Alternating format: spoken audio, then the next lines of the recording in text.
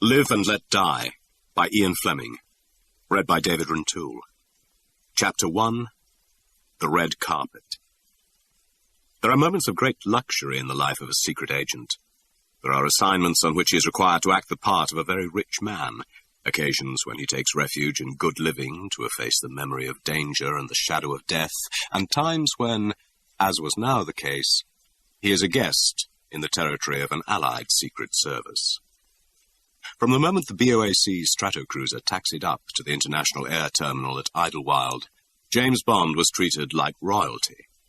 When he left the aircraft with the other passengers, he had resigned himself to the notorious purgatory of the U.S. Health, Immigration and Customs machinery. At least an hour, he thought, of overheated, drab-green rooms, smelling of last year's air and stale sweat and guilt and the fear that hangs around all frontiers, fear of those closed doors marked private that hide the careful men, the files, the teleprinters chattering urgently to Washington, to the Bureau of Narcotics, counter-espionage, the Treasury, the FBI. As he walked across the tarmac in the bitter January wind, he saw his own name going over the network. Bond, James, British Diplomatic Passport 0094567, the short wait and the replies coming back on the different machines. Negative, negative, negative. And then, from the FBI, positive, await check. There would be some hasty traffic on the FBI circuit with the Central Intelligence Agency, and then FBI to Idlewild, Bond, okay, and the bland official out front would hand him back his passport with a, "Hope you enjoy your stay, Mr. Bond." Bond shrugged his shoulders and followed the other passengers through the wire fence towards the door marked U.S. Health Service.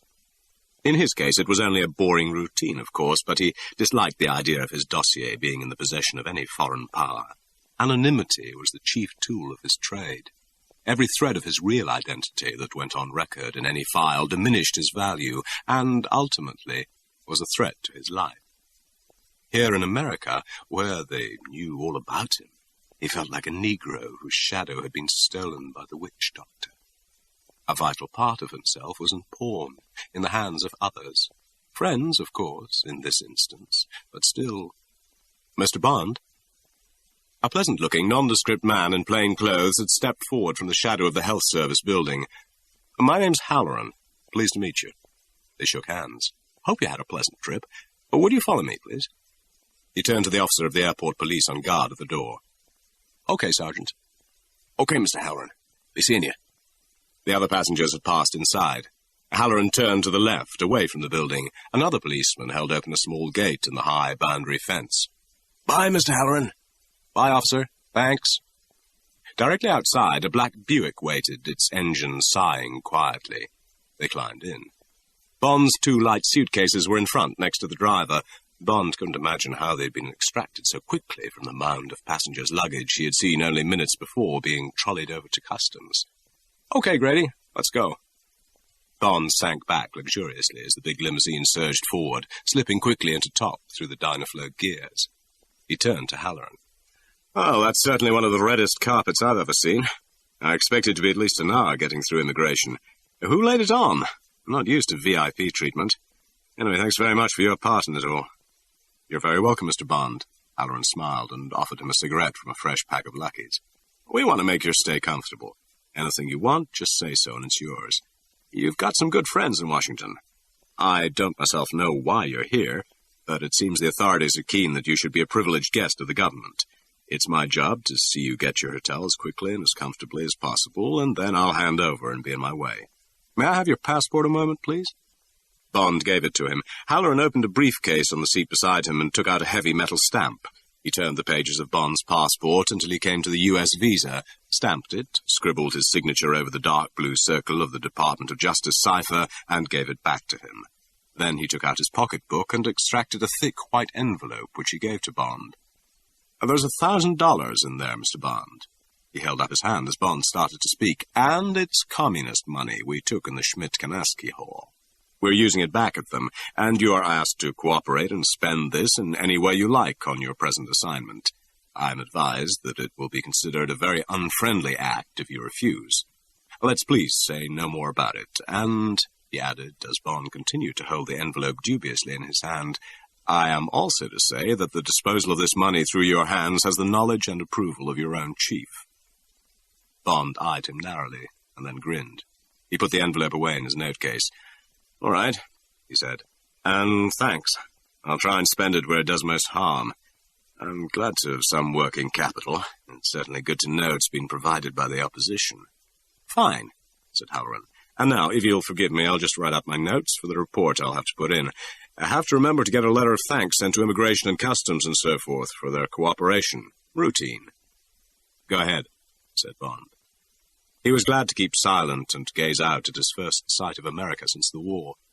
It was no waste of time to start picking up the American idiom again, the advertisements, the new car models, and the prices of second-hand ones in the used car lots, the exotic pungency of the road signs, soft shoulders, sharp curves, squeeze ahead, slippery when wet, the standard of driving, the number of women at the wheel, their menfolk docilely beside them, the men's clothes, the way the women were doing their hair, the civil defense warnings, in case of enemy attack, keep moving, get off bridge, the thick rash of television aerials and the impact of TV on hoardings and shop windows, the occasional helicopter, the public appeals for cancer and polio funds, the march of dimes, all the small, fleeting impressions that were as important to his trade as are broken bark and bent twigs to the trapper in the jungle. The driver chose the Triborough Bridge, and they soared across the breathtaking span into the heart of uptown Manhattan, the beautiful prospect of New York hastening towards them until they were down amongst the hooting, teeming, petrol-smelling roots of the stressed concrete jungle. Bond turned to his companion. "I hate to say it," he said, "but this must be the fattest atomic bomb target on the whole face of the globe." "Nothing to touch it," agreed Halloran. "Keeps me awake nights thinking what would happen." They drew up at the best hotel in New York, the St. Regis, at the corner of 5th Avenue and 55th Street. A saturnine, middle-aged man in a dark blue overcoat and black Homburg came forward behind the commissionaire. On the sidewalk, Halloran introduced him. "Mr. Bond, meet Captain Dexter." He was deferential. "Can I pass him along to you now, Captain?" Sure, just have his bag set up. Room 2100, top floor. I'll go ahead and Mr. Bond and see he has everything he wants." Bond turned to say goodbye to Halloran and thank him. For a moment, Halloran had his back to him as he said something about Bond's luggage to the commissionaire. Bond looked past him across 55th Street. His eyes narrowed. A black sedan, a Chevrolet, was pulling sharply out into the thick traffic, right in front of a checker cab that braked hard, its driver banging his fist down on the horn and holding it there. The sedan kept going, just caught the tail of the green light and disappeared north up 5th Avenue. It was a smart, decisive bit of driving, but what startled Bond was that it had been a negress at the wheel, a fine-looking negress in a black chauffeur's uniform. And through the rear window he had caught a glimpse of the single passenger, a huge, grey-black face which had turned slowly towards him and looked directly back at him. Bond was sure of it, as the car accelerated towards the avenue. Bond shook Halloran by the hand. Dexter touched his elbow impatiently. "We'll go straight in and through the lobby to the elevators. Half right across the lobby. And would you please keep your hat on, Mr. Bond?" As Bond followed Dexter up the steps into the hotel, he reflected that it was almost certainly too late for these precautions. Hardly anywhere in the world will you find a negress driving a car. A negress acting as a chauffeur is still more extraordinary. Barely conceivable, even in Harlem, but that was certainly where the car was from. And the giant shape in the back seat. That grey-black face. Mr. Big. Said Bond to himself as he followed the slim back of Captain Dexter into the elevator. The elevator slowed up for the 21st floor. "We've got a little surprise ready for you, Mr. Bond," said Captain Dexter, without, Bond thought, much enthusiasm. They walked down the corridor to the corner room. The wind sighed outside the passage windows, and Bond had a fleeting view of the tops of other skyscrapers, and beyond, the stark fingers of the trees in Central Park. He felt far out of touch with the ground, and for a moment a strange feeling of loneliness and empty space gripped his heart. Dexter unlocked the door of number 2100 and shut it behind them. They were in a small, lighted lobby. They left their hats and coats on a chair, and Dexter opened the door in front of them and held it for Bond to go through. He walked into an attractive sitting room decorated in Third Avenue Empire.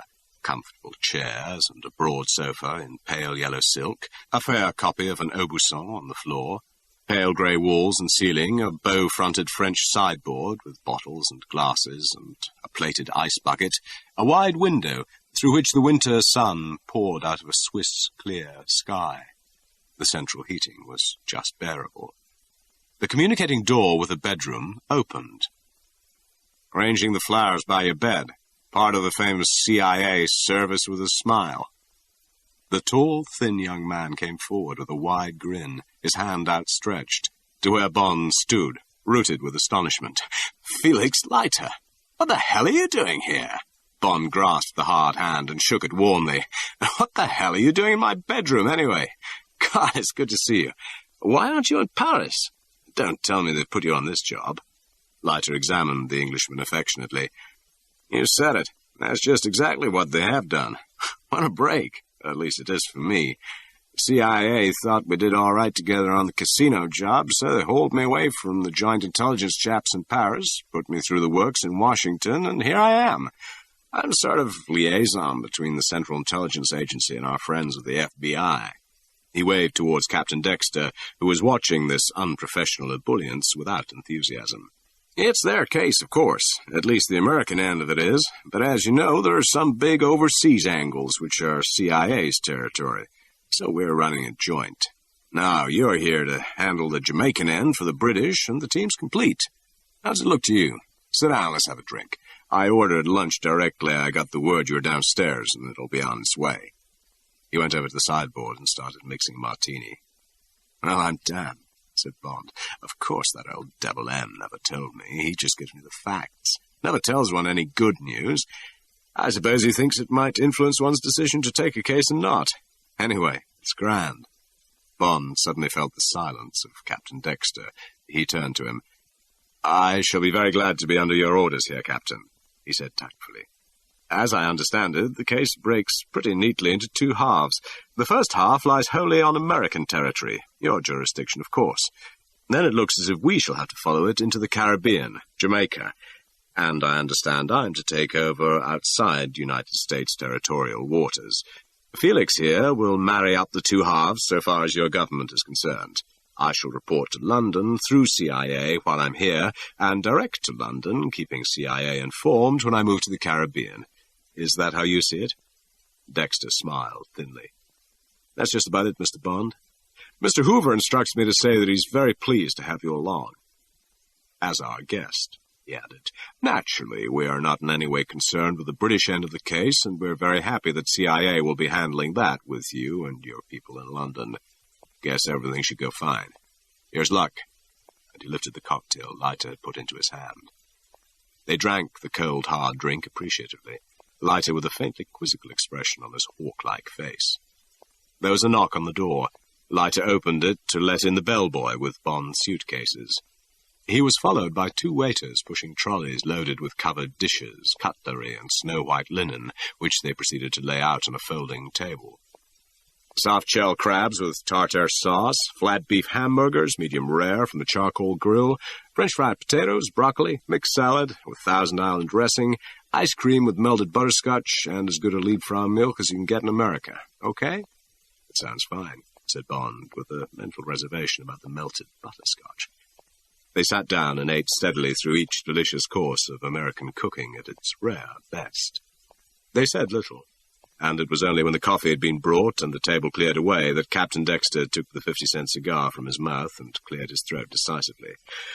"Mr. Bond," he said, "and now perhaps you would tell us what you know about this case."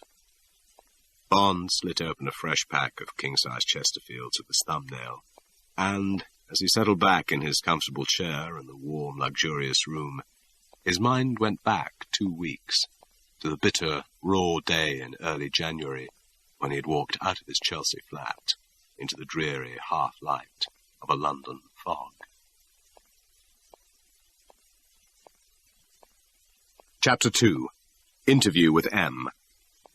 The grey Bentley convertible, the 1933 4.5-litre with the Amherst Villiers supercharger, had been brought round a few minutes earlier from the garage where he kept it, and the engine had kicked directly he pressed the self-starter.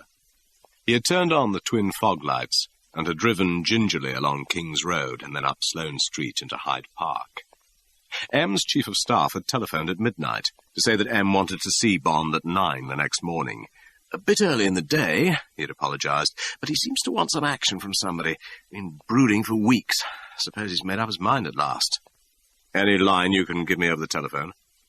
A for Apple and C for Charlie, said the chief of staff, and rang off. That meant that the case concerned stations A and C, the sections of the Secret Service dealing respectively with the United States and the Caribbean. Bond had worked for a time under Station A during the war, but he knew little of C or its problems.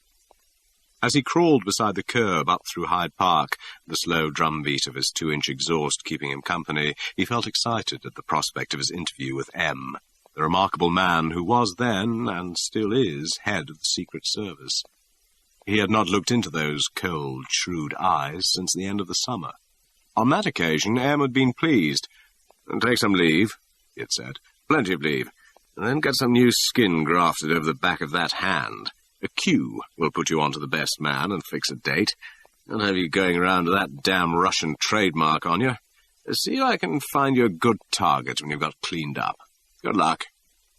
The hand had been fixed, painlessly but slowly. The thin scars, the single Russian letter which stands for sh, the first letter of spion, a spy, had been removed, and as Bond thought of the man with the stiletto who had cut them, he clenched his hands on the wheel. What was happening to the brilliant organization of which the man with the knife had been an agent, the Soviet organ of vengeance, Smierch, short for Smерть-Spionem, death to spies? Was it still as powerful, still as efficient? Who controlled it, now that Beria was gone? After the great gambling case in which he had been involved at Royal-les-Eaux, Bond had sworn to get back at them. He had told M as much in that last interview. Was this appointment with M to start him on his trail of revenge? Bond's eyes narrowed as he gazed into the murk of Regent's Park, and his face in the faint dashlight was cruel and hard. He drew up in the mews behind the gaunt, high building, handed his car over to one of the plainclothes drivers from the pool, and walked round to the main entrance. He was taken up in the lift to the top floor and along the thickly carpeted corridor he knew so well to the door next to M's. The chief of staff was waiting for him, and at once spoke to M on the intercom. 007's here now, sir." "Send him in." The desirable Miss Moneypenny, M's all-powerful private secretary, gave him an encouraging smile, and he walked through the double doors. At once the green light came on, high on the wall in the room he had left. M was not to be disturbed as long as it burned. A reading lamp with a green glass shade made a pool of light across the red leather top of the broad desk. The rest of the room was darkened by the fog outside the windows. "Morning, 007. Let's have a look at the hand. Not a bad job. Where did they take the skin from?" "High up in the forearm, sir." Hairs will grow a bit thick, crooked, too. However, can't be helped. Looks all right for the time being. Sit down."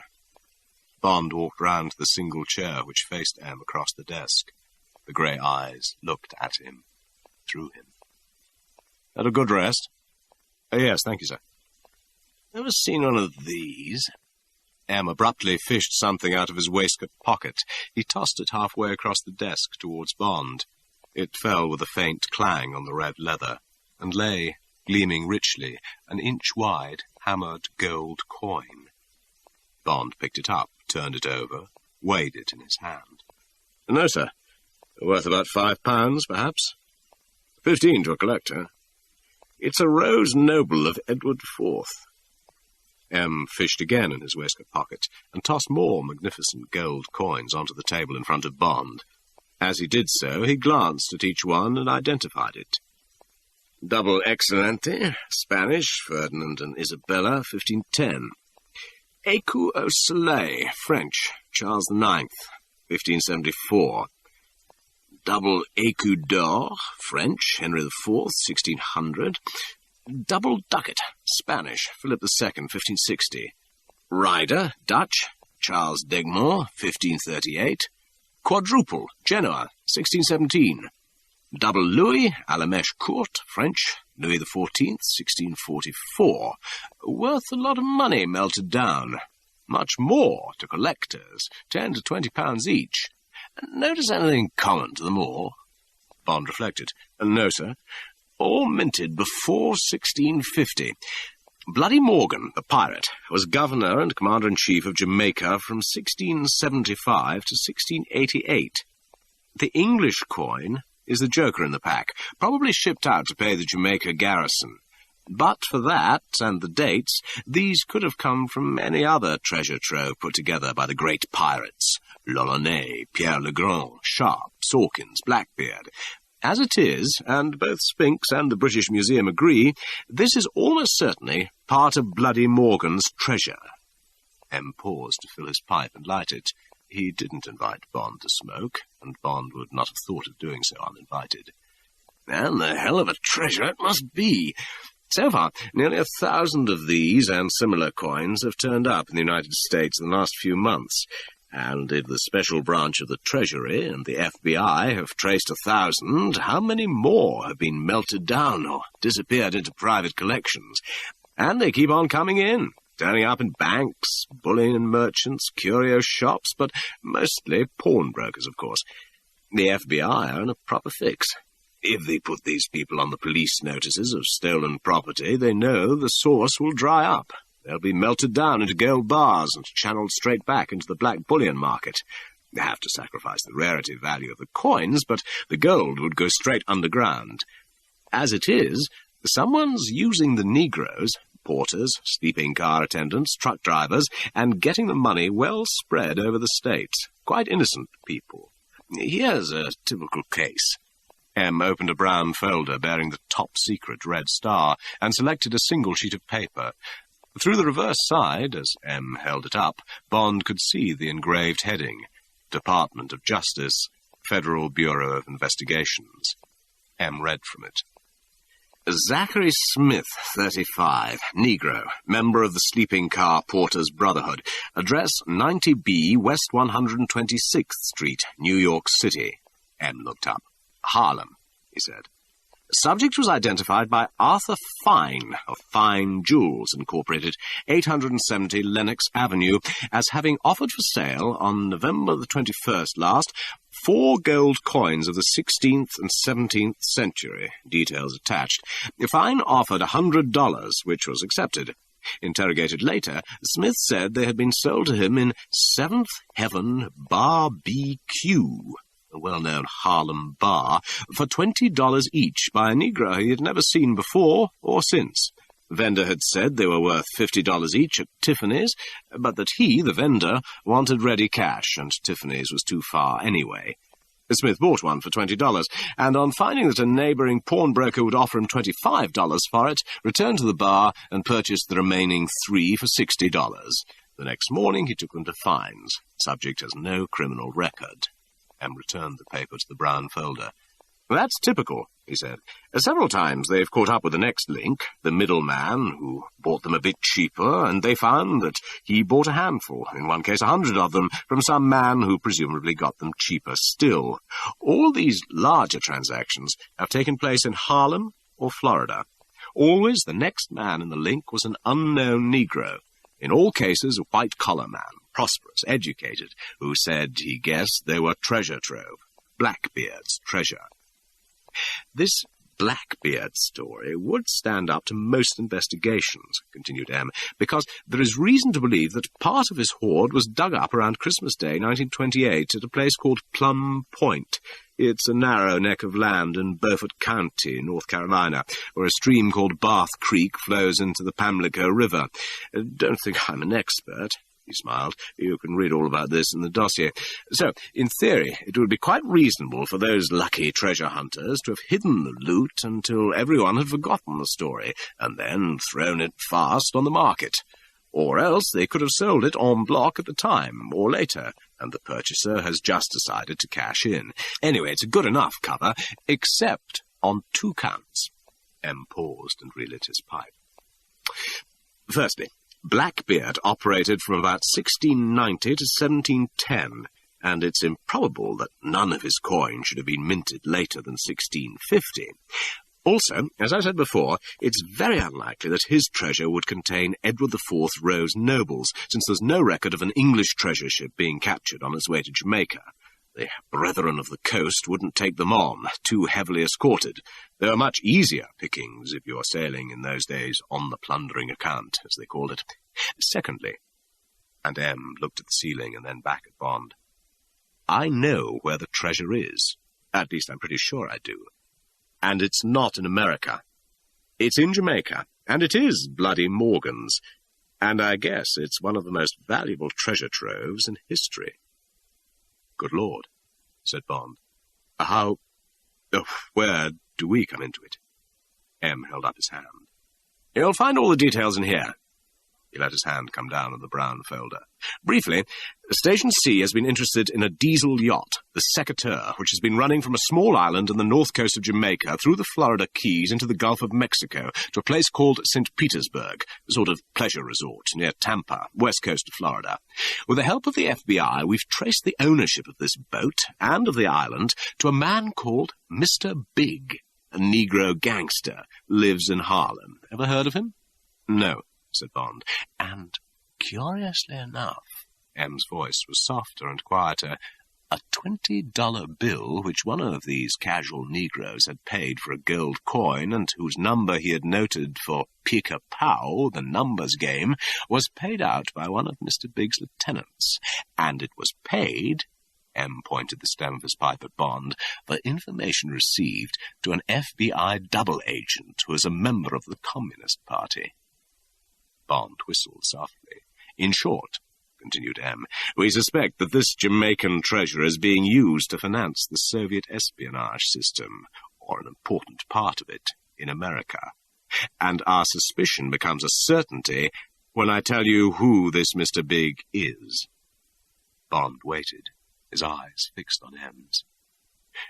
Mr. Big, said M, weighing his words, is probably the most powerful Negro criminal in the world.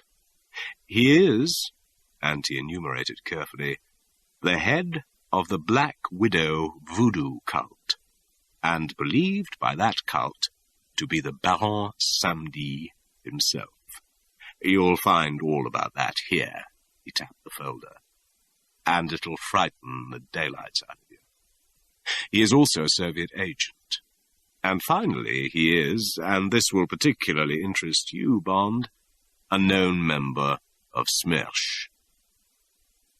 Yes, said Bond slowly. I see now. Quite a case, said M, looking keenly at him. And quite a man, this Mr. Big. I don't think I've ever heard of a great Negro criminal before, said Bond. Chinaman, of course. The men behind the opium trade. There have been some big-time Japs, mostly in pearls and drugs. Plenty of Negroes mixed up in diamonds and gold in Africa, but always in a small way. They don't seem to take to big business. Pretty law-abiding chaps, I should have thought, except when they've drunk too much. Our man's a bit of an exception, said M. He's not pure Negro. Born in Haiti, a good dose of French blood. Trained in Moscow, too, as you'll see from the file. And the Negro races are just beginning to throw up geniuses in all professions. Scientists, doctors, writers. It's about time they turned out a great criminal. After all, there are 250 million of them in the world, nearly a third of the white population. They've got plenty of brains and ability and guts. And now Moscow's taught one of them the technique. I'd like to meet him, said Bond. Then he added mildly, I'd like to meet any member of SMERSH. All right, then, Bond. Take it away. M handed him the thick brown folder. Talk it over with Plender and Damon. Be ready to start in a week. It's a joint CIA and FBI job. For God's sake, don't step on the FBI's toes, covered with corns. Good luck.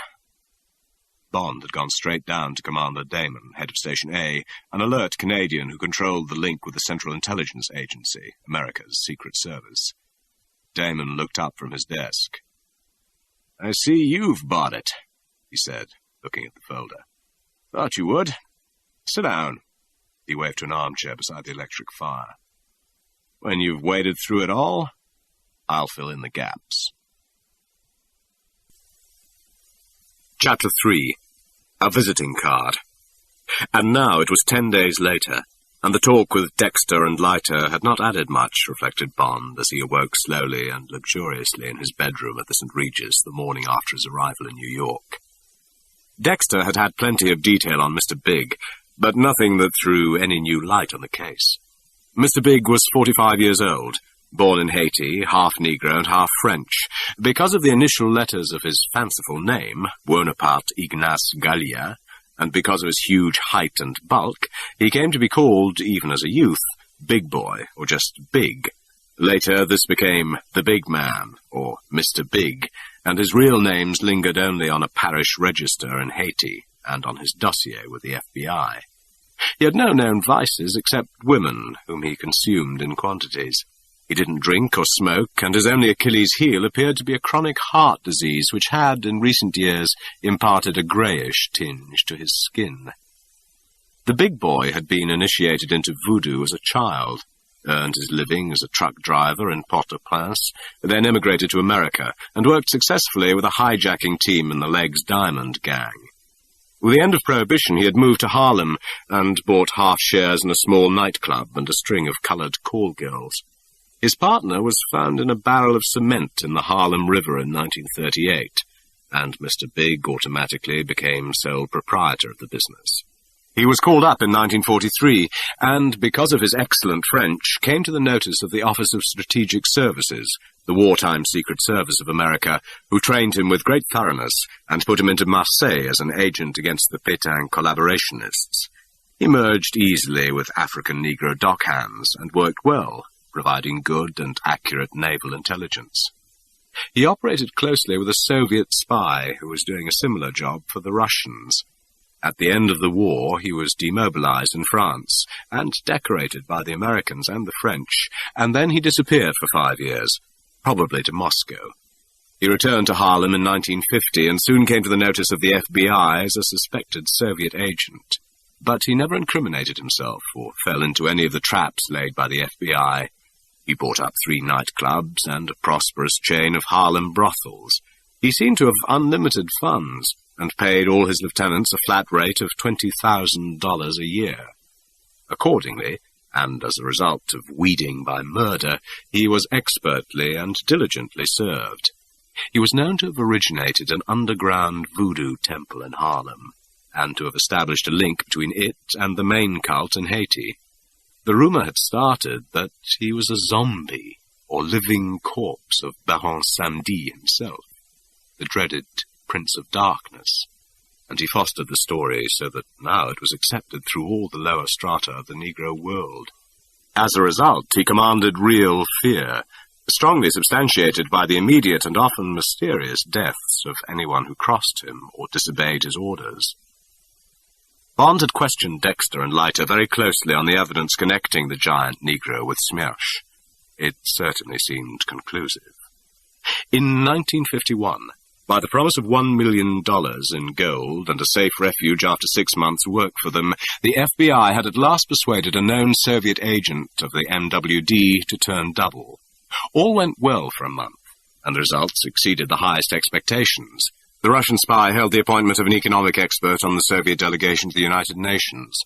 One Saturday, he had gone to take the subway to Pennsylvania Station, en route for the Soviet weekend rest camp at Glen Cove, the former Morgan estate on Long Island.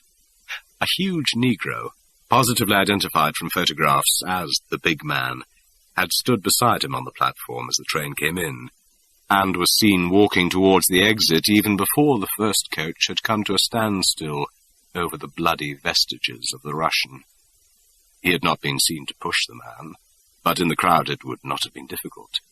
Spectators said it could not have been suicide. The man screamed horribly as he fell, and he had had, melancholy touch, a bag of golf clubs over his shoulder. The big man, of course, had had an alibi as solid as Fort Knox.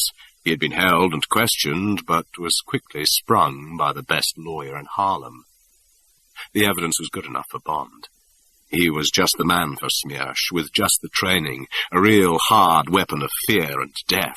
And what a brilliant setup for dealing with the smaller fry of the Negro underworld, and for keeping a colored information network well up to the mark. The fear of voodoo and the supernatural, still deeply, primevally ingrained in the Negro subconscious.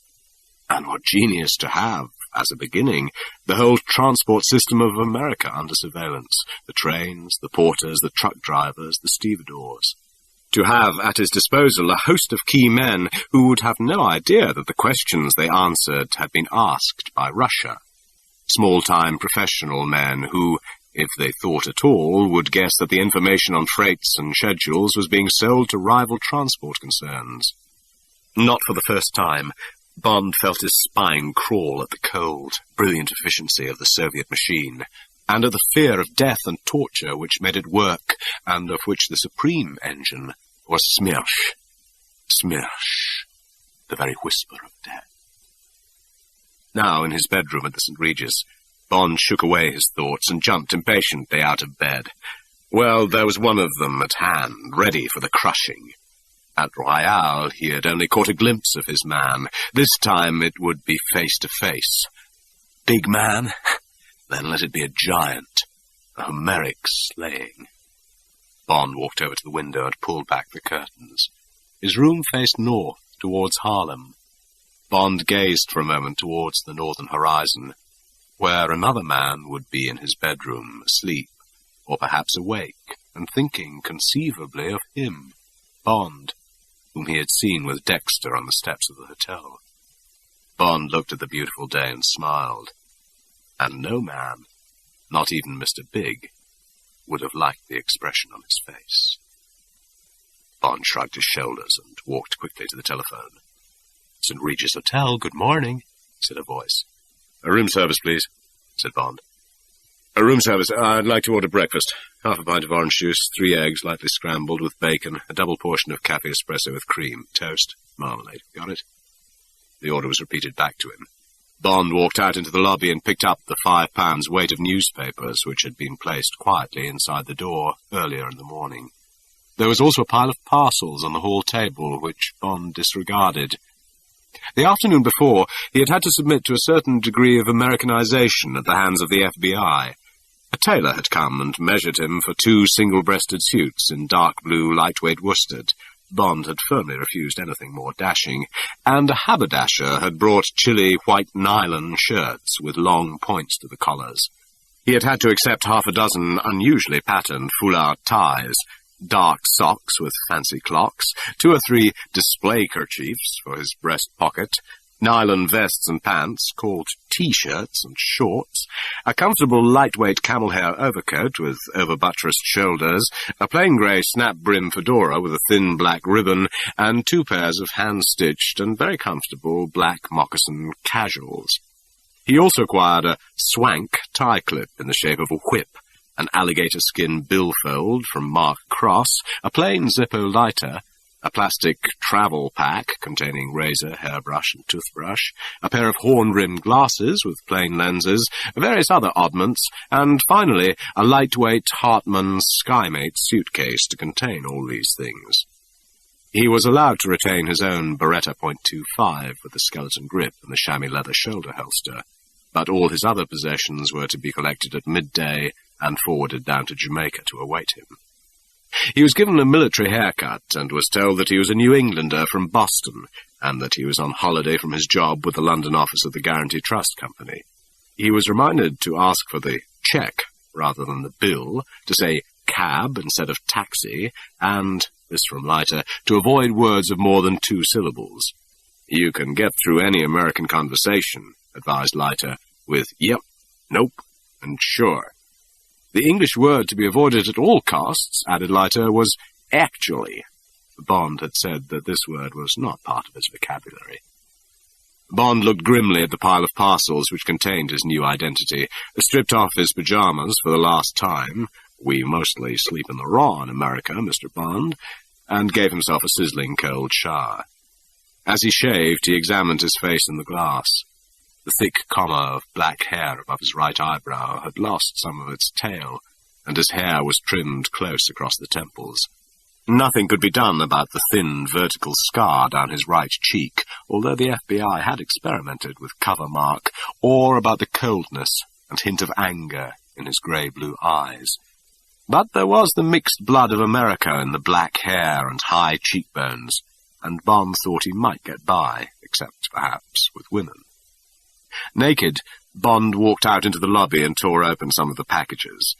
Later, in white shirt and dark blue trousers, he went into the sitting room, pulled a chair up to the writing desk near the window, and opened The Traveller's Tree by Patrick Leigh Fermor.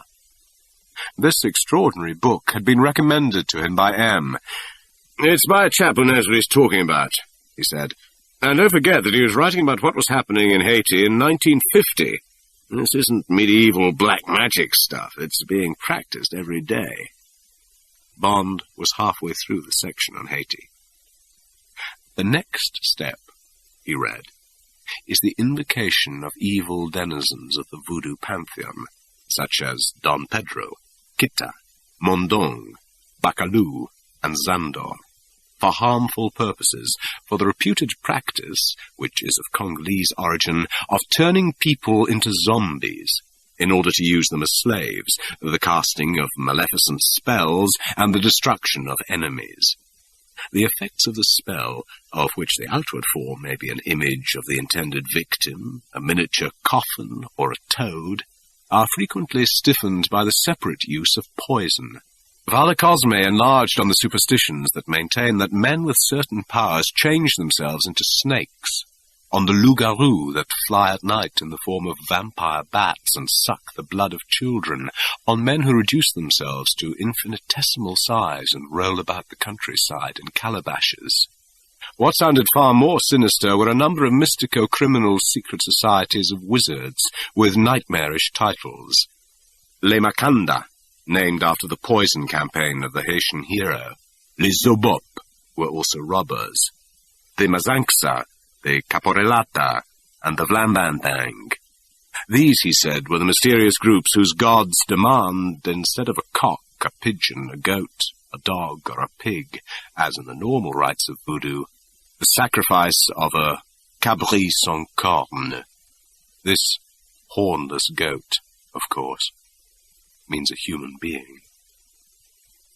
Bond turned over the pages, occasional passages combining to form an extraordinary picture in his mind of a dark religion and its terrible rites. Slowly, out of the turmoil and the smoke and the shattering noise of the drums, which for a time drove everything except their impact from the mind, the details began to detach themselves. Backwards and forwards, very slowly, the dancers shuffled, and at each step their chins shot out and their buttocks jerked upwards while their shoulders shook in double time. Their eyes were half-closed, and from their mouths came again and again the same incomprehensible words, the same short line of chanted song repeated after each iteration, half an octave lower. At a change in the beat of the drums, they straightened their bodies, and flinging their arms in the air, while their eyes rolled upwards, spun round and round. At the edge of the crowd, we came upon a little hut, scarcely larger than a dog kennel, Le Quai Zombie. The beam of a torch revealed a black cross inside, and some rags and chains and shackles and whips, adjuncts used at the Gede ceremonies, which Haitian ethnologists connect with the rejuvenation rites of Osiris recorded in the Book of the Dead. A fire was burning, in which 2 sabres and a large pair of pincers were standing, their lower parts red with the heat. Le Feu Marinette, dedicated to a goddess who is the evil obverse of the bland and amorous Maîtresse Erzulifreda de Homine, the goddess of love. Beyond, with its base held fast in a socket of stone, stood a large black wooden cross. A white death's head was painted near the base, and over the crossbar were pulled the sleeves of a very old mourning coat. Here also rested the brim of a battered bowler hat, through the torn crown of which the top of the cross projected. This totem, with which every peristyle must be equipped, is not a lampoon of the central event of the Christian faith, but represents the god of the cemeteries, and the chief of the Legion of the Dead, Baron Samedi. The Baron is paramount in all matters immediately beyond the tomb. He is Cerberus and Charon, as well as Acus, Rhadamanthus, and Pluto. The drums changed, and the Hungenikon came dancing onto the floor, holding a vessel filled with some burning liquid from which sprang blue and yellow flames. As he circled the pillar and spilt 3 flaming libations, his steps began to falter. Then, lurching backwards with the same symptoms of delirium that had manifested themselves in his forerunner, he flung down the whole blazing mass. The Unsi caught him as he reeled, and removed his sandals and rolled his trousers up, while the kerchief fell from his head and laid bare his young woolly skull. The other Unsis knelt to put their hands in the flaming mud and rub it over their hands and elbows and faces. The Hungan's bell and asson rattled officiously, and the young priest was left by himself, reeling and colliding against the pillar, helplessly catapulting across the floor and falling among the drums. His eyes were shut, his forehead screwed up, and his chin hung loose. Then, as though an invisible fist had dealt him a heavy blow, he fell to the ground and lay there with his head stretching backwards in a rictus of anguish until the tendons of his neck and shoulders projected like roots. One hand clutched at the other elbow behind his hollowed back, as though he were striving to break his own arm, and his whole body, from which the sweat was streaming, trembled and shuddered like a dog in a dream. Only the whites of his eyes were visible, as, although his eye sockets were now wide open, the pupils had vanished under the lids, foam collected on his lips. Now, the Ungan, dancing a slow step and brandishing a cutlass, advanced from the fireside, flinging the weapon again and again into the air and catching it by the hilt. In a few minutes he was holding it by the blunted end of the blade. Dancing slowly towards him, the Hungenikon reached out and grasped the hilt. The priest retired, and the young man, twirling and leaping, spun from side to side of the tonnelle. The ring of spectators rocked backwards as he bore down upon them, whirling the blade over his head, with the gaps in his bared teeth lending to his mandrill face a still more feral aspect. The tonnelle was filled for a few seconds with genuine and unmitigated terror. The singing had turned to a universal howl, and the drummers, rolling and lolling with the furious and invisible motion of their hands, were lost in a transport of noise. Flinging back his head, the novice drove the blunt end of the cutlass into his stomach. His knees sagged, and his head fell forward. There came a knock on the door, and a waiter came in with breakfast. Bond was glad to put the dreadful tale aside and re-enter the world of normality. But it took him minutes to forget the atmosphere, heavy with terror and the occult, that had surrounded him as he read. With breakfast came another parcel, about a foot square, expensive-looking, which Bond told the waiter to put on the sideboard. Some afterthought of lighters, he supposed. He ate his breakfast with enjoyment. Between mouthfuls he looked out of the wide window and reflected on what he had just read. It was only when he had swallowed his last mouthful of coffee and had lit his first cigarette of the day that he suddenly became aware of the tiny noise in the room behind him. It was a soft, muffled ticking, unhurried, metallic, and it came from the direction of the sideboard. Tick-tock, tick-tock, tick-tock. Without a moment's hesitation, without caring that he looked a fool, he dived to the floor behind his armchair and crouched, all his senses focused on the noise from the square parcel. "Steady," he said to himself. "Don't be an idiot. It's just a clock." But why a clock? Why should he be given a clock? Who by? Tick-tock, tick-tock, tick-tock. It had become a huge noise against the silence of the room. It seemed to be keeping time with the thumping of Bond's heart. Don't be ridiculous. That voodoo stuff of Lee Furness has put your nerves on edge. Those drums, tick-tock, tick-tock, tick. And then suddenly the alarm went off with a deep, melodious, urgent summons. Dong, dong, dong, dong, dong, dong. Bond's muscles relaxed. His cigarette was burning a hole in the carpet. He picked it up and put it in his mouth. Bombs in alarm clocks go off when the hammer first comes down on the alarm. The hammer hits a pin in the detonator fires the explosive, and wham! Bond raised his head above the back of the chair and watched the parcel. Dong, dong, dong, dong, dong, dong.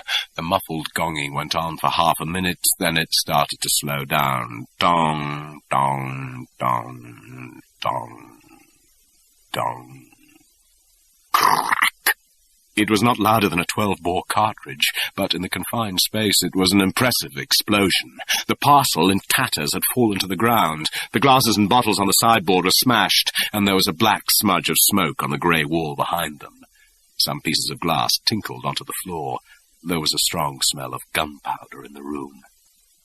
Bond got slowly to his feet. He went to the window and opened it. Then he dialed Dexter's number.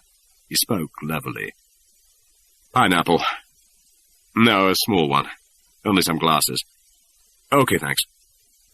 Of course not. Bye. He skirted the debris, walked through the small lobby to the door leading into the passage, opened it, hung the "Don't Disturb" sign outside, locked it, and went through into his bedroom. By the time he had finished dressing, there was a knock on the door. "Who is it?" he called. "Okay, Dexter." Dexter hustled in, followed by a sallow young man with a black box under his arm. "Trip, from Sabotage," announced Dexter.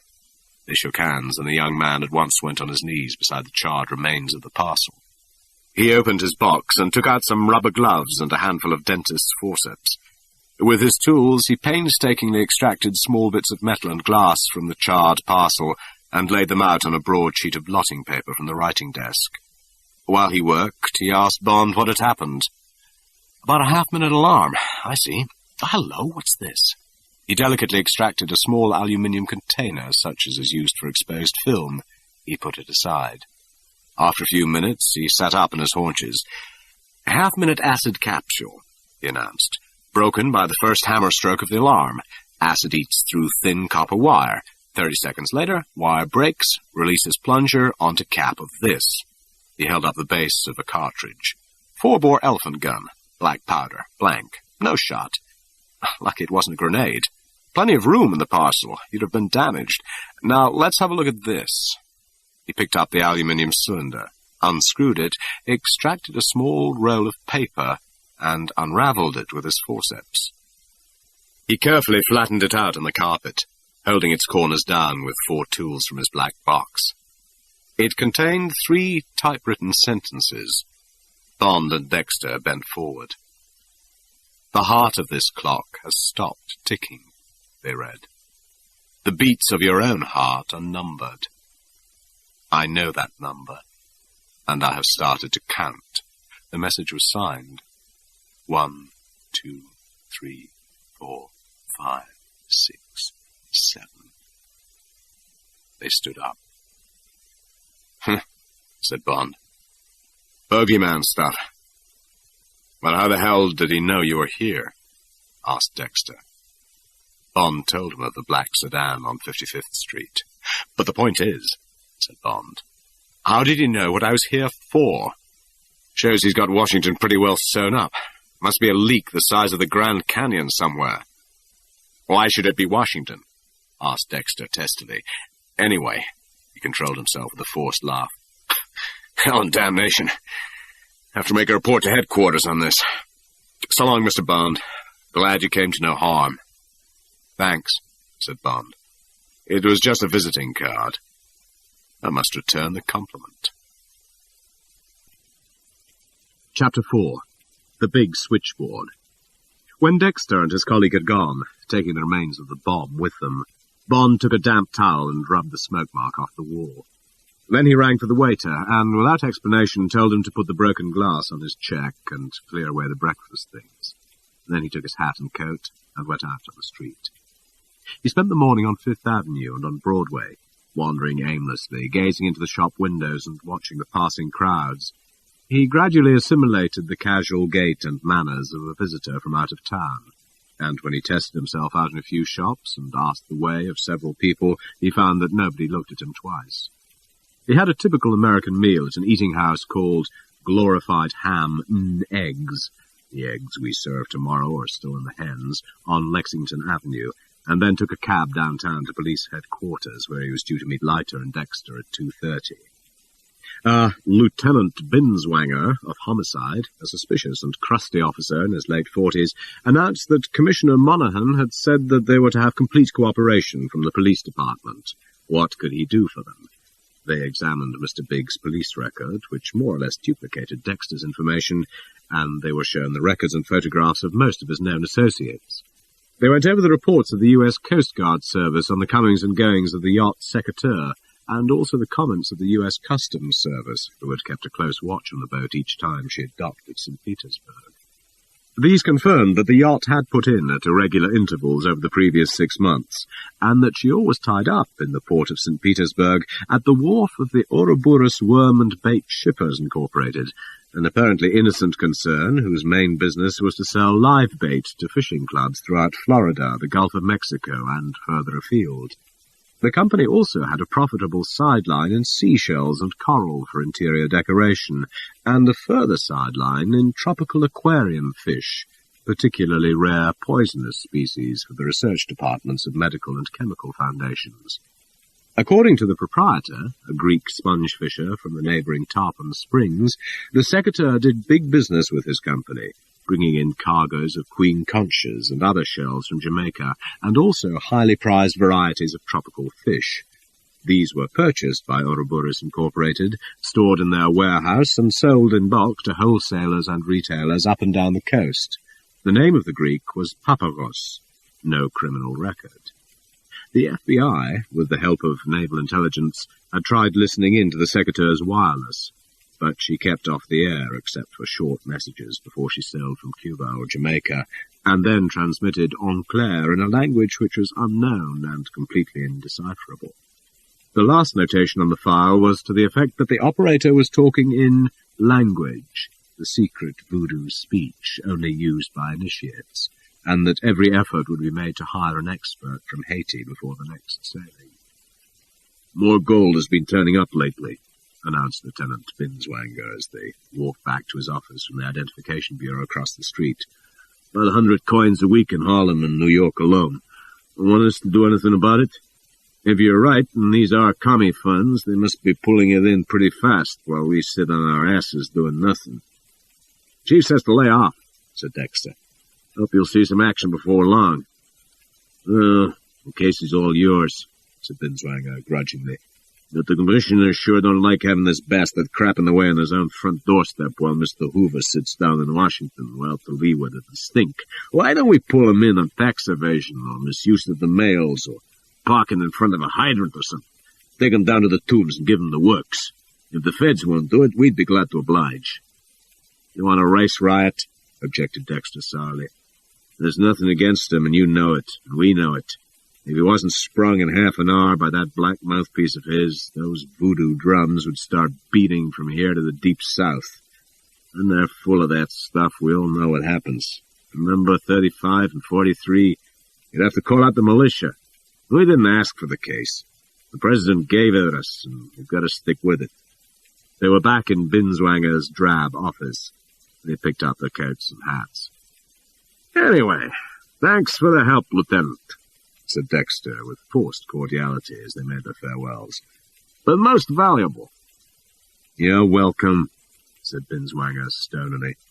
"Elevators to your right." He closed the door firmly behind them. Leiter winked at Bond behind Dexter's back. They rode down to the main entrance on Center Street in silence. On the sidewalk, Dexter turned to them. "Had some instructions from Washington this morning," he said unemotionally. "Seems I'm to look after the Harlem end, and you two are to go down to St. Petersburg tomorrow. Leiter's to find out what he can there, and then move right on to Jamaica with you, Mr. Bond. That is," he added, "if you'd care to have him along. It's your territory." "Of course," said Bond. I was going to ask if he could come anyway. Fine, said Dexter. Then I'll tell Washington everything's fixed. Anything else I can do for you? More communications with FBI, Washington, of course. Leiter's got the names of our men in Florida, knows the signals routine and so forth. If Leiter's interested, and you don't mind, said Bond, I'd very much like to get up to Harlem this evening and have a look around. Might help to have some idea of what it looks like in Mr. Big's backyard. Dexter reflected. Okay, he said finally. Probably no harm, but don't show yourselves too much. And don't get hurt, he added. There's no one to help you up there. And don't go stirring up a lot of trouble for us. This case isn't ripe yet. Until it is, our policy with Mr. Big is live and let live. Bond looked quizzically at Captain Dexter. In my job, he said, when I come up against a man like this one, I have another motto. It's live and let die. Dexter shrugged his shoulders. Maybe, he said, but you're under my orders here, Mr. Bond, and I'd be glad if you'd accept them. Of course, said Bond. And thanks for all your help. Hope you have luck with your end of the job. Dexter flagged a cab. They shook hands. Bye, fellas, said Dexter briefly. Stay alive. His cab pulled out into the uptown traffic. Bond and Leiter smiled at each other. Able guy, I should say, said Bond. They're all that in his show, said Leiter. Bit inclined to be stuffed shirts. Very touchy about the rats. Always bickering with us or with the police. But I guess you have much the same problem in England. Oh, of course, said Bond. We're always rubbing MI5 up the wrong way, and they're always stepping on the corners of the special branch. Scotland Yard, he explained. Well, how about going up to Harlem tonight? Suits me, said Leiter. I'll drop you at the St. Regis and pick you up again about 6:30. Meet you in the King Cole bar on the ground floor. Guess you want to have a look at Mr. Big, he grinned. Well, so do I, but it wouldn't have done to tell Dexter so. He flagged a yellow cab. St. Regis Hotel, 5th to 55th. They climbed into the overheated tin box, reeking of last week's cigar smoke. The Leiter wound down a window. What do you want to do? Asked the driver over his shoulder. Give me your money. Just that, said Leiter. If it means saving us from this gas chamber. Wise guy, said the driver, crashing tinnily through his gears. He took the chewed end of a cigar from behind his ear and held it up. 2 bits for 3, he said in a hurt voice. 25 cents too much, said Leiter. The rest of the drive was passed in silence. They parted at the hotel, and Bond went up to his room. It was 4 o'clock. He asked the telephone operator to call him at 6. For a while, he looked out of the window of his bedroom. To his left, the sun was setting in a blaze of colour. In the skyscrapers, the lights were coming on, turning the whole town into a golden honeycomb. Far below, the streets were rivers of neon lighting, crimson, blue, green. The wind sighed sadly outside in the velvet dusk, lending his room still more warmth and security and luxury. He drew the curtains and turned on the soft lights over his bed. Then he took off his clothes and climbed between the fine percale sheets. He thought of the bitter weather in the London streets, the grudging warmth of the hissing gas fire in his office at headquarters, the chalked-up menu on the pub he had passed on his last day in London. Giant toad and 2 veg. He stretched luxuriously. Very soon he was asleep. Up in Harlem, at the big switchboard, the Whisper was dozing over his racing form. All his lines were quiet. Suddenly a light shone on the right of the board. An important light. Yes, boss, he said softly into his headphone. He couldn't have spoken any louder if he'd wished to. He had been born on Lung Block, on 7th Avenue at 142nd Street, where death from TB is twice as high as anywhere in New York. Now he only had part of one lung left. Tell all eyes, said a slow, deep voice, to watch out from now on. 3 men. A brief description of Leiter, Bond, and Dexter followed. Maybe coming in this evening or tomorrow. Tell them to watch particularly on 1st to 8th and the other avenues. The night spots, too, in case they're missed coming in. They're not to be molested. Call me when you get a sure fix. Got it? Yes, sir, boss, said the whisper, breathing fast. The voice went quiet. The operator took a whole handful of plugs, and soon the big switchboard was alive with winking lights. Softly, urgently, he whispered on into the evening. At 6 o'clock, Bond was awakened by the soft burr of the telephone. He took a cold shower and dressed carefully. He put on a garishly striped tie and allowed a broad wedge of bandana to protrude from his breast pocket. He slipped the chamois leather holster over his shirt so that it hung 3 inches below his left armpit. He whipped at the mechanism of the Beretta until all 8 bullets lay on the bed. Then he packed them back into the magazine, loaded the gun, put up the safety catch, and slipped it into the holster. He picked up the pair of moccasin casuals, felt their toes, and weighed them in his hand. Then he reached under the bed and pulled out a pair of his own shoes he had carefully kept out of the suitcase full of his belongings the FBI had taken away from him that morning. He put them on and felt better equipped to face the evening. Under the leather, the toe caps were lined with steel. At 6:25, he went down to the King Cole bar and chose a table near the entrance and against the wall. A few minutes later, Felix Leiter came in. Bond hardly recognized him.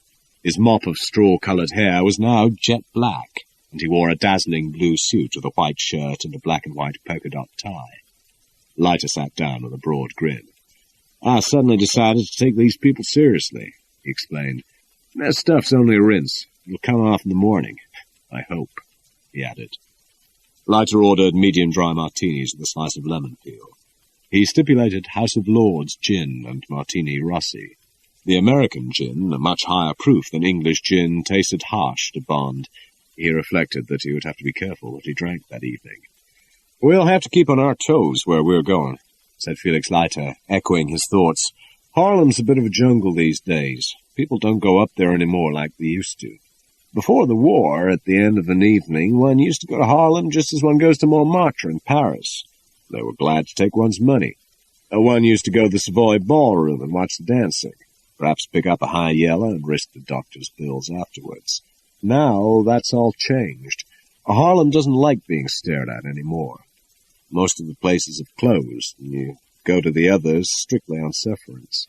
Often you get tossed out on your ear simply because you're white, and you don't get any sympathy from the police either." Leiter extracted the lemon peel from his martini and chewed it reflectively. The bar was filling up. It was warm and companionable. A far cry, Leiter reflected, from the inimical, electric climate of the Negro pleasure spots they would be drinking in later. "Fortunately," continued Leiter, "I like the Negroes, and they know it somehow. I used to be a bit of an aficionado of Harlem. Wrote a few pieces on Dixieland jazz for the Amsterdam News, one of the local papers. Did a series for the North American Newspaper Alliance on the Negro Theater about the time Orson Welles put on his Macbeth with an all-Negro cast at the Lafayette, so I know my way about up there. And I admire the way they're getting on in the world, though God knows I can't see the end of it." They finished their drinks, and Leiter called for the check. "Of course, there are some bad ones," he said. "Some of the worst anywhere. Harlem's the capital of the Negro world. In any 500,000 people of any race, you'll get plenty of stinkeroos.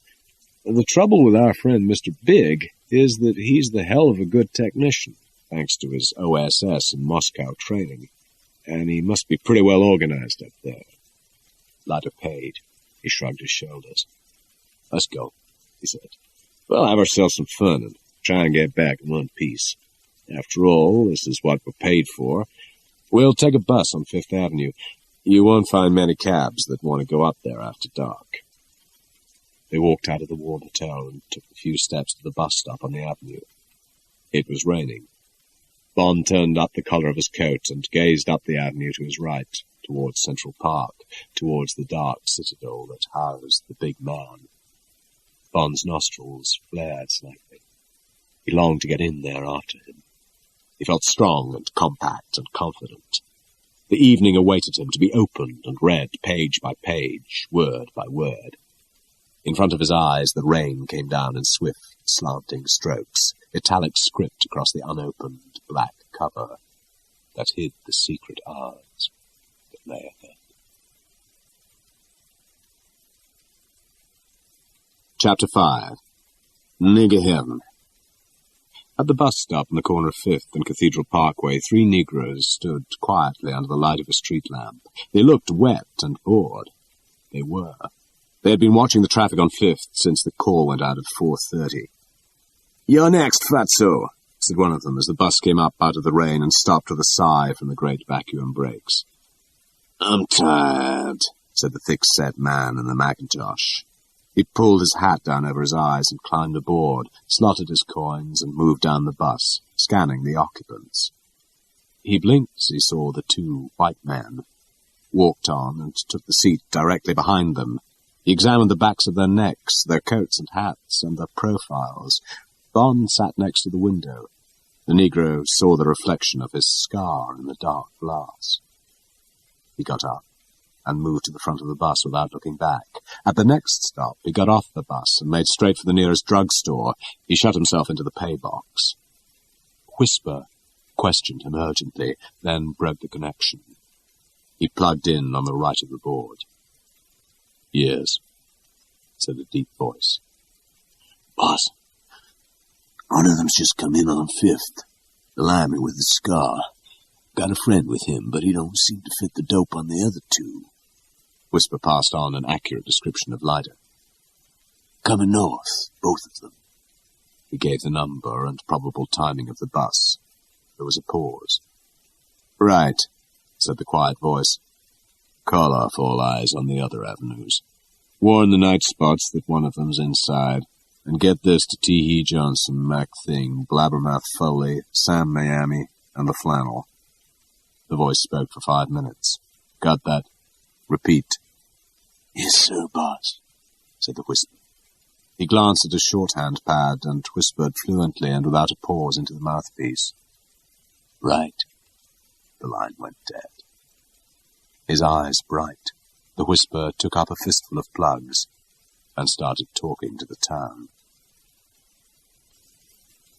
From the moment that Bond and Leiter walked under the canopy of Sugar Ray's on 7th Avenue at 123rd Street, there was a team of men and women watching them, or waiting to watch them, speaking softly to the Whisper at the big switchboard on the Riverside Exchange, handing them on towards the rendezvous.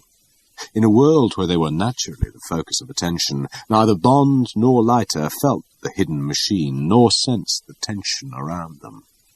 In the famous night spot, the stools against the long bar were crowded, but one of the small booths against the wall was empty, and Bond and Leiter slipped into the 2 seats with the narrow table between them.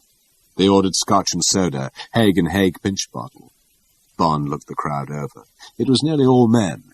There were 2 or 3 whites, boxing fans or reporters for the New York sports columns, Bond decided. The atmosphere was warmer, louder than downtown. The walls were covered with boxing photographs, mostly of Sugar Ray Robinson, and of scenes from his great fights. It was a cheerful place, doing great business. "He was a wise guy, Sugar Ray," said Leiter. "Let's hope we both know when to stop when the time comes. He stashed plenty away. Now he's adding to his pile on the music halls. His percentage of this place must be worth a packet, and he owns a lot of real estate around here. He works hard still, but it's not the sort of work that sends you blind or gives you a hemorrhage of the brain. He quit while he was still alive." "He'll probably back a Broadway show and lose it all," said Bond. "If I quit now and went in for fruit farming in Kent, I'd most likely hit the worst weather since the Thames froze over and be cleaned out. One can't plan for everything." "One could try," said Leiter. "But I know what you mean. Better the frying pan you know than the fire you don't. That isn't a bad life when it consists of sitting in a comfortable bar, drinking good whiskey. How do you like this corner of the jungle?" He leant forward. "Just listen in to the couple behind you. From what I've heard, they're straight out of nigger heaven." Bond glanced carefully over his shoulder. The booth behind him contained a handsome young Negro in an expensive fawn suit with exaggerated shoulders. He was lolling back against the wall with 1 foot up on the bench beside him. He was paring the nails of his left hand with a small silver pocket knife, occasionally glancing in bored fashion towards the animation at the bar. His head rested on the back of the booth just behind Bond, and a whiff of expensive hair straightener came from him. Bond took in the artificial parting traced with a razor across the left side of the scalp, through the almost straight hair, which was a tribute to his mother's constant application of the hot comb since childhood. The plain black silk tie and the white shirt were in good taste. Opposite him, leaning forward with concern on her pretty face, was a sexy little negress with a touch of white blood in her. Her jet-black hair, as sleek as the best permanent wave, framed a sweet, almond-shaped face with rather slanting eyes under finely drawn eyebrows. The deep purple of her parted, sensual lips was thrilling against the bronze skin. All Bond could see of her clothes was the bodice of a black satin evening dress, tight and revealing across the firm, small breasts. She wore a plain gold chain round her neck and a plain gold band round each thin wrist. She was pleading anxiously and paid no heed to Bond's quick, embracing glance. "Listen, and see if you can get the hang of it," said Lyda. "It's straight Harlem, deep south with a lot of New York thrown in." Bond picked up the menu and leant back in the booth, studying the special fried chicken dinner at $3.75. "Come on, honey," wheedled the girl. "How come you all's acting so tired tonight?" "Guess I just naturally gets tired of listening at you," said the man languidly. "Why don't you hush your mouth and let me enjoy myself in peace and quiet?" "Is you want me to go away, honey?" "You can suit your sweet self."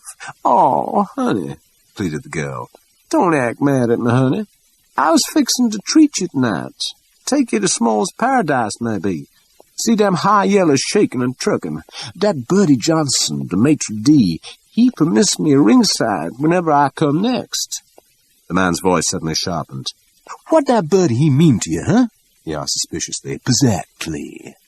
He paused, let the big word sink in. "Exactly what goes between you and that low-down, ordinary, worthless nigger? You sleeping with him, maybe?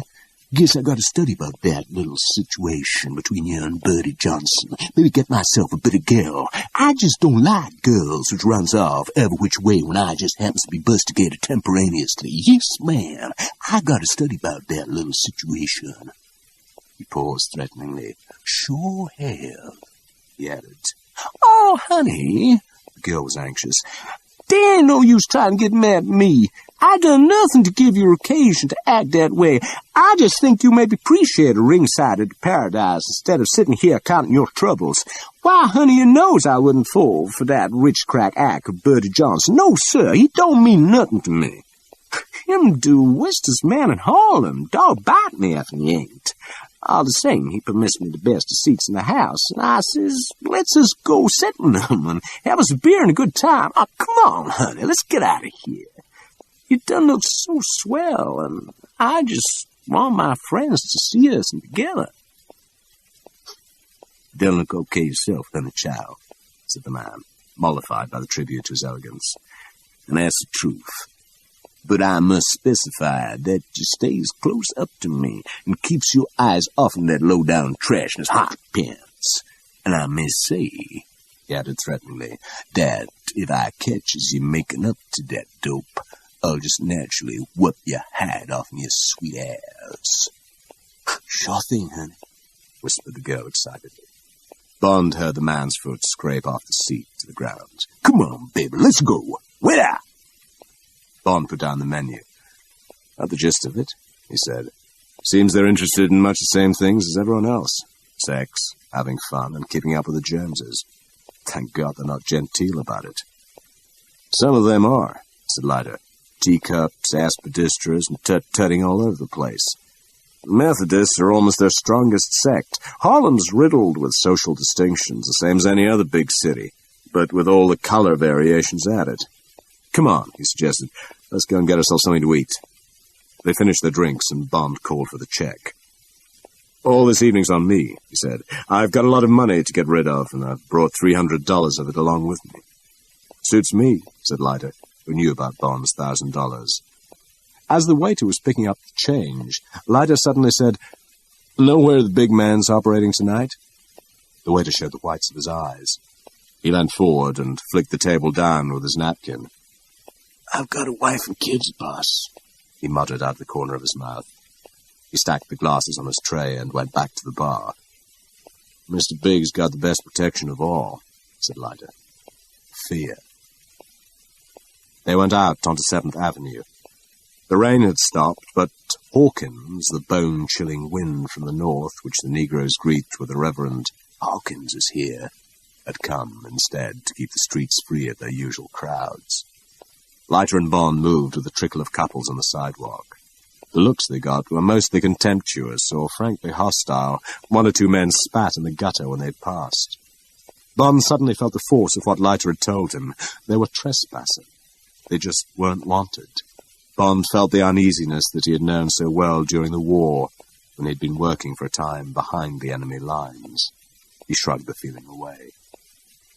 "We'll go to Ma Frazier's, further up the avenue," said Leiter. "Best food in Harlem, or at any rate used to be." As they went along, Bond gazed into the shop windows. He was struck by the number of barbers' saloons and beauticians. They all advertised various forms of hair straightener: Apex Glossatina, for use with the hot comb; Silky Straight, leaves no redness, no burn; or Nostrums for bleaching the skin. Next in frequency were the haberdashers and clothes shops, with fantastic men's snakeskin shoes, shirts with small aeroplanes as a pattern, peg-top trousers with inch-wide stripes, zoot suits.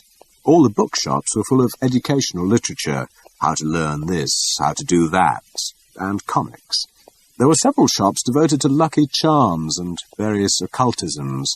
7 Keys to Power, the strangest book ever written, with subtitles such as "If You Are Crossed, shows you how to remove and cast it back. Chant your desires in the silent tongue. Cast a spell on anyone, no matter where. Make any person love you." Among the charms were High John the Conqueror Root, Money-Drawing Brand Oil, Sachet Powders Uncrossing Brand, Incense, Jinx-Removing Brand, and the Lucky Whammy Hand Charm, giving protection from evil, confuses and baffles enemies. Bond reflected it was no wonder that the big man found voodooism such a powerful weapon on minds that still recoiled at a white chicken's feather or crossed sticks in the road, right in the middle of the shining capital city of the world. "I'm glad we came up here," said Bond. "I'm beginning to get the hang of Mr. Big. One just doesn't catch the smell of all this in a country like England. We're a superstitious lot there, of course, particularly the Celts, but here one can almost hear the drums." Leiter grunted. "I'll be glad to get back to my bed," he said. "But we need to size up this guy before we decide how to get at him." Ma Frazier's was a cheerful contrast to the bitter streets. They had an excellent meal of little-neck clams and fried chicken Maryland with bacon and sweet corn. "We've got to have it," said Leiter. "It's the national dish." It was very civilized in the warm restaurant. Their waiter seemed glad to see them and pointed out various celebrities, but when Leiter slipped in a question about Mr. Big, the waiter seemed not to hear. He kept away from them until they called for their bill. Leiter repeated the question. "Sorry, sir," said the waiter briefly. "I can't recall a gentleman of that name." By the time they left the restaurant, it was 10:30, and the avenue was almost deserted. They took a cab to the Savoy Ballroom, had a scotch and soda, and watched the dancers. "Most modern dances were invented here," said Leiter. "That's how good it is. The Lindy Hop, Truckin', the Susie Q, the Shag, all started on that floor. Every big American band you've ever heard of is proud that it once played here. Duke Ellington, Louis Armstrong, Cab Calloway, Noble Sizzle, Fletcher Henderson. It's the mecca of jazz and jive." They had a table near the rail round the huge floor. Bond was spellbound. He found many of the girls very beautiful. The music hammered its way into his pulse until he almost forgot what he was there for. "Gets you, doesn't it?" said Leiter at last. "I could stay here all night. Better move along. We'll miss out Small's Paradise, much the same as this, but not quite in the same class. I think I'll take you to Yeah Man back on 7th. After that, we must get moving to one of Mr. Big's own joints. Trouble is, they don't open till midnight. I'll pay a visit to the washroom while you get the check, see if I can get a line on where we're likely to find him tonight. We don't want to have to go to all his places." Bond paid the check and met Leiter downstairs in the narrow entrance hall. Leiter drew him aside, and they walked up the street looking for a cab. "Cost me $20, said Leiter, "but the word is he'll be at the Boneyard. Small place in Lenox Avenue, quite close to his headquarters. Hottest strip in town. Girl called Gigi Sumatra. We'll have another drink at Yeah Man and hear the piano. Move on at about 12:30. The big switchboard, now only a few blocks away, was almost quiet. The two men had been checked in and out of Sugar Ray's, Ma Frazier's, and the Savoy Ballroom. Midnight had them entering Yeah Man. At 12:30, the final call came, and then the board was silent. Mr. Biggs spoke on the house phone, first to the head waiter. 2 white men coming in 5 minutes. Give them the Z table. Yes, sir, boss, said the head waiter. He hurried across the dance floor to a table away on the right, obscured from most of the room by a wide pillar. It was next to the service entrance, but with a good view of the floor and the band opposite. It was occupied by a party of 4, 2 men and 2 girls. Sorry, folks, said the head waiter. Been a mistake. Table's reserved. Newspaper men from downtown. One of the men began to argue. Move, bud, said the head waiter crisply. Lofty, show these folks to table F. Drinks is on the house. Sam, he beckoned to another waiter. Clear the table. 2 covers. The party of 4 moved docilely away, mollified by the prospect of free liquor. The head waiter put a reserved sign on table Z, surveyed it, and returned to his post at his table plan on a high desk beside the curtained entrance. Meanwhile, Mr. Big had made 2 more calls on the house phone. One to the master of ceremonies. Lights out at the end of Gigi's act. Yes, sir, boss, said the MC with alacrity. The other call was to 4 men who were playing craps in the basement. It was a long call, and very detailed.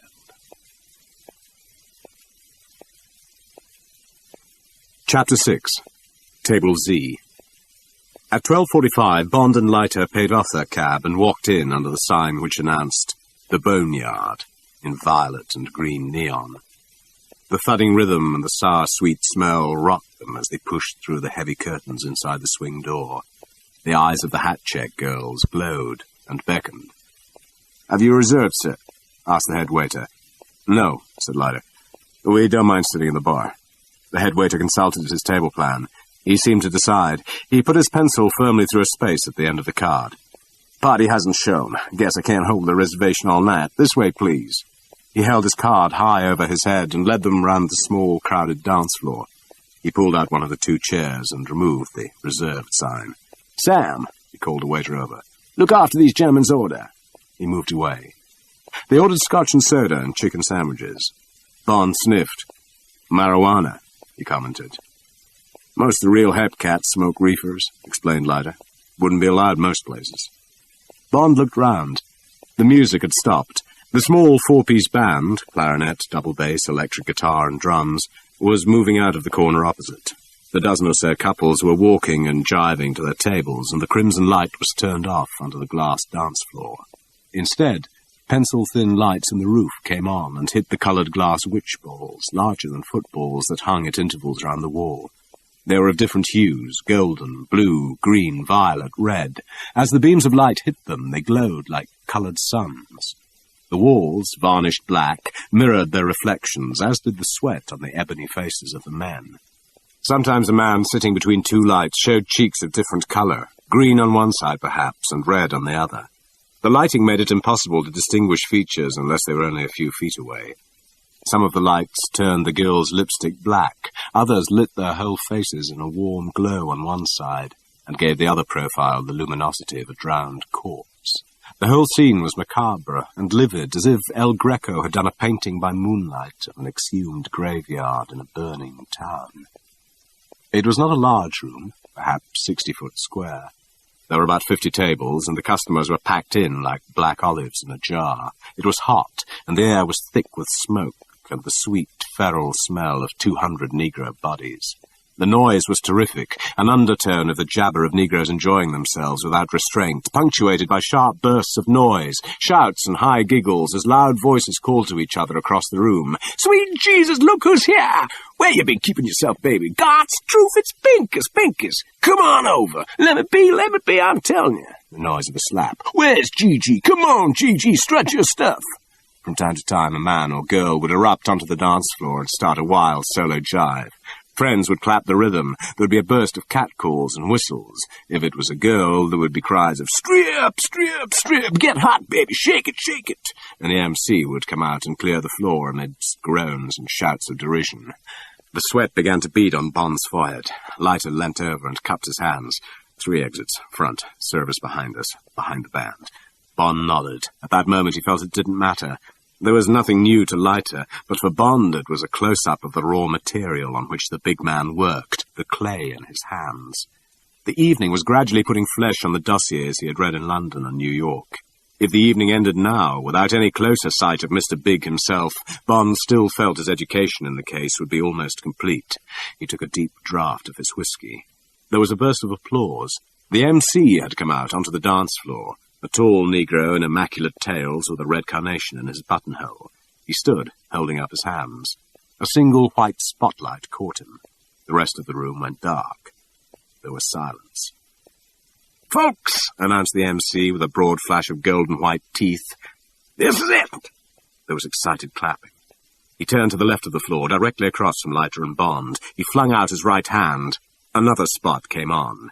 "Mr. Jungles J. Fett and his drums!" A crash of applause, catcalls, whistles.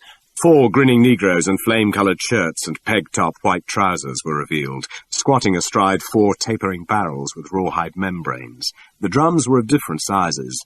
The Negroes were all gaunt and stringy. The one sitting astride the bass drum rose briefly and shook the spectators. "Voodoo drummers from Haiti," whispered Leiter. There was silence.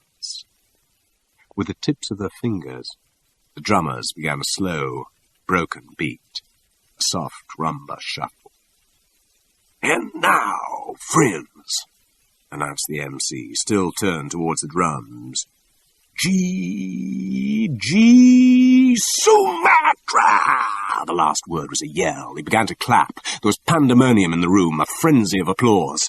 The door behind the drums burst open, and 2 huge Negroes, naked except for gold loincloths, ran out onto the floor, carrying between them, her arms round their necks, a tiny figure swathed completely in black ostrich feathers, a black domino across her eyes. They put her down in the middle of the floor. They bowed down on either side of her until their foreheads met the ground. She took 2 paces forward. With the spotlight off them, the 2 Negroes melted away into the shadows and through the door. The MC had disappeared. There was absolute silence, save for the soft thud of drums. The girl put her hand up to her throat, and the cloak of black feathers came away from the front of her body and spread out into a 5-foot black fan. She swirled it slowly behind her until it stood up like a peacock's tail. She was naked except for a brief V of black lace and a black sequin star in the center of each breast, and the thin black domino across her eyes. Her body was small, hard, bronze, beautiful. It was slightly oiled and glinted in the white light. The audience was silent. The drums began to step up the tempo. The bass drum kept its beat dead on the timing of the human pulse. The girl's naked stomach started slowly to revolve in time with the rhythm. She swept the black feathers across and behind her again, and her hips started to grind in time with the bass drum. The upper part of her body was motionless. The black feathers swirled again, and now her feet were shifting, and her shoulders. The drums beat louder. Each part of her body seemed to be keeping a different time. Her lips were bared slightly from her teeth. Her nostrils began to flare. Her eyes glinted hotly through the diamond slits. It was a sexy, pug-like face. Chien was the only word Bond could think of. The drums thudded faster. A complexity of interlaced rhythms. The girl tossed the big fan off the floor, held her arms above her head. Her whole body began to shiver. Her belly moved faster, round and round, in and out. Her legs straddled. Her hips began to revolve in a wide circle. Suddenly she plucked the sequin star off her right breast and threw it into the audience. The first noise came from the spectators, a quiet, growl.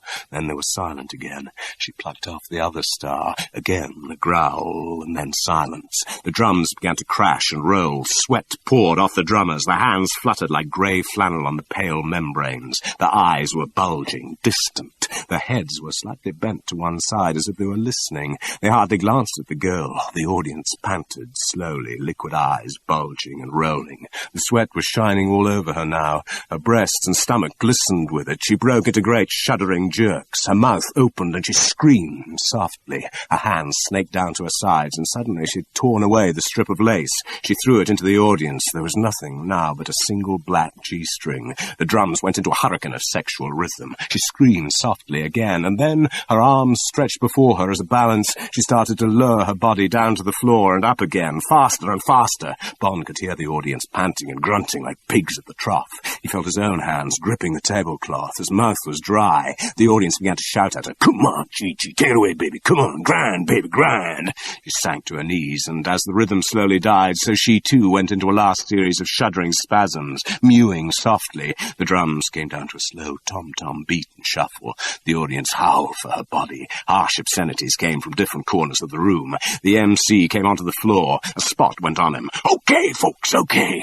The sweat was pouring off his chin. He spread his arms in surrender. "The GG agrees!" There was a delighted howl from the audience. Now she would be quite naked. "Take it off, Gigi. Show yourself, baby. Come on, come on." The drums growled and stuttered softly. "But, my friends," yelled the MC, "she stipulates with the lights out." There was a frustrated groan from the audience. The whole room was plunged in darkness. Must be an old gag, thought Bond to himself. Suddenly, all his senses were alert. The howling of the mob was disappearing rapidly. At the same time, he felt cold air on his face. He felt as if he was sinking. "Hey!" shouted Leiter. His voice was close, but it sounded hollow. Christ, thought Bond. Something snapped shut above his head. He put his hand out behind him. It touched a moving wall a foot from his back. "Lads," said a voice, quietly. At the same time, both his arms were gripped. He was pressed down in his chair. Opposite him, still at the table, sat Leiter, a huge Negro grasping his elbows. They were in a tiny, square cell. To right and left were two more Negroes in plain clothes with guns trained on them. There was the sharp hiss of a hydraulic garage lift, and the table settled quietly to the floor. Bond glanced up. There was the faint join of a broad trapdoor a few feet above their heads. No sound came through it. One of the Negroes grinned. "Take it easy, folks.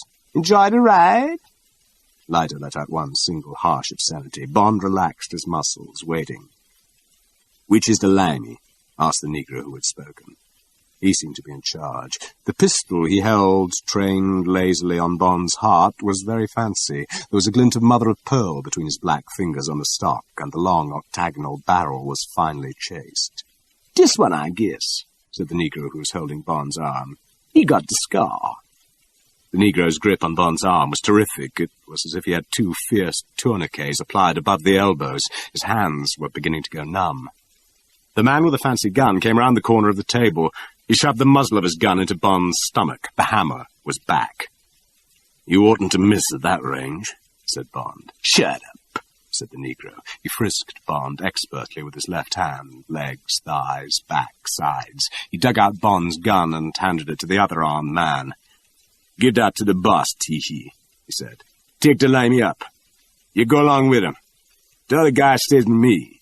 "Yes, sir," said the man called Tee-hee, a paunchy Negro in a chocolate shirt and lavender-coloured peg-top trousers.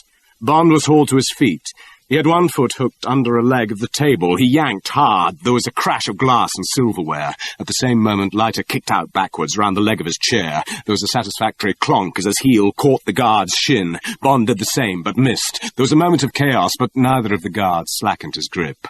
Leiter's guard picked him bodily out of the chair as if he had been a child, faced him to the wall and slammed him into it. It nearly smashed Leiter's nose. The guard swung him round. Blood was streaming down over his mouth. The two guns were still trained unwaveringly on them. It had been a futile effort, but for a split second they had regained the initiative and faced the sudden shock of capture. "Don't waste your breath," said the Negro who had been giving the orders. "Take the limey away," he addressed Bond's guard. Mr. Big's waiting. He turned to Leiter. You can tell your friend goodbye, he said. You're unlikely to be seeing yourselves again. Bond smiled at Leiter.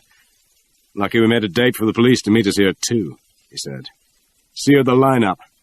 Leiter grinned back. His teeth were red with blood.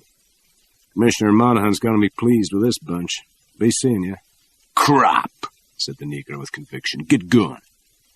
Bond's guard whipped him round and shoved him against a section of the wall. It opened on a pivot into a long, bare passage. The man called Tee-Hee pushed past them and led the way.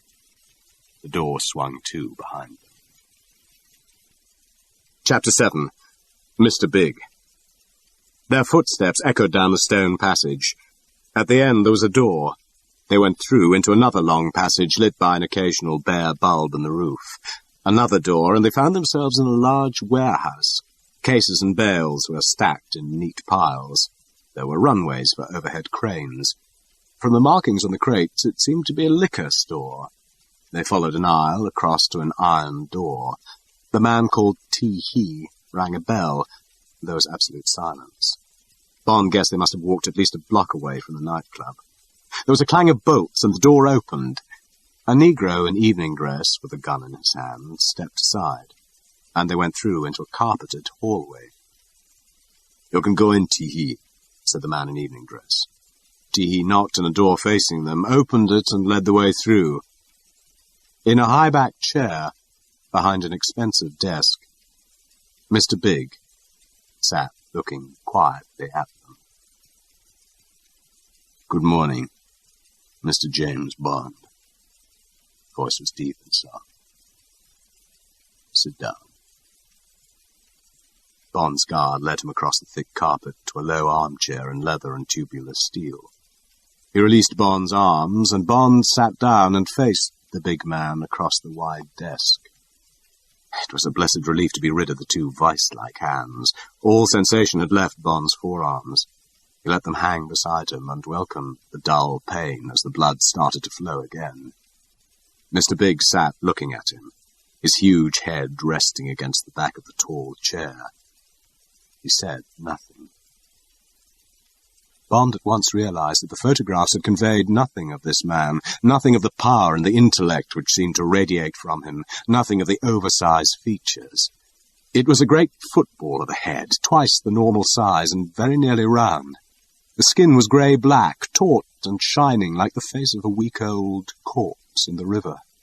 It was hairless, except for some grey-brown fluff above the ears. There were no eyebrows and no eyelashes, and the eyes were extraordinarily far apart, so that one could not focus on them both, but only on one at a time. Their gaze was very steady and penetrating.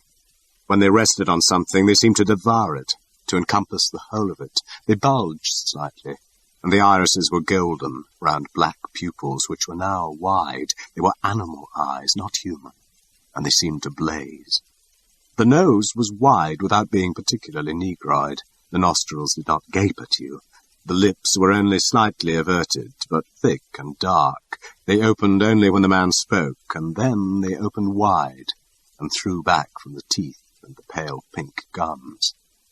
There were few wrinkles or creases on the face, but there were two deep clefts above the nose, the clefts of concentration. Above them, the forehead bulged slightly before merging with a polished, hairless crown. Curiously, there was nothing disproportionate about the monstrous head. It was carried on a wide, short neck, supported by the shoulders of a giant. Bond knew from the records that he was 6.5 foot tall and weighed 20 stone, and that little of it was fat. But the total impression was awe-inspiring, even terrifying, and Bond could imagine that so ghastly a misfit must have been bent since childhood on revenge against fate and against the world that hated because it feared him. The big man was draped in a dinner jacket. There was a hint of vanity in the diamonds that blazed on his shirt front and at his cuffs. His huge flat hands rested half-curled on the table in front of him. There were no signs of cigarettes or an ashtray, and the smell of the room was neutral. There was nothing on the desk save a large intercom with about 20 switches, and, incongruously, a very small ivory riding crop with a long, thin white lash. Mr. Big gazed with silent and deep concentration across the table at Bond. After inspecting him carefully in return, Bond glanced round the room. It was full of books, spacious and restful and very quiet, like the library of a millionaire. There was one high window above Mr. Big's head, but otherwise the walls were solid with bookshelves. Bond turned round in his chair. More bookshelves, packed with books. There was no sign of a door, but there might have been any number of doors faced with dummy books. The two negroes who had brought him to the room stood rather uneasily against the wall behind his chair. The whites of their eyes showed. They were not looking at Mr. Big, but at a curious effigy which stood on a table in an open space of floor to the right and slightly behind Mr. Big. Even with his slight knowledge of voodoo, Bond recognized it at once from Lee Firma's description. A 5-foot white wooden cross stood on a raised white pedestal. The arms of the cross were thrust into the sleeves of a dusty black frock coat whose tails hung down behind the table towards the floor. Above the neck of the coat, a battered bowler hat gaped at him, its crown pierced by the vertical bar of the cross. A few inches below the rim, round the neck of the cross, resting on the crossbar, was a deep, starched clergyman's collar. At the base of the white pedestal, on the table, lay an old pair of lemon-coloured gloves. A short Malacca stick with a gold knob, its ferrule resting beside the gloves, rose against the left shoulder of the effigy. Also on the table was a battered black top hat. This evil scarecrow gazed out across the room. God of the cemeteries and chief of the Legion of the Dead, Baron Samedi. Even to Bond it seemed to carry a dreadful, gaping message. Bond looked away, back to the great, grey-black face across the desk. Mr. Big spoke. "I want you, Tee-hee." His eyes shifted. "You can go, Miami." "Yes, sir, boss," they both said together. Bond heard a door open and close. Silence fell again. At first Mr. Big's eyes had been focused sharply on Bond. They had examined him minutely. Now Bond noticed that though the eyes rested on him, they had become slightly opaque. They gazed upon Bond without perception. Bond had the impression that the brain behind them was occupied elsewhere. Bond was determined not to be disconcerted. Feeling had returned to his hands, and he moved them towards his body to reach for his cigarettes and lighter. Mr. Big spoke. "You may smoke, Mr. Bond. In case you have any other intentions, you may care to lean forward and inspect the keyhole of the drawer in this desk facing your chair. I shall be ready for you in a moment." Bond leant forward. It was a large keyhole. In fact, Bond estimated 0.45 centimeters in diameter. Fired, Bond supposed, by a foot switch under the desk.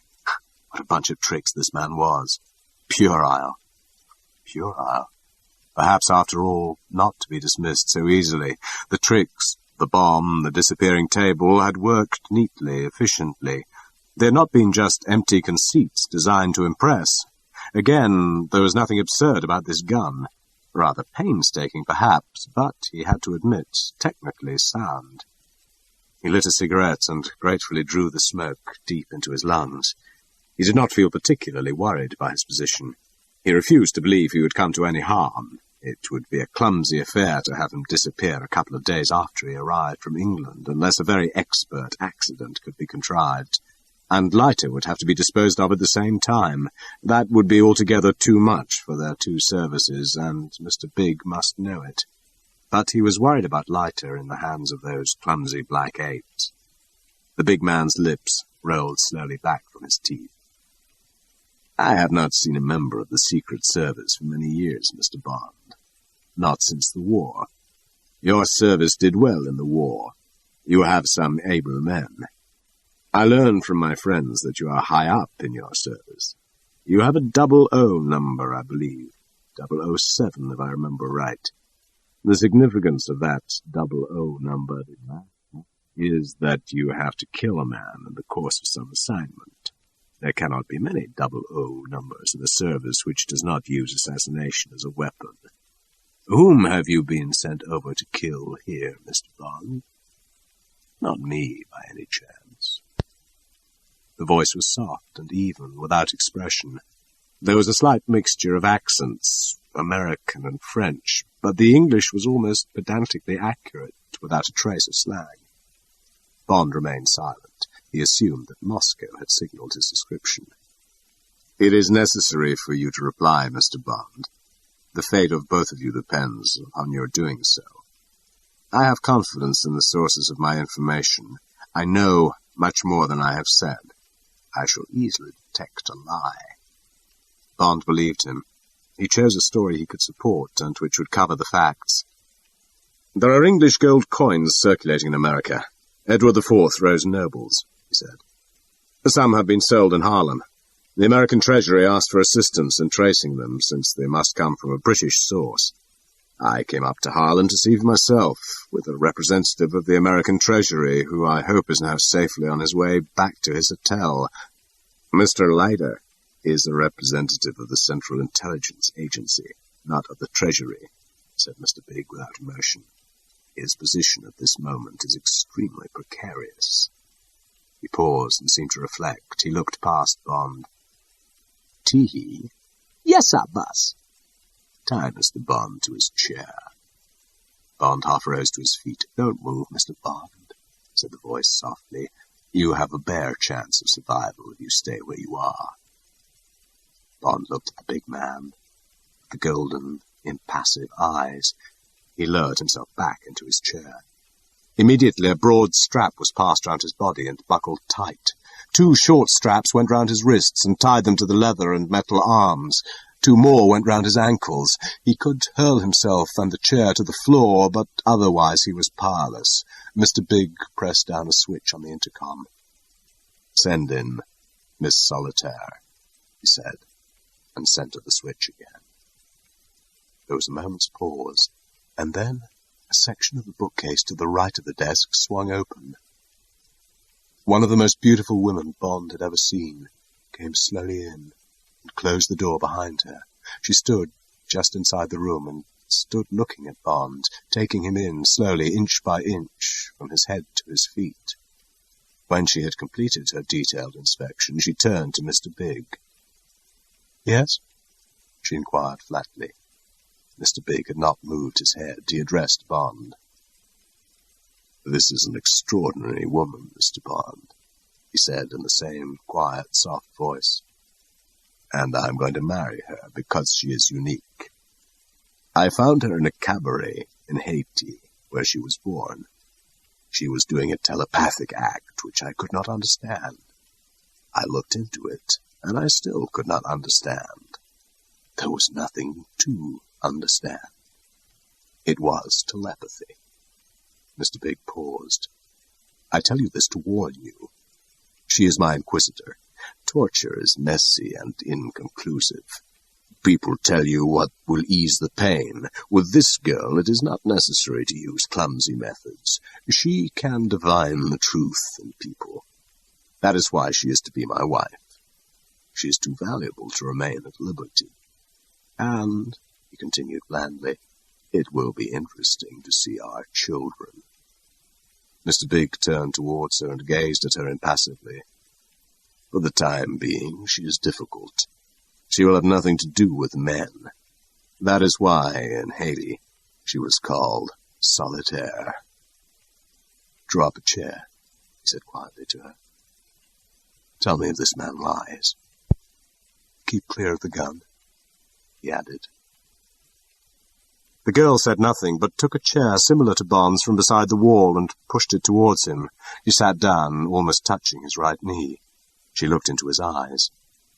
Her face was pale, with the pallor of white families that have lived long in the tropics, but it contained no trace of the usual exhaustion which the tropics impart to the skin and hair. The eyes were blue, alight and disdainful, but as they gazed into his with a touch of humor, he realized they contained some message for him personally. It quickly vanished as his own eyes answered. Her hair was blue-black and fell heavily to her shoulders. She had high cheekbones and a wide, sensual mouth, which held a hint of cruelty. Her jawline was delicate and finely cut. It showed decision and an iron will, which were repeated in the straight, pointed nose. Part of the beauty of the face lay in its lack of compromise. It was a face born to command, the face of the daughter of a French colonial slave owner. She wore a long evening dress of heavy white matte silk, whose classical line was broken by the deep folds which fell from her shoulders and revealed the upper half of her breasts. She wore diamond earrings, square-cut and broken bands, and a thin diamond bracelet on her left wrist. She wore no rings. Her nails were short and without enamel. She watched his eyes on her, and nonchalantly drew her forearms together in her lap, so that the valley between her breasts deepened.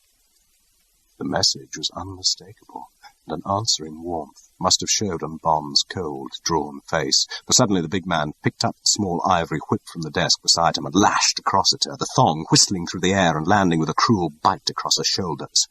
Bond winced even more than she did. Her eyes blazed for an instant, and then went opaque. "Sit up," said the big man softly. "You forget yourself." She sat slowly more upright. She had a pack of cards in her hands, and she started to shuffle them. Then, out of bravado perhaps, she sent him yet another message, of complicity, and of more than complicity.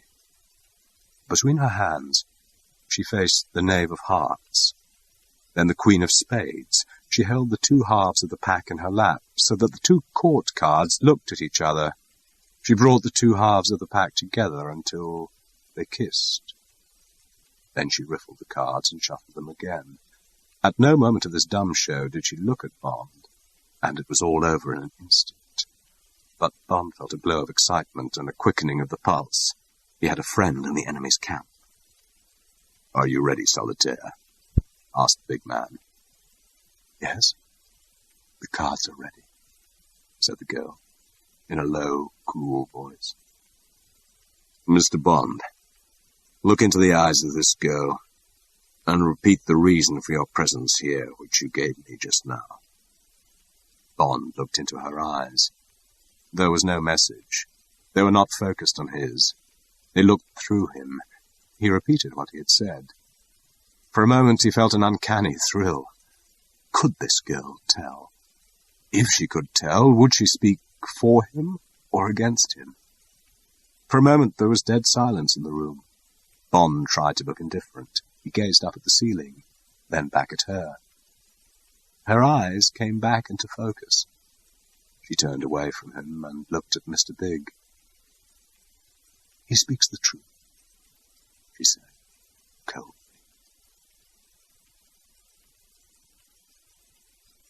Chapter 8. No sense of humour. Mr. Big reflected for a moment. He seemed to decide. He pressed a switch on the intercom. "Blubbermouth." "Yes, sir, boss." "You're holding that American lighter?" "Yes, sir." "Hurt him considerably. Ride him down to Bellevue Hospital and dump him nearby. Got that?" "Yes, sir." "Don't be seen." "No, sir." Mr. Big centered the switch. "God damn your bloody eyes," said Bond viciously. "The CIA won't let you get away with this." "You forget, Mr. Bond. They have no jurisdiction in America. The American Secret Service has no power in America, only abroad, and the FBI are no friends of theirs. Teehee, come here." "Yes, sir, boss." Teehee came and stood beside the desk. Mr. Big looked across at Bond. "Which finger do you use least, Mr. Bond?" Bond was startled by the question. His mind raced. "On reflection, I expect you will say the little finger of the left hand," continued the soft voice. "Teehee, break the little finger of Mr. Bond's left hand." The Negro showed the reason for his nickname. He gave a falsetto giggle. He walked jauntily over to Bond. Bond clutched madly at the arms of his chair. Sweat started to break out on his forehead. He tried to imagine the pain so that he could control it.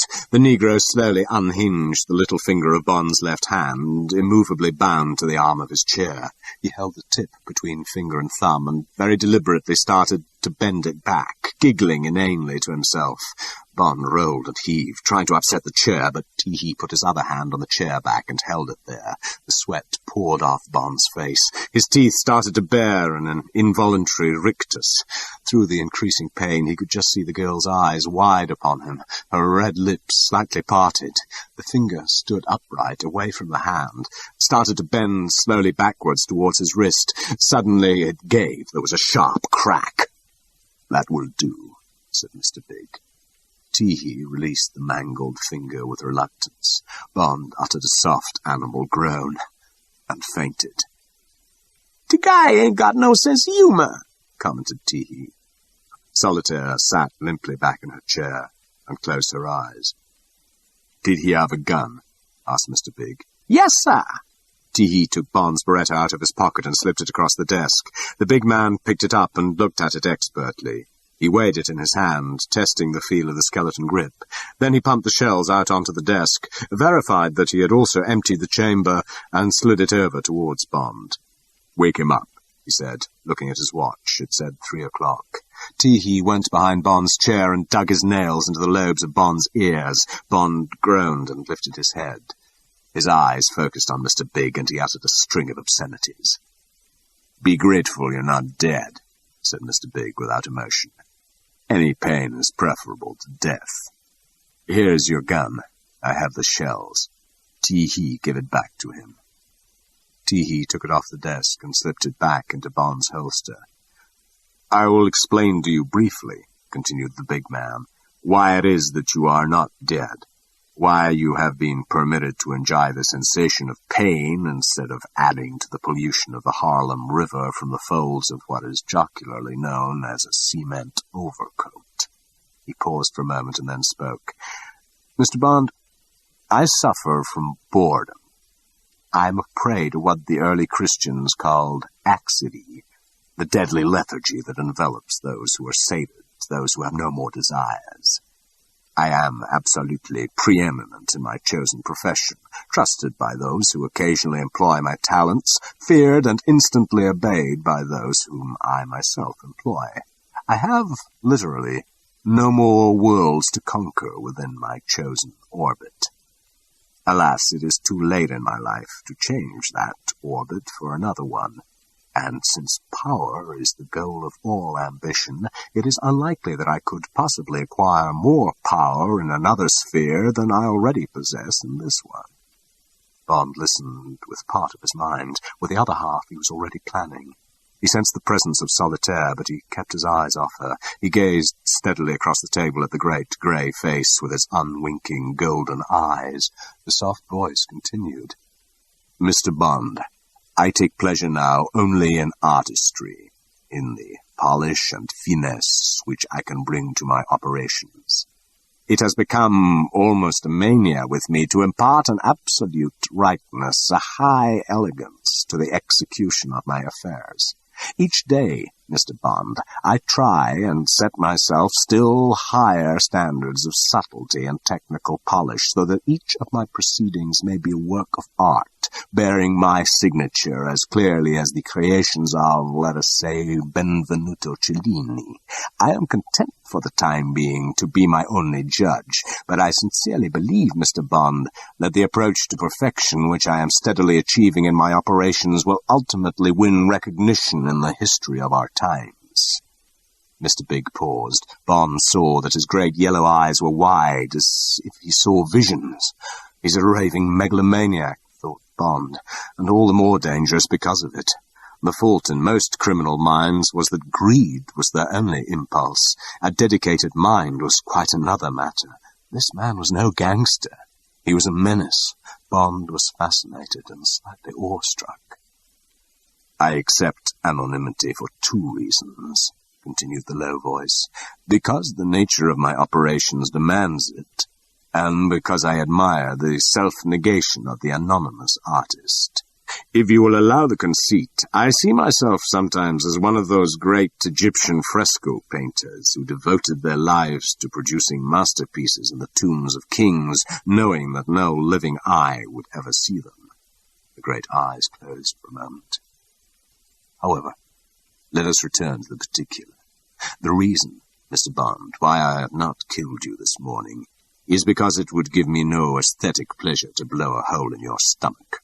With this engine," he gestured towards the gun trained on Bond through the desk drawer, "I have already blown many holes in many stomachs, so I am quite satisfied that my little mechanical toy is a sound technical achievement. Moreover, as no doubt you rightly surmise, it would be a nuisance for me to have a lot of busybodies around here asking questions about the disappearance of yourself and your friend, Mr. Leiter.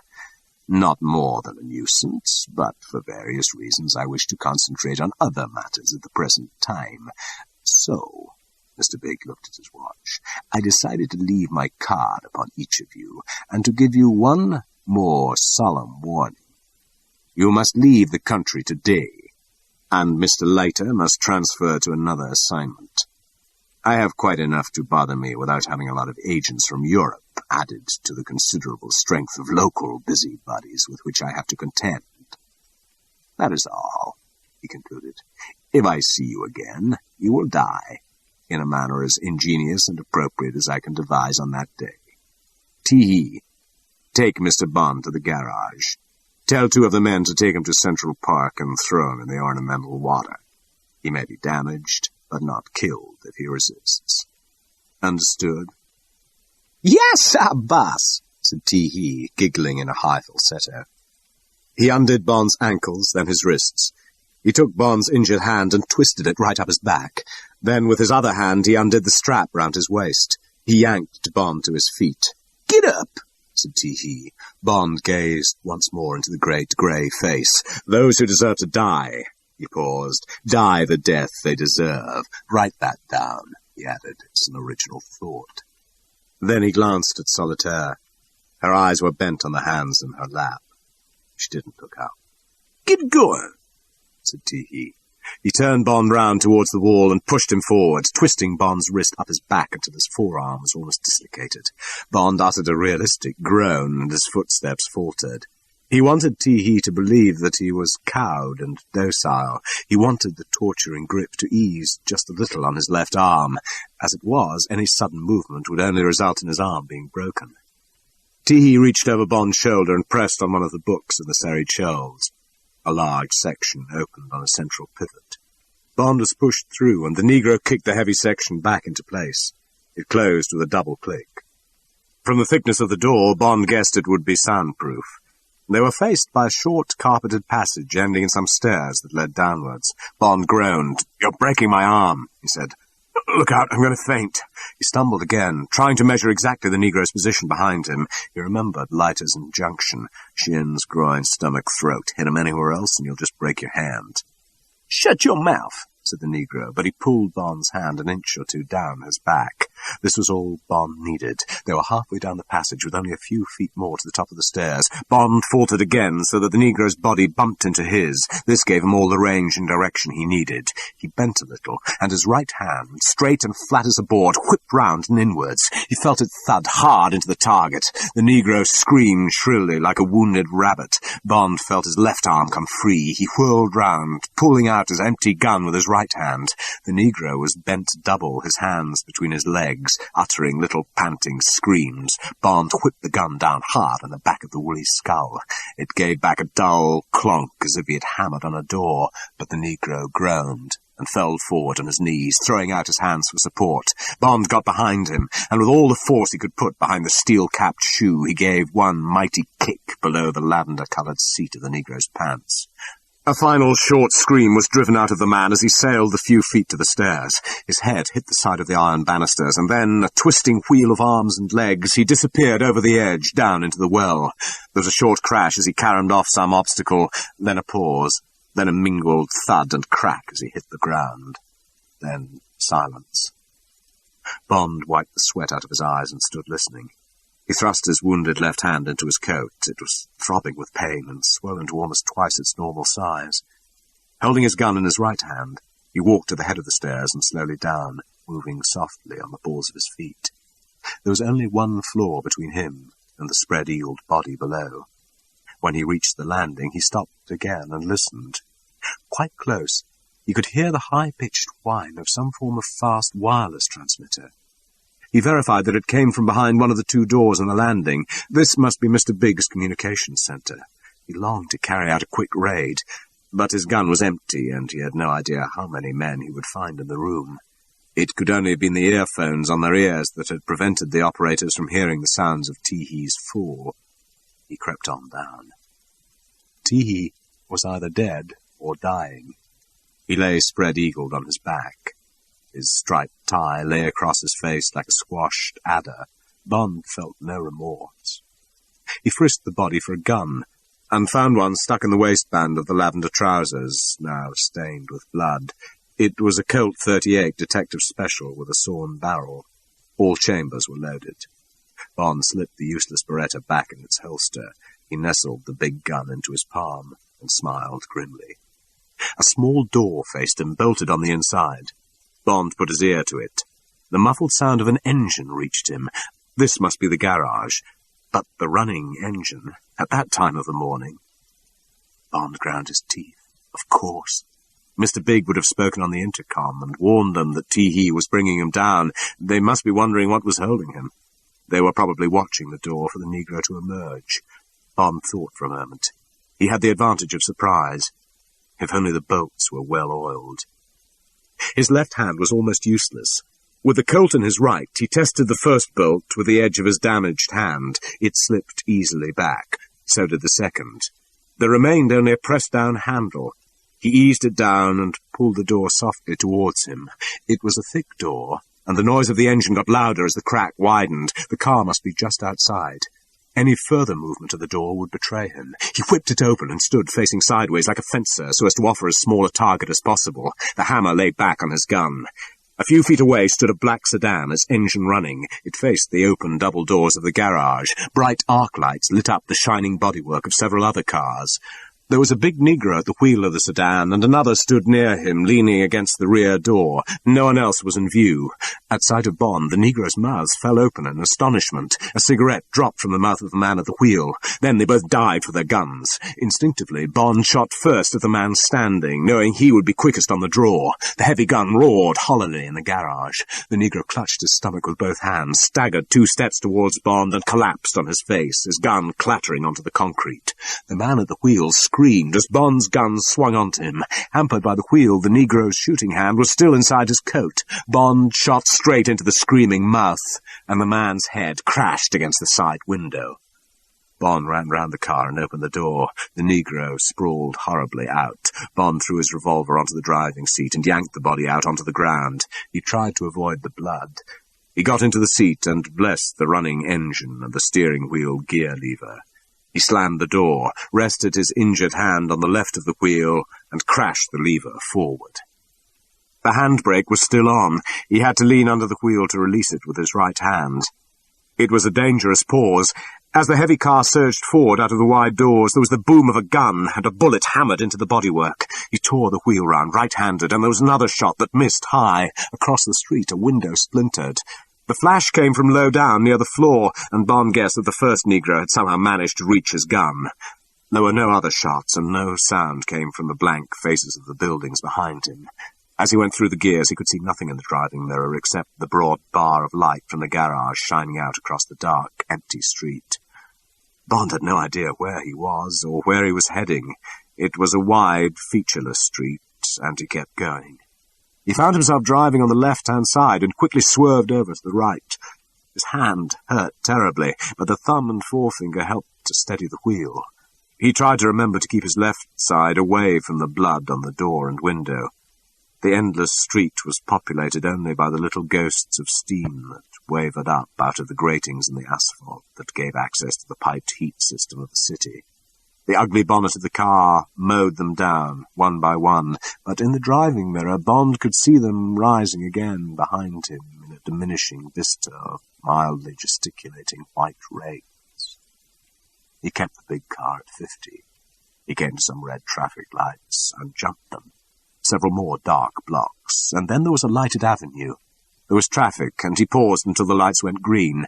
He turned left, and was rewarded by a succession of green lights, each one sweeping him on and further away from the enemy. He checked at an intersection and read the signs. He was on Park Avenue and 116th Street. He slowed down again at the next street. It was 115th. He was heading downtown, away from Harlem, back into the city. He kept going. He turned off at 60th Street. It was deserted. He switched off the engine and left the car opposite a fire hydrant. He took the gun off the seat, shoved it down the waistband of his trousers, and walked back to Park Avenue. A few minutes later, he flagged a prowling cab, and then suddenly he was walking up the steps of the St. Regis. "Message for you, Mr. Bond," said the night porter. Bond kept his left side away from him. He opened the message with his right hand. It was from Felix Leiter, timed at 4 a.m. "Call me at once," it said. Bond walked to the elevator and was carried up to his floor. He let himself into 2100 and went through into the sitting room. So, both of them were alive. Bond fell into a chair beside the telephone. "God Almighty," said Bond with deep gratitude. "What a break."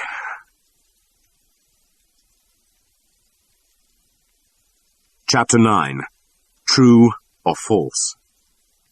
Bond looked at the telephone. Then he got up and walked over to the sideboard. He put a handful of wilted ice cubes into a tall glass, poured in 3 inches of Haig and Haig, and swilled the mixture round in the glass to cool and dilute it. Then he drank down half the glass in one long swallow. He put the glass down and eased himself out of his coat. His left hand was so swollen that he could only just get it through the sleeve. His little finger was still crooked back, and the pain was vicious as it scraped against the cloth. The finger was nearly black. He pulled down his tie and undid the top of his shirt. Then he picked up his glass, took another deep swallow, and walked back to the telephone. Leiter answered at once. "Thank God," said Leiter with real feeling. "What's the damage?" "Broken finger," said Bond. "How about you?" "Blackjack, knocked out. Nothing serious. They started off by considering all sorts of ingenious things. Wanted to couple me to the compressed air pump in the garage, start on the ears, and then proceed elsewhere. When no instructions came from the big man, they got bored, and I got to arguing the finer points of jazz with Blabbermouth, the man with a fancy six-shooter. We got on to Duke Ellington and agreed that we liked our band leaders to be percussion men, not wind. We agreed the piano or the drums held the band together better than any other solo instrument. Jelly Roll Morton, for instance. Apropos the Duke, I told him to crack about the clarinet, an ill woodwind that nobody blows good. That made him laugh fit to bust. Suddenly we were friends. The other man, the Flannel he was called, got sour, and Blabbermouth told him he could go off duty. He'd look after me. Then the big man rang down. "I was there," said Bond. "It didn't sound so hot." Blabbermouth was worried as hell. He wandered round the room talking to himself. Suddenly he used the blackjack, hard, and I went out. Next thing I knew, we were outside Bellevue Hospital. About 3:30. Blabbermouth was very apologetic, said it was the least he could have done. I believed him. He begged me not to give him away, said he was going to report that he'd left me half dead. Of course, I promised to leak back some very lurid details. We parted on the best of terms. I got some treatment at the emergency ward and came home. I was worried to hell and gone about you. But after a while, the telephone started ringing. Police and FBI. Seems the big man has complained that some fool limey went berserk at the boneyard early this morning, shot 3 of his men, 2 chauffeurs and a waiter, if you please, stole one of his cars and got away, leaving his overcoat and hat in the cloakroom. The big man's yelling for action. Of course, I warned off the Dicks and the FBI, but they're madder than hell. We've got to get out of town at once. It'll miss the mornings, but it'll be splashed all over the afternoon blats, and radio and TV will have it. Apart from all that, Mr. Big will be after you like a nest of hornets. Anyway, I've got some plans fixed. Now you tell, and God, am I glad to hear your voice." Bond gave a detailed account of all that had happened. He forgot nothing. When he had finished, Leiter gave a low whistle. "Boy," he said with admiration, "you certainly made a dent in the big man's machine. But you were lucky. That solid air, Dane, certainly seems to have saved your bacon. Do you think we can use it?" "Could, if we could get near her," said Bond. "I should think he keeps her pretty close." "We'll have to think about that another day," said Leiter. "No, we'd better get moving. I'll hang up and call you back in a few minutes. First, I'll get the police surgeon around to you right away. Be along in a quarter of an hour or so. Then I'll talk to the commissioner myself and sort out some of the police angles. They can stall a bit by discovering the car. The FBI will have to tip off the radio and newspaper boys so that at least we can keep your name out of it, and all this limey talk. Otherwise, we shall have the British ambassador being hauled out of bed and parades by the National Association for the Advancement of Colored People and God knows what all. Leiter chuckled down the telephone. Better have a word with your chief in London. It's about 10:30 their time. You'll need a bit of protection. I can look after the CIA, but the FBI have got a bad attack of "see here, young man" this morning. You'll need some more clothes. I'll see to that. Keep awake. You'll get plenty of sleep in the grave. Be calling you. He hung up. Bond smiled to himself. Hearing Leiter's cheerful voice and knowing everything was being taken care of had wiped away his exhaustion and his black memories. He picked up the telephone and talked to the overseas operator. 10 minutes delay, she said. Bond walked into his bedroom and somehow got out of his clothes. He gave himself a very hot shower and then an ice-cold one. He shaved and managed to pull on a clean shirt and trousers. He put a fresh clip in his Beretta and wrapped the Colt in his discarded shirt and put it in his suitcase. He was halfway through his packing when the telephone rang. He listened to the zing and echo on the line, the chatter of distant operators, the patches of Morse from aircraft and ships at sea quickly suppressed. He could see the big grey building near Regent's Park and imagine the busy switchboard and the cups of tea and a girl saying, "Yes, this is Universal Export." The address Bond had asked for, one of the covers used by agents for emergency calls on open lines from abroad. She would tell the supervisor, who would take the call over. "You're connected, caller," said the overseas operator. "Go ahead, please. New York, calling London." Bond heard the calm English voice.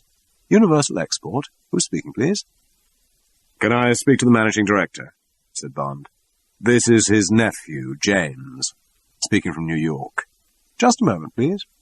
Bond could follow the call to Miss Moneypenny and see her press the switch on the intercom. "It's New York, sir," she would say. "I think it's 007.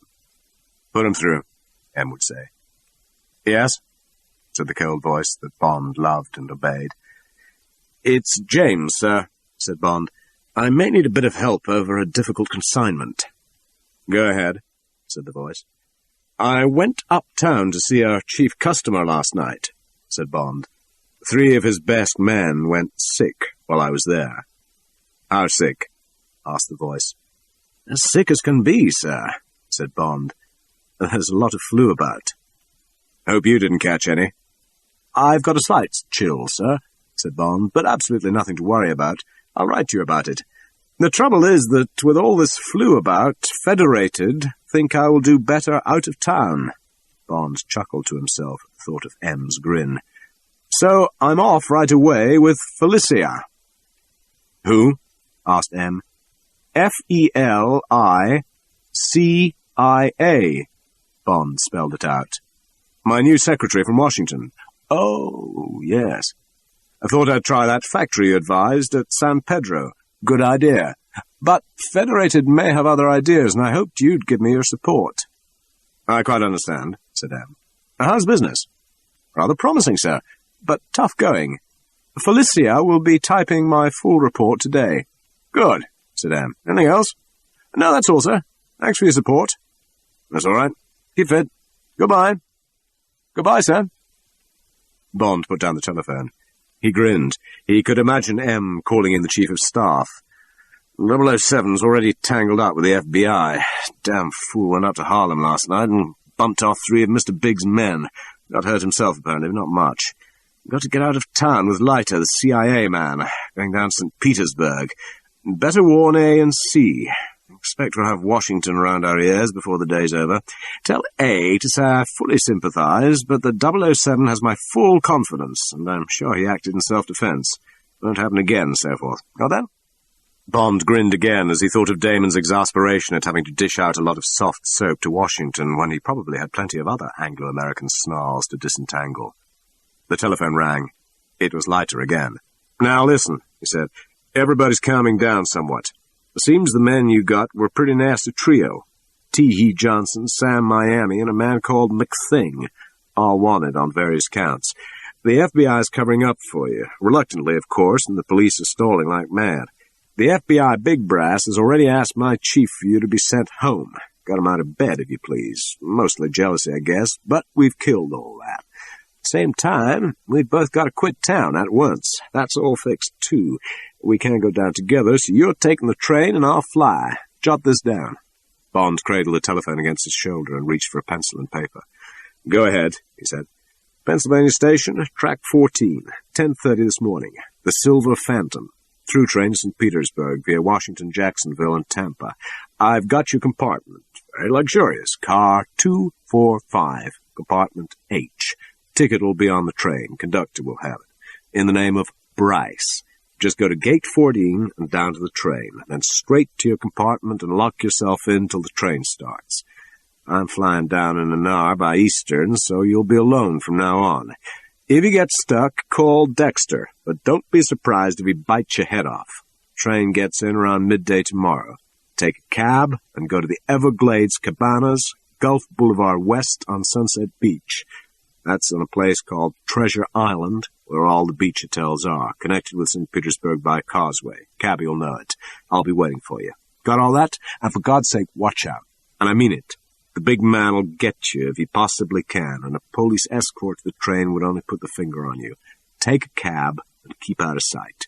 I'm sending you up another hat and a phone raincoat. The check's taken care of at the St. Regis. That's a lot. Any questions? Sounds fine, said Bond. I've talked to M, and he'll square Washington if there's any trouble. Look after yourself, too, he added. You'll be next on the list after me. See you tomorrow. So long. I'll watch out, said Leiter. Bye. It was 6:30, and Bond pulled back the curtains in the sitting room and watched the dawn come up over the city.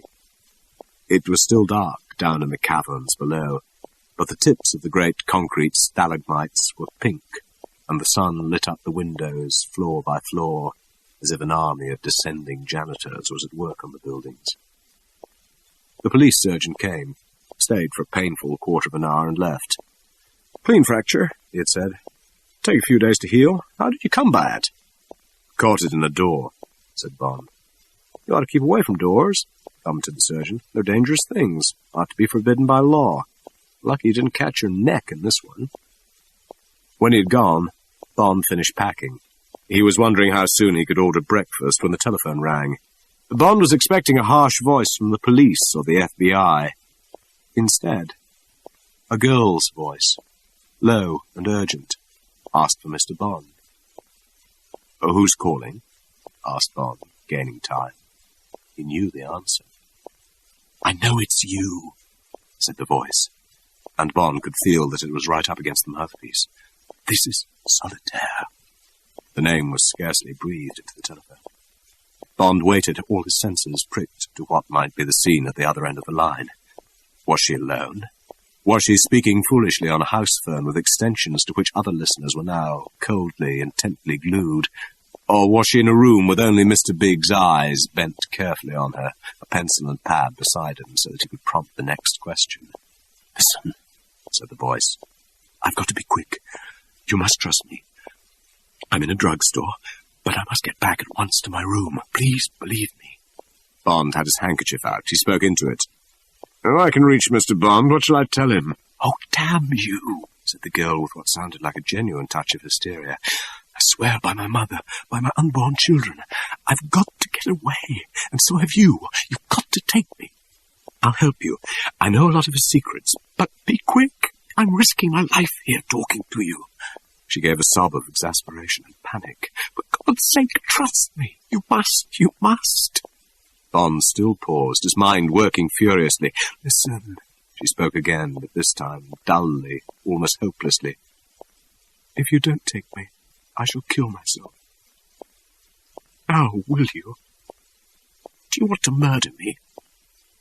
If it was acting, it was good acting. It was still an unpardonable gamble. But Bond decided. He spoke directly into the telephone, his voice low. If this is a double-cross, Solitaire, I'll get at you and kill you. It's the last thing I do. Have you got a pencil and paper? Wait, said the girl excitedly. Yes, yes. If it had been a plant, reflected Bond. All that would have been ready. Be at Pennsylvania Station at 10:20 exactly. The Silver Phantom to... He hesitated. To Washington. Car 245, compartment H. Say you're Mrs. Bryce. Conductor has the ticket in case I'm not there already. Go straight to the compartment and wait for me. Got that? Yes, said the girl. And thank you. Thank you. Don't be seen, said Bond. Wear a veil or something. Of course, said the girl. I promise. I really promise. I must go. She rang off. Bond looked at the dead receiver, then put it down on the cradle. Well, he said aloud, that's torn it. He got up and stretched. He walked to the window and looked out, seeing nothing. His thoughts raced. Then he shrugged and turned back to the telephone. He looked at his watch. It was 7:30. Good morning. Room service, said the golden voice. Breakfast, please, said Bond. Pineapple juice, double, cornflakes and cream, shirred eggs with bacon, double portion of cafe espresso, toast and marmalade. Yes, sir, said the girl. She repeated the order. Right away. Thank you. You're welcome. Bond grinned to himself. The condemned man made a hearty breakfast, he reflected. He sat down by the window and gazed up at the clear sky, into the future. Up in Harlem, at the big switchboard, the Whisper was talking to the town again, passing Bond's description again to all eyes. All the railroads, all the airports, 5th Avenue and 55th Street, doors of the St. Regis. Mr. Big says we got a chance, the highways. Pass it down the line. All the railroads, all the airports. Chapter 10. The Silver Phantom. Bond, the collar of his new raincoat up round his ears, was missed as he came out of the entrance of the St. Regis drugstore on 55th Street, which is a connecting door into the hotel. He waited in the entrance and leapt at a cruising cab, hooking the door open with the thumb of his injured hand and throwing his light suitcase in ahead of him.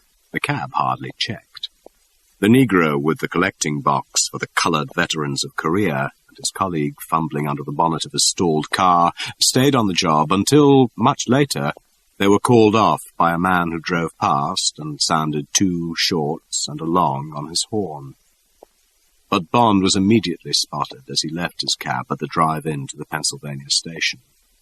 A lounging Negro with a wicker basket walked quickly into a call box. It was 10:15. Only 15 minutes to go, and yet, just before the train started, one of the waiters in the diner reported sick and was hurriedly replaced by a man who had received a full and careful briefing on the telephone. The chef swore there was something fishy, but the new man said a word or two to him, and the chef showed the whites of his eyes and went silent, surreptitiously touching the lucky bean that hung round his neck on a string. Bond had walked quickly through the great glass-covered concourse and through Gate 14 down to his train. It lay 1/4 of a mile of silver carriages quietly in the dusk of the underground station. Up front, the auxiliary generators of the 4,000 horsepower twin diesel electric units ticked busily. Under the bare electric bulbs, the horizontal purple and gold bands, the colours of the Seaboard Railroad, glowed regally on the streamlined locomotives. The enginemen and firemen who would take the great train on the first 200-mile lap into the south lolled in the spotless aluminium cabin 12 feet above the track, watching the ammeter and the air pressure dial, ready to go. It was quiet in the great concrete cavern below the city, and every noise threw an echo. There were not many passengers. More would be taken on at Newark, Philadelphia, Baltimore, and Washington. Bond walked 100 yards, his feet ringing on the empty platform, before he found car 245 towards the rear of the train. A Pullman porter stood at the door. He wore spectacles. His black face was bored, but friendly. Below the windows of the carriage, in broad letters of brown and gold, was written Richmond, Fredericksburg, and Potomac. And below that, Pennsylvania, the name of the Pullman car. A thin wisp of steam rose from the couplings of the central heating near the door. "Compartment H," said Bond. Mr. Bryce, sir? Yes, sir. Mrs. Bryce just come aboard, straight down the car. Bond stepped onto the train and turned down the drab olive-green corridor. The carpet was thick. There was the usual American train smell of old cigar smoke. A notice said, "Need a second pillow? For any extra comfort, ring for your Pullman attendant. His name is..." Then a printed card slipped in, "Samuel D. Baldwin." H was more than halfway down the car. There was a respectable-looking American couple in E. Otherwise, the rooms were empty. The door of H was closed. He tried it, and it was locked. "Who's that?" asked a girl's voice, anxiously. "It's me," said Bond. The door opened. Bond walked through, put down his bag, and locked the door behind him. She was in a black tailor-made. A wide mesh veil came down from the rim of a small black straw hat. One gloved hand was up to her throat, and through the veil Bond could see that her face was pale and her eyes were wide with fear. She looked rather French and very beautiful. "Thank God," she said. Bond gave a quick glance round the room. He opened the lavatory door and looked in. It was empty. A voice on the platform outside called, "Board!" There was a clang as the attendant pulled up the folding iron step and shut the door, and then the train was rolling quietly down the track. A bell clanged monotonously as they passed the automatic signals. There was a slight clatter from the wheels as they crossed some points, and then the train began to accelerate. For better or for worse, they were on their way. "Which seat would you like?" asked Bond. "I don't mind," she said anxiously. "You choose." Bond shrugged and sat down with his back to the engine. He preferred to face forwards. She sat down nervously, facing him. They were still in the long tunnel that takes the Philadelphia lines out of the city. She took off her hat and unpinned the broad mesh veil and put them on the seat beside her. She took some hairpins out of the back of her hair and shook her head so that the heavy black hair fell forward. There were blue shadows under her eyes, and Bond reflected that she too must have gone without sleep that night. There was a table between them. Suddenly she reached forward and pulled his right hand towards her on the table. She held it in both her hands and bent forward and kissed it.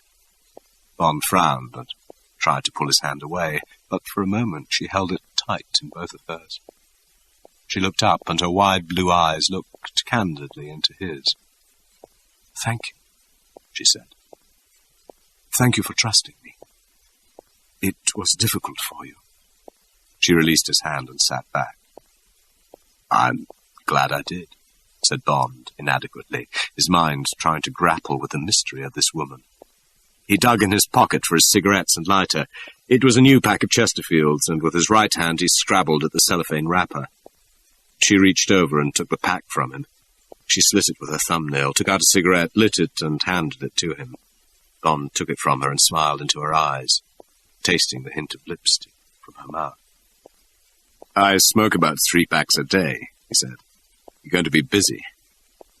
"I'll just help with the new packs," she said. "Don't be afraid I'm going to fuss over you the whole way to St. Petersburg." Bond's eyes narrowed, and the smile went out of them. "You don't believe I thought we were only going as far as Washington," she said. "You weren't very quick on the telephone this morning. And anyway, Mr. Big was certain you would make for Florida. I heard him warning his people down there about you. He spoke to a man called the Robber, long distance, said to watch the airport at Tampa and the trains. Perhaps we ought to get off the train earlier, at Tarpon Springs or one of the small stations up the coast. Did they see you getting on the train?" "Not that I know of," said Bond. His eyes had relaxed again. "How about you? Have any trouble getting away?" "It was my day for a singing lesson. He's trying to make a torch singer out of me. Wants me to go on at the boneyard.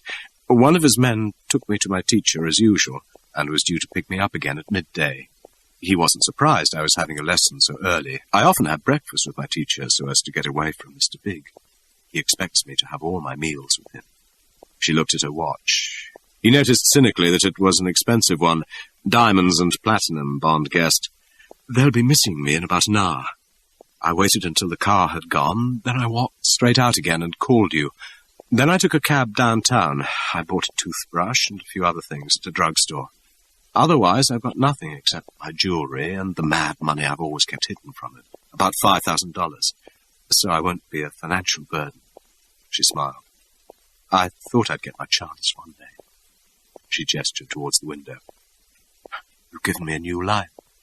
I've been shut up with him and his nigger gangsters for nearly a year. This is heaven.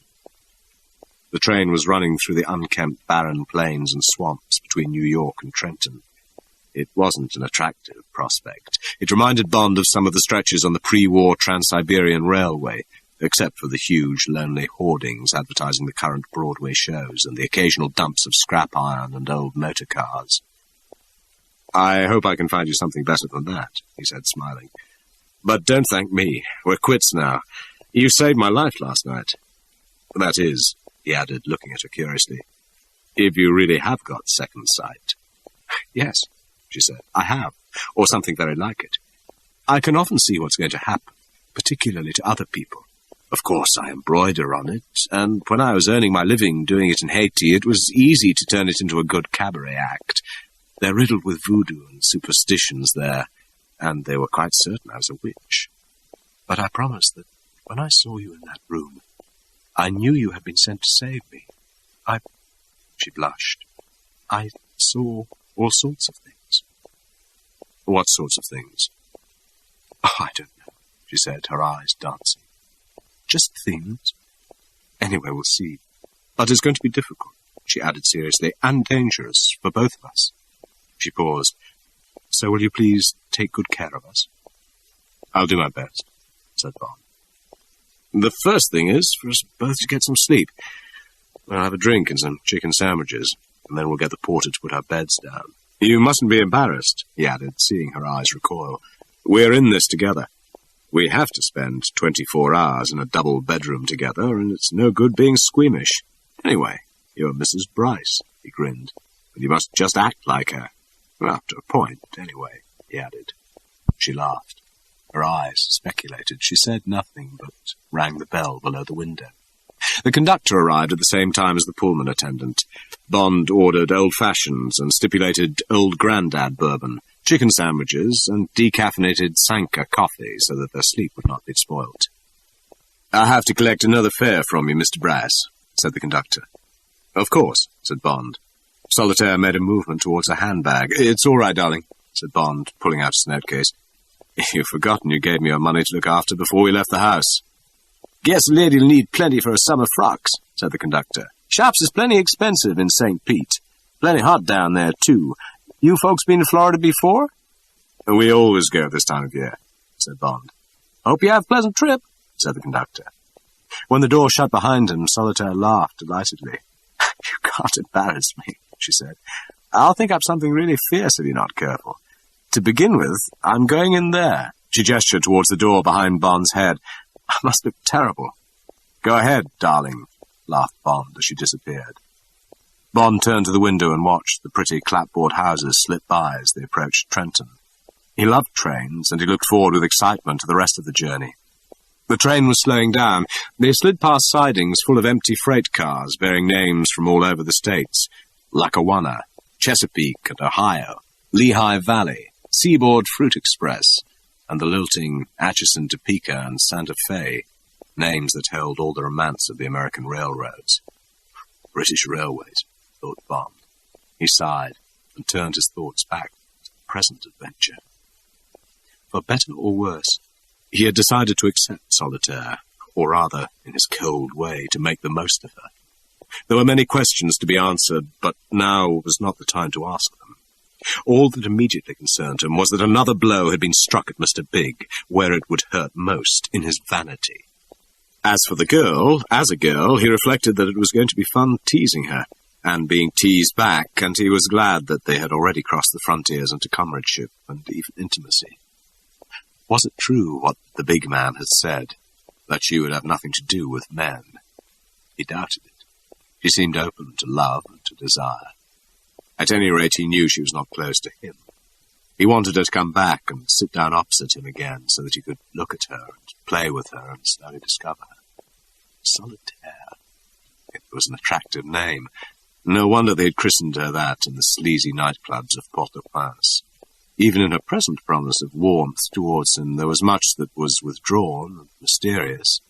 He sensed a lonely childhood on some great decaying plantation, an echoing great house, slowly falling into disrepair and being encroached on by the luxuriance of the tropics, the parents dying and the property being sold, the companionship of a servant or two, and an equivocal life and lodgings in the capital. The beauty, which was her only asset, and the struggle against the shady propositions to be a governess, a companion, a secretary, all of which meant respectable prostitution. Then the dubious, unknown steps into the world of entertainment, the evening stint at the nightclub with a mysterious act which, among people dominated by magic, must have kept many away from her and made her a person to be feared.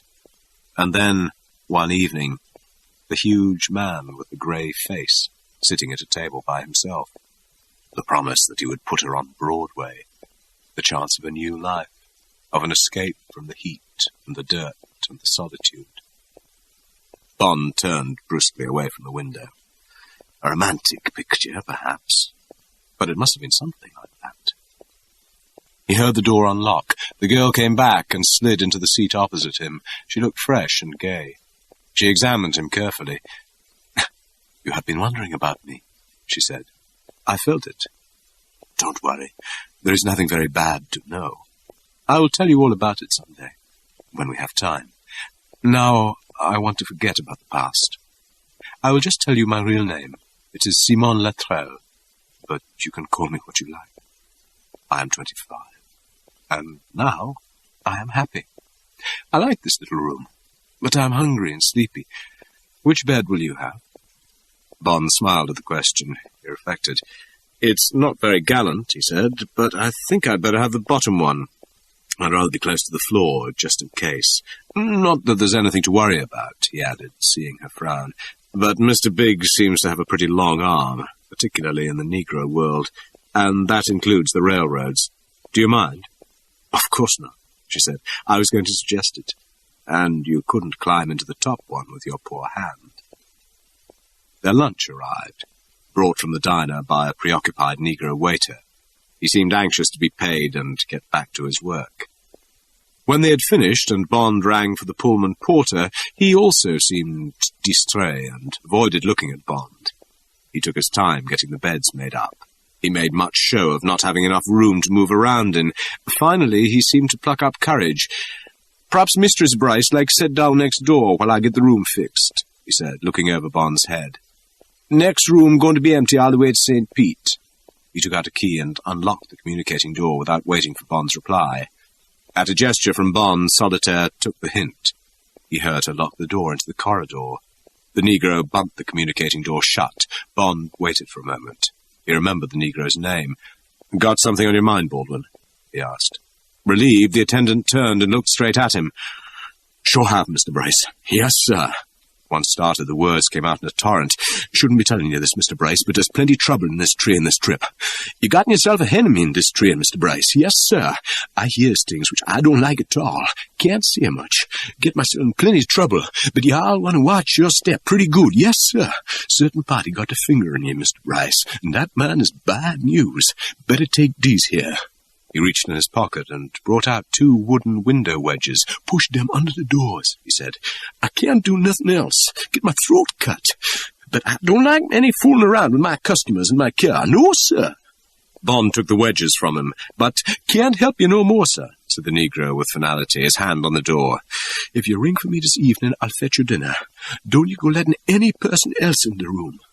His hand came out to take the $20 bill. He crumpled it into his pocket. "I'll do all I can, sir," he said. "But deal get me if I don't watch it. Sure will." He went out and quickly shut the door behind him. Bond thought for a moment, then he opened the communicating door. Solitaire was reading. "He's fixed everything," he said. "It took a long time about it. Wanted to tell me all his life story as well. I'll keep out of your way until you've climbed up to your nest. Call me when you're ready." He sat down next door in the seat she had left and watched the grim suburbs of Philadelphia showing their sores like beggars to the rich train. No object in frightening her until it had to be. But the new threat had come sooner than he expected. And her danger, if the watcher on the train discovered her identity, would be as great as his. She called, and he went in. The room was in darkness, save for his bedlight, which she had turned on. "Sleep well," she said. Bond got out of his coat. He quietly slipped the wedges firmly under both doors. Then he lay down carefully on his right side on the comfortable bed, and, without a thought for the future, fell into a deep sleep, lulled by the pounding gallop of the train. A few cars away, in the deserted diner, a Negro waiter read again what he had written on a telegraph blank, and waited for the 10-minute stop at Philadelphia.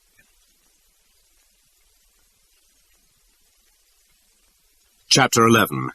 Allumeuse. The crack train thundered on through the bright afternoon towards the south. They left Pennsylvania behind, and Maryland. There came a long halt at Washington, where Bond heard through his dreams the measured clang of the warning bells on the shunting engines and the soft think-speak of the public address system on the station. Then on into Virginia. Here the air was already softer, and the dusk, only 5 hours away from the bright, frosty breath of New York, smelt almost of spring. An occasional group of Negroes, walking home from the fields, would hear the distant rumble on the silent, sighing silver rails, and one would pull out his watch and consult it and announce, "Here comes the Phantom, 6 o'clock. Guess my watch is right on time." "Sure enough," one of the others would say, as the great beat of the diesels came nearer and the lighted coaches streaked past and on towards North Carolina. They awoke around 7 to the hasty ting of a grade-crossing alarm bell as the big train nosed its way out of the fields into the suburbs of Raleigh. Bond pulled the wedges from under the doors before he turned on the lights and rang for the attendant. He ordered dry martinis, and when the 2 little personalized bottles appeared with the glasses and the ice, they seemed so inadequate that he at once ordered 4 more. They argued over the menu. The fish was described as being made from flaky, tender, boneless fillets, and the chicken as delicious French fried to a golden brown, served disjointed. "Eyewash," said Bond, and they finally ordered scrambled eggs and bacon and sausages, a salad, and some of the domestic camembert that is one of the most welcome surprises on American menus. It was 9 o'clock when Baldwin came to clear the dishes away. He asked if there was anything else they wanted. Bond had been thinking. "What time do we get into Jacksonville?" he asked. "Around 5 in the morning, sir." "Is there a subway on the platform?" "Yes, sir. This car stops right alongside." "Could you have the door open and the steps down pretty quick?" The Negro smiled. "Yes, sir. I can take good care of that." Bond slipped him a $10 bill. "Just in case I miss you when we arrive in St. Petersburg," he said. The Negro grinned. "I greatly appreciate your kindness, sir. Good night, sir." "Good night, ma'am." He went out and closed the door. Bond got up and pushed the wedges firmly under the 2 doors. "I see," said Solitaire. "So it's like that?" "Yes," said Bond. "I'm afraid so." He told her of the warning he had had from Baldwin. "I'm not surprised," said the girl when he had finished. "They must have seen you coming into the station. He's got a whole team of spies called the Eyes, and when they're put on a job, it's almost impossible to get by them. I wonder who he's got on the train. You can be certain it's a Negro, either a Pullman attendant or someone in the diner. He can make these people do absolutely anything he likes." "So it seems," said Bond. "But how does it work? What's he got on them?" She looked out of the window into the tunnel of darkness through which the lighted train was burning its thundering path. Then she looked back across the table into the cool, wide, grey-blue eyes of the English agent. She thought, how can one explain to someone with that certainty of spirit, with that background of common sense, brought up with clothes and shoes among the warm houses and the lighted streets, how can one explain to someone who hasn't lived close to the secret heart of the tropics, at the mercy of their anger and stealth and poison, who hasn't experienced the mystery of the drums, seen the quick workings of magic and the mortal dread it inspires? What can he know of catalepsy and thought transference and the sixth sense of fish, of birds, of Negroes? The deadly meaning of a white chicken's feather, a crossed stick in the road, a little leather bag of bones and herbs. What of nihilism, of shadow-taking, of the death by swelling and the death by wasting? She shivered, and a whole host of dark memories clustered around her. Above all, she remembered that first time in the Humfort, where her black nurse had once taken her as a child. It do you no harm, missy. 'Tis powerful good juju. Care for the rest of your life.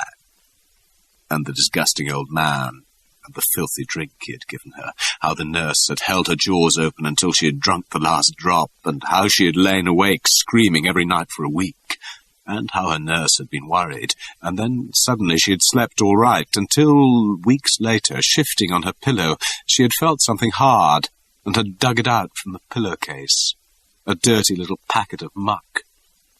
She had thrown it out of the window, but in the morning she could not find it. She had continued to sleep well, and she knew it must have been found by the nurse and secreted somewhere under the floorboards. Years later, she had found out about the voodoo drink, a concoction of rum, gunpowder, grave dirt, and human blood. She almost retched as the taste came back to her mouth. What could this man know of these things, or of her half-belief in them? She looked up and found Bond's eyes fixed quizzically on her. "You're thinking I shan't understand," he said. "And you're right, up to a point. But I know what fear can do to people, and I know that fear can be caused by many things. I've read most of the books on voodoo, and believe that it works. I don't think it would work on me, because I stopped being afraid of the dark when I was a child, and I'm not a good subject for suggestion or hypnotism. But I know the jargon, and you needn't think I shall laugh at it. The scientists and doctors who wrote the books don't laugh at it." Solitaire smiled. "All right," she said. "All I need tell you is that they believe the big man is the zombie of Baron Samedi. Zombies are bad enough by themselves. They're animated corpses that have been made to rise from the dead and obey the commands of the person who controls them. Baron Samedi is the most dreadful spirit in the whole of voodooism. He is the spirit of darkness and death. So, for Baron Samedi to be in control of his own zombie is a very dreadful conception. You know what Mr. Big looks like. He is huge and grey, and he has great psychic power. It is not difficult for a Negro to believe that he is a zombie, and a very bad one at that. The step to Baron Samedi is simple. Mr. Big encourages the idea by having the Baron's fetish at his elbow. You saw it in his room." She paused. She went on quickly, almost breathlessly. "And I can tell you that it works, and that there's hardly a Negro who has seen him and heard the story who doesn't believe it and who doesn't regard him with complete and absolute dread. And they are right," she added, "and you would say so too if you knew the way he deals with those who haven't obeyed him completely, the way they are tortured and killed." "Where does Moscow come in?" asked Bond. "Is it true he's an agent of Smersh?" "I don't know what Smersh is," said the girl, "but I know he works for Russia. At least I've heard him talking Russian to people who come from time to time. Occasionally he's had me into that room and asked me afterwards what I thought of his visitors. Generally it seemed to me they were telling the truth, although I couldn't understand what they said. But don't forget, I've only known him for a year, and he's fantastically secretive. If Moscow does use him, they've got hold of one of the most powerful men in America. He can find out almost anything he wants to, and if he doesn't get what he wants, somebody gets killed." "Why doesn't someone kill him?" asked Bond. "You can't kill him," she said. "He's already dead. He's a zombie." "Yes, I see," said Bond slowly. "It's quite an impressive arrangement. Would you try?" She looked out of the window, then back at him. "As a last resort," she admitted unwillingly. "But don't forget, I come from Haiti. My brain tells me I could kill him, but—" She made a helpless gesture with her hands. "My instinct tells me I couldn't." She smiled at him docilely.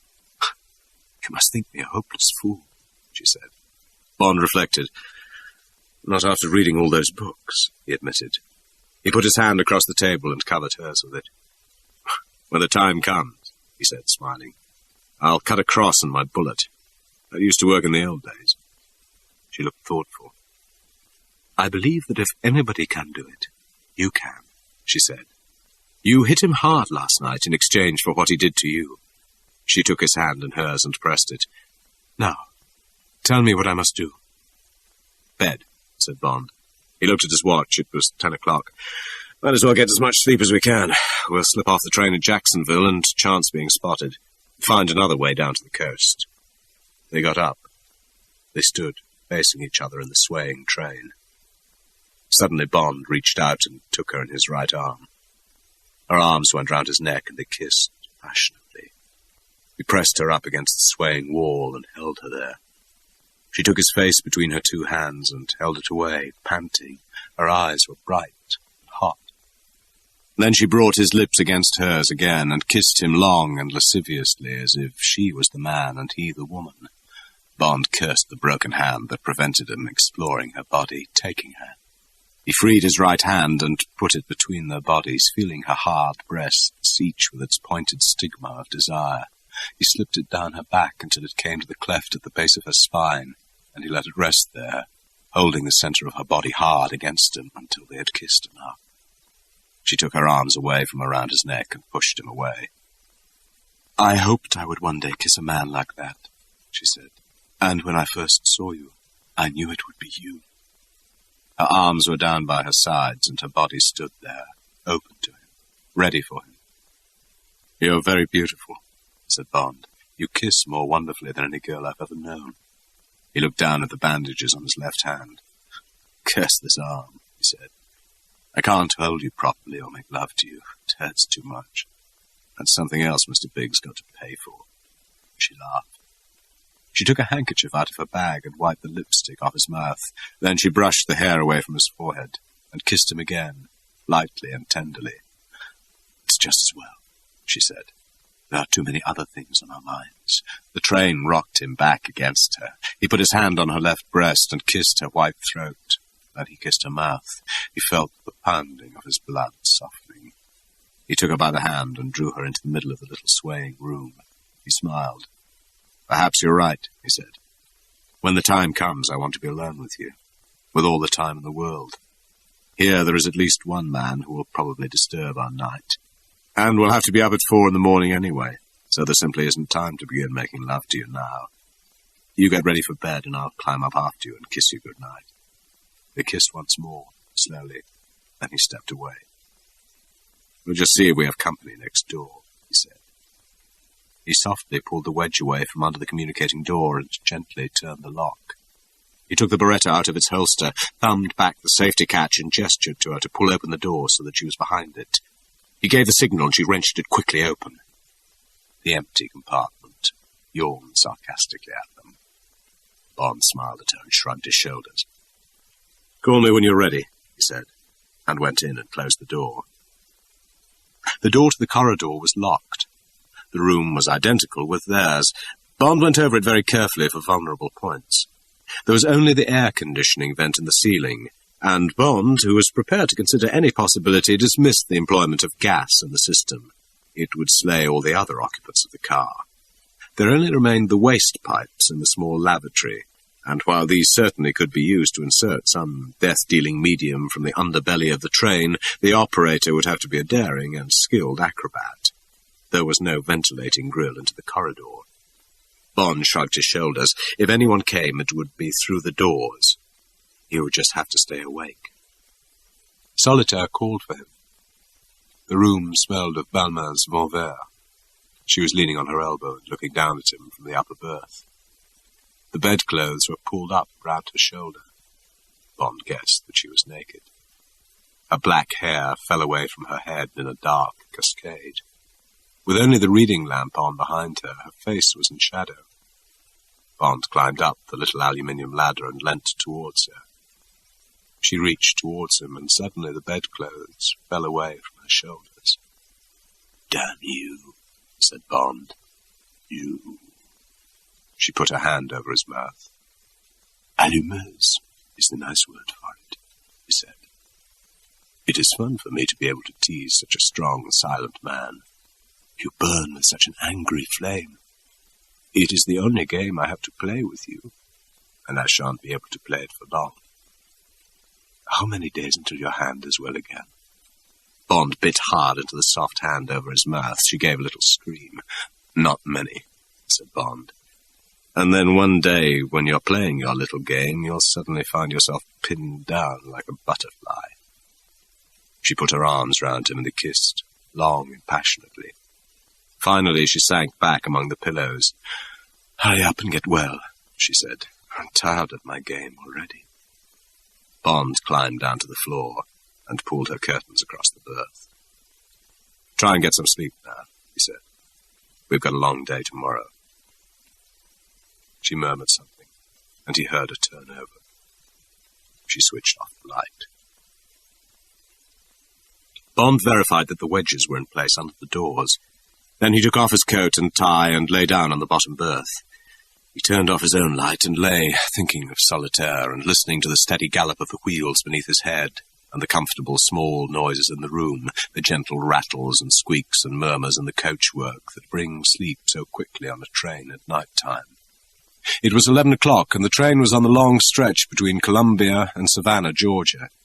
There were another 6 hours or so to Jacksonville, another 6 hours of darkness, during which the big man would almost certainly have instructed his agent to make some move, while the whole train was asleep, and while a man could use the corridors without interference.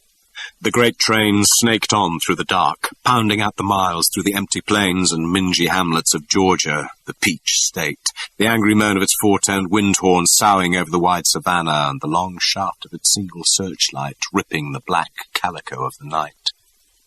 Bond turned on his light again and read for a while, but his thoughts were too insistent, and he soon gave up and switched the light off. Instead, he thought of Solitaire and of the future, and of the more immediate prospects of Jacksonville and St. Petersburg, and of seeing Leiter again. Much later, around 1 o'clock in the morning, he was dozing and on the edge of sleep, when a soft, metallic noise, quite close to his head, brought him wide awake with his hand on his gun. There was someone at the passage door, and the lock was being softly tried. Bond was immediately on the floor and moving silently on his bare feet. He gently pulled the wedge away from under the door to the next compartment, and as gently pulled the bolt and opened the door. He crossed the next compartment and softly began to open the door to the corridor. There was a deafening click as the bolt came back. He tore the door open and threw himself into the corridor, only to see a flying figure already nearing the forward end of the car. If his 2 hands had been free, he could have shot the man, but to open the doors, he had to tuck his gun into the waistband of his trousers. Bond knew that pursuit would be hopeless. There were too many empty compartments into which the man could dodge and quietly close the door. Bond had worked all this out beforehand. He knew his only chance would be surprise, and either a quick shot or the man's surrender. He walked a few steps to compartment H. A tiny diamond of paper protruded into the corridor. He went back and into their room, locking the doors behind him. He softly turned on his reading light. Solitaire was still asleep. The rest of the paper, a single sheet, lay on the carpet against the passage door. He picked it up and sat on the edge of his bed. It was a sheet of cheap, ruled notepaper. It was covered with irregular lines of writing in rough capitals in red ink. Bond handled it gingerly, without much hope that it would yield any prints. These people weren't like that. "O witch," he read, "do not slay me. Spare me. His is the body. The divine drummer declares that, when he rises with the dawn, he will sound his drums for you in the morning, very early, very early, very early. Very early, O witch that slays the children of men before they are fully matured. O witch that slays the children of men before they are fully matured.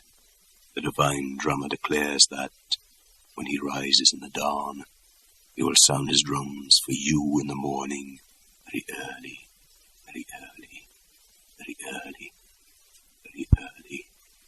We are addressing you, and you will understand." Bond lay down on his bed and thought. Then he folded the paper and put it in his pocketbook. He lay on his back and looked at nothing, waiting for daybreak. Chapter 12. The Everglades.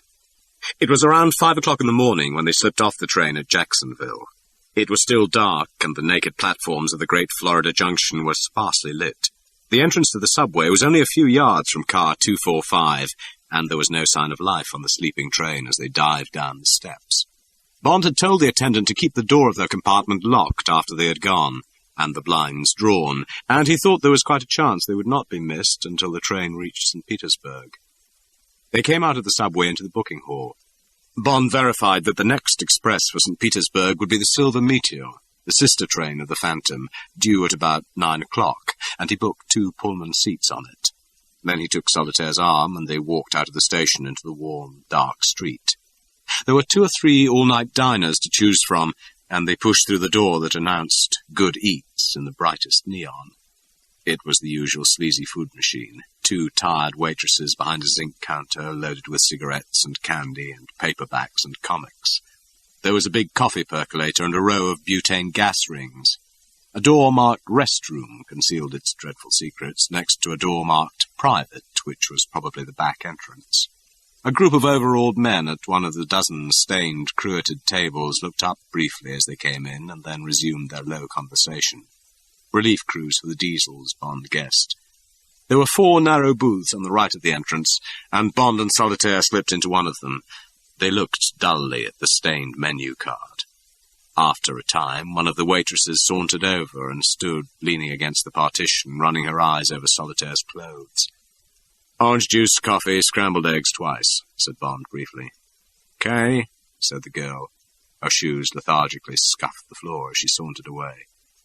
"The scrambled eggs will be cooked with milk," said Bond, "but one can't eat boiled eggs in America. They look so disgusting without the shells, mixed up in a teacup the way they do them here. God knows where they learned the trick. From Germany, I suppose. And bad American coffee's the worst in the world, worse even than in England. I suppose they can't do much harm to the orange juice. After all, we are in Florida now." He suddenly felt depressed by the thought of their 4-hour wait in this unwashed, dog-eared atmosphere. "Everybody's making easy money in America these days," said Solitaire. "That's always bad for the customer. All they want is to strip a quick dollar off you and toss you out. Wait till you get down to the coast. At this time of the year, Florida's the biggest sucker trap on earth. On the East Coast, they fleece the millionaires. Where we're going, they just take it off the little man. Serves him right, of course. He goes there to die. You can't take it with him." "For heaven's sake," said Bond, "what sort of place are we going to?" "Everybody's nearly dead in St. Petersburg," explained Solitaire. "It's the great American graveyard. When the bank clerk or the post office worker or the railroad conductor reaches 60, he collects his pension or his annuity and goes to St. Petersburg to get a few years' sunshine before he dies. It's called the Sunshine City. The weather's so good that the evening paper there, the Independent, is given away free any day the sun hasn't shone by edition time. It only happens 3 or 4 times a year, and it's a fine advertisement. Everybody goes to bed at around 9 o'clock in the evening, and during the day the old folks play shuffleboard and bridge, herds of them. And there's a couple of baseball teams down there, the Kids and the Cubs, all over 75. Then they play bowls, but most of the time they sit squashed together in droves on things called sidewalk davenports, rows of benches up and down the sidewalks of the main streets. They just sit in the sun and gossip and doze. It's a terrifying sight, all these old people with their spectacles and hearing aids and clicking false teeth." "Sounds pretty grim," said Bond. "Why the hell did Mr. Big choose this place to operate from?" "It's perfect for him," said Solitaire seriously. "There's practically no crime, except cheating at bridge and canasta. So there's a very small police force. There's quite a big Coast Guard station, but it's mainly concerned with smuggling between Tampa and Cuba, and sponge fishing out of season at Tarpon Springs. I don't really know what he does there, except that he's got a big agent called the Robber. Something to do with Cuba, I expect," she added thoughtfully. "Probably mixed up with communism. I believe Cuba comes under Harlem and runs red agents all through the Caribbean. Anyway," she went on, "St. Petersburg is probably the most innocent town in America. Everything's very folksy and gracious. It's true there's a place called the Restorium, the hospital for alcoholics, but very old ones, I suppose," she laughed. "And I expect they're past doing anyone any harm." "You'll love it," she smiled maliciously at Bond. You'll probably want to settle down there for life and be an oldster too. That's the great word down there, oldster. God forbid, said Bond fervently. It sounds rather like Bournemouth or Torquay, but 1,000,000 times worse. I hope we don't get into a shooting match with the robber and his friends. We'd probably hurry a few hundred oldsters off to the cemetery with heart failure. But isn't there anyone young in this place? Oh, yes, laughed Solitaire. Plenty of them. All the local inhabitants who take the money off the oldsters, for instance. The people who own the motels and the trailer camps. You could make plenty of money running the bingo tournaments. I'll be your barker, the girl outside who gets the suckers in. Dear Mr. Bond, she reached over and pressed his hand, will you settle down with me and grow old gracefully in St. Petersburg? Bond sat back and looked at her critically. I want a long time of disgraceful living with you first, he said with a grin. I'm probably better at that, but it suits me that they go to bed at 9 down here. Her eyes smiled back at him. She took her hand away from his as their breakfast arrived. Yes, she said. You go to bed at 9. Then I shall slip out by the back door and go on the tiles with the kids and the cubs. The breakfast was as bad as Bond had prophesied. When they had paid, they wandered over to the station waiting room. The sun had risen, and the light swarmed in dusty bars into the vaulted, empty hall. They sat together in a corner, and until the silver meteor came in, Bond plied her with questions about the big man and all she could tell him about his operations. Occasionally he made a note of a date or a name, but there was little she could add to what he knew. She had an apartment to herself in the same Harlem block as Mr. Big, and she had been kept virtually a prisoner there for the past year. She had 2 tough negresses as companions and was never allowed out without a guard. From time to time, Mr. Big would have her brought over to the room where Bond had seen him. There she would be told to divine whether some man or woman, generally bound to a chair, was lying or not. She varied her replies according to whether she sensed these people were good or evil. She knew that her verdict might often be a death sentence, but she felt indifferent to the fate of those she judged to be evil. Very few of them were white. Bond jotted down the dates and details of all these occasions. Everything she told him added to the picture of a very powerful and active man, ruthless and cruel, commanding a huge network of operations. All she knew of the gold coins was that she had several times had to question men on how many they had passed and the price they had been paid for them. Very often, she said, they were lying on both counts. Bond was careful to divulge very little of what he himself knew or guessed. His growing warmth towards Solitaire and his desire for her body were in a compartment which had no communicating door with his professional life. The silver meteor came in on time, and they were both relieved to be on their way again and to get away from the dreary world of the big junction. The train sped on down through Florida, through the forests and swamps, stark and bewitched with Spanish moss, and through the mile upon mile of citrus groves. All through the center of the state, the moss lent a dead, spectral feeling to the landscape. Even the little townships through which they passed had a grey, skeletal aspect, with their dried-up, sun-sucked clapboard houses. Only the citrus groves laden with fruit looked green and alive. Everything else seemed baked and desiccated with the heat. Looking out at the gloomy, silent, withered forests, Bond thought that nothing could be living in them except bats and scorpions, horned toads and black widow spiders. They had lunch, and then suddenly the train was running along the Gulf of Mexico, through the mangrove swamps and palm groves, endless motels and caravan sites, and Bond caught the smell of the other Florida, the Florida of the advertisements, the land of Miss Orange Blossom, 1954. They left the train at Clearwater, the last station before St. Petersburg. Bond took a cab and gave the address on Treasure Island, half an hour's drive away. It was 2 o'clock, and the sun blazed down out of a cloudless sky. Solitaire insisted on taking off her hat and veil. "It's sticking to my face," she said. "Hardly a soul has ever seen me down here." A big Negro with a face pitted with ancient smallpox was held up in his cab at the same time as they were checked at the intersection of Park Street and Central Avenue, where the avenue runs on to the long Treasure Island causeway across the shallow waters of Boca Ciega Bay. When the Negro saw Solitaire's profile, his mouth fell open. He pulled his cab into the curb and dived into a drugstore. He called a St. Petersburg number. "This is Buxy," he said urgently into the mouthpiece. "Give me the rubber and step on it. That you, Robert. Listen, the big man must be in town. What do you mean you just talked with him in New York? I just seen his gal in a Clearwater cab, one of the Stassen companies, heading over the causeway. Sure, I'm certain, cross my heart, couldn't mistake that eye for. With a man in a blue suit, grey Stetson, seemed like a scar down his face. What do you mean following? I just couldn't believe you wouldn't tell me the big man was in town if he was. I thought maybe I'd better check in, make sure. Okay, I'll catch the cab when he comes over the causeway, else at Clearwater. Okay, keep your shirt on. I ain't done nothing wrong." The man called the robber was through to New York in 5 minutes. He had been warned about Bond, but he couldn't understand where Solitaire tied into the picture. When he had finished talking to the big man, he still didn't know, but his instructions were quite definite. He rang off and sat for a while, drumming his fingers on his desk. 10 grand for the job. He needed 2 men. That would leave 8 grand for him. He licked his lips and called a pool room in a downtown bar in Tampa.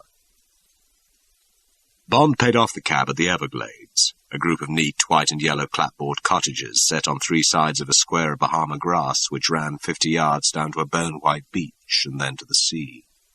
From there, the whole Gulf of Mexico stretched away, as calm as a mirror, until the heat haze on the horizon married it into the cloudless sky.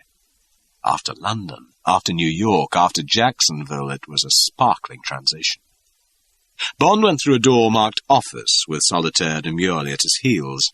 He rang a bell that said Manageress, Mrs. Stuyvesant, and a withered shrimp of a woman with blue-rinsed hair appeared and smiled with her pinched lips.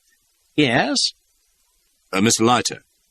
"Ah, yes, you're Mr. Bryce, Commander No. 1, right down on the beach. Mr. Leiter's been expecting you since lunchtime. And, she heliographed with her pince-nez towards Solitaire. "Mrs. Bryce," said Bond. "Ah, yes," said Mrs. Stuyvesant, wishing to disbelieve. "Well, if you'd care to sign the register, I'm sure you and, Mrs. Bryce would like to freshen up after the journey. The full address, please." "Thank you." She led them out and down the cement path to the end cottage on the left. She knocked, and Leiter appeared. Bond had looked forward to a warm welcome, but Leiter seemed staggered to see him. His mouth hung open, his straw-coloured hair, still faintly black at the roots, looked like a haystack. "You haven't met my wife, I think," said Bond. No, I mean, yes. How do you do?" The whole situation was beyond him. Forgetting Solitaire, he almost dragged Bond through the door. At the last moment he remembered the girl and seized her with his other hand and pulled her in too, banging the door shut with his heels so that Mrs. Stuyvesant's "I hope you have a happy" was guillotined before the stay. Once inside, Leiter could still not take them in. He stood and gaped from one to the other. Bond dropped his suitcase on the floor of the little lobby. There were 2 doors. He pushed open the one on his right and held it for Solitaire. It was a small living room that ran the width of the cottage and faced across the beach to the sea. It was pleasantly furnished with bamboo beach chairs upholstered in foam rubber covered with a red and green hibiscus chintz. Palm leaf matting covered the floor. The walls were duck's egg blue, and in the centre of each was a colour print of tropical flowers in a bamboo frame. There was a large drum-shaped table in bamboo with a glass top. It held a bowl of flowers and a white telephone. There were broad windows facing the sea, and to the right of them a door leading onto the beach. White plastic jalousies were drawn halfway up the windows to cut the glare from the sand. Bond and Solitaire sat down. Bond lit a cigarette and threw the pack and his lighter onto the table. Suddenly, the telephone rang. Leiter came out of his trance and walked over from the door and picked up the receiver. "Speaking," he said. "Put the lieutenant on." "That you, Lieutenant?" "He's here. Just walked in." "No, all in one piece." He listened for a moment, then turned to Bond. "Where'd you leave the Phantom?" he asked. Bond told him. "Jacksonville," said Leiter into the telephone. "Yeah, I'll say, sure. I'll get the details from him and call you back. Will you call off homicide?" "I'd sure appreciate it. And New York." "Much obliged, Lieutenant." Orlando 9000. "Okay. Thanks again. Bye." He put down the receiver. He wiped the sweat off his forehead and sat down opposite Bond. Suddenly he looked at Solitaire and grinned apologetically. "I guess you're Solitaire," he said. "Sorry for the rough welcome. It's been quite a day. For the second time in around 24 hours, I didn't expect to see this guy again. He turned back to Bond. Okay to go ahead? He asked. Yes, said Bond. Solitaire's on our side now. That's a break, said Leiter. Well, you won't have seen the papers or heard the radio, so I'll give you the headlines first. The Phantom was stopped soon after Jacksonville, between Waldo and Oakland. Your compartment was Tommy-gunned and bombed, blown to bits. Killed the Pullman porter who was in the corridor at the time. No other casualties. Bloody uproar going on. Who did it? Who's Mr. Brass and who's Mrs. Brass? Where are they? Of course, we were sure you'd been snatched. The police at Orlando are in charge. Traced the bookings back to New York. Found the FBI had made them. Everyone comes down on me like a load of bricks. Then you walk in with a pretty girl on your arm looking as happy as a clam. Leiter burst out laughing. Boy, you should have heard Washington a while back. Anybody would have thought it was me that bombed the goddamn train. He reached for one of Bond's cigarettes and lit it. Well, he said, that's a synopsis. I'll hand over the shooting script when I've heard your end. Give.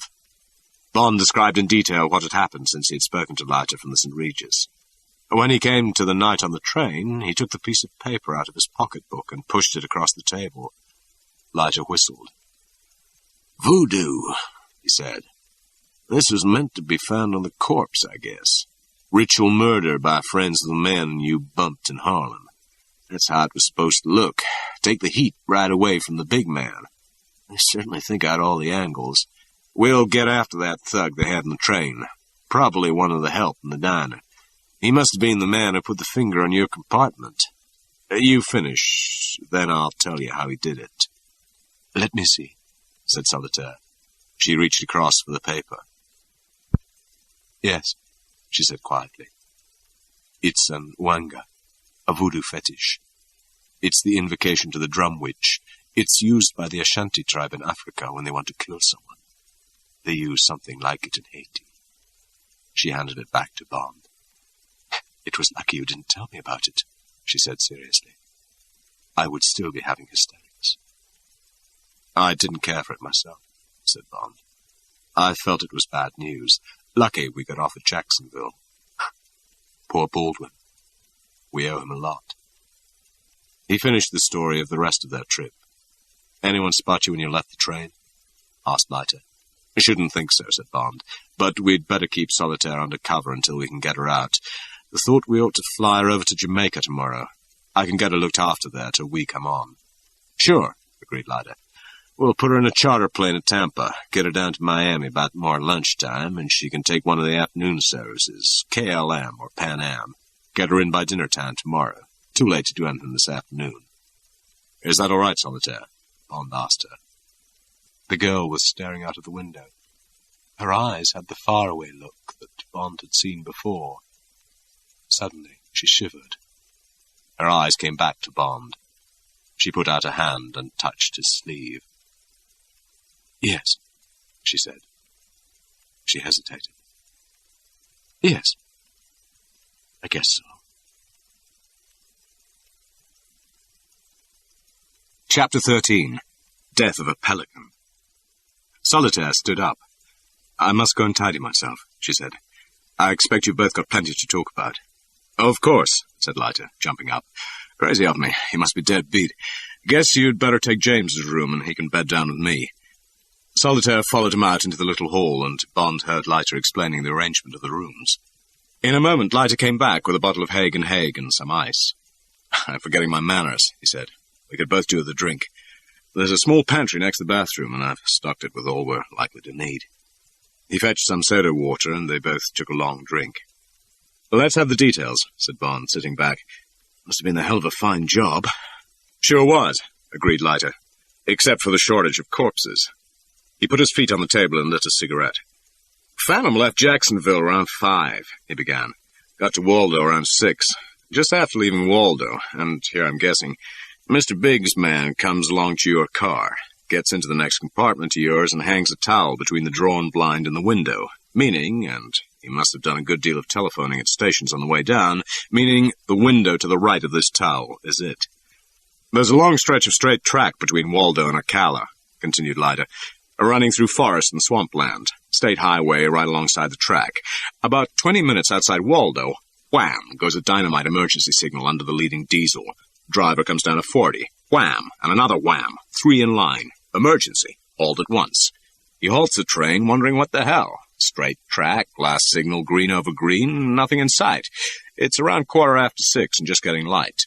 There's a sedan, clouded heap, I expect. Bond raised an eyebrow. A stolen car, explained Leiter. Grey, thought to have been a Buick. No lights, engine running, waiting on the highway opposite the center of the train. 3 men get out, colored, probably Negro. They walk slowly in line abreast along the grass verge between the road and the track. 2 on the outside carry rippers, Tommy guns.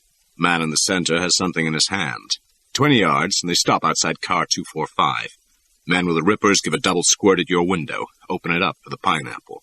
Center man tosses in the pineapple, and all 3 run back to the car. 2 seconds fuse. As they reach the car, boom.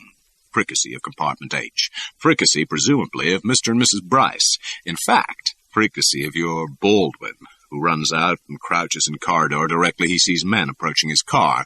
No other casualties except multiple shock and hysterics throughout train. Car drives away very fast towards limbo, where it still is and will probably remain. Silence, mingled with screams, falls. People run to and fro. Train limps gingerly into a Kawa. Drops car 245. Is allowed to proceed 3 hours later.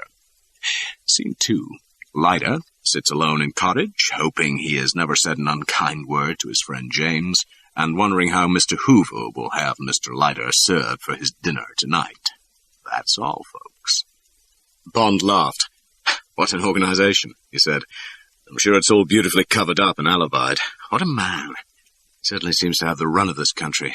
Just shows how one can push a democracy around, what with habeas corpus and human rights and all the rest. Glad we haven't got him in our hands in England. Wooden truncheons wouldn't make much of a dent in him.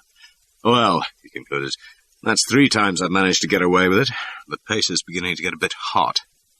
Yes, said Leiter thoughtfully. Before you arrived over here, you could have counted the mistakes Mr. Big has ever made on one thumb. Now he's made 3, all in a row.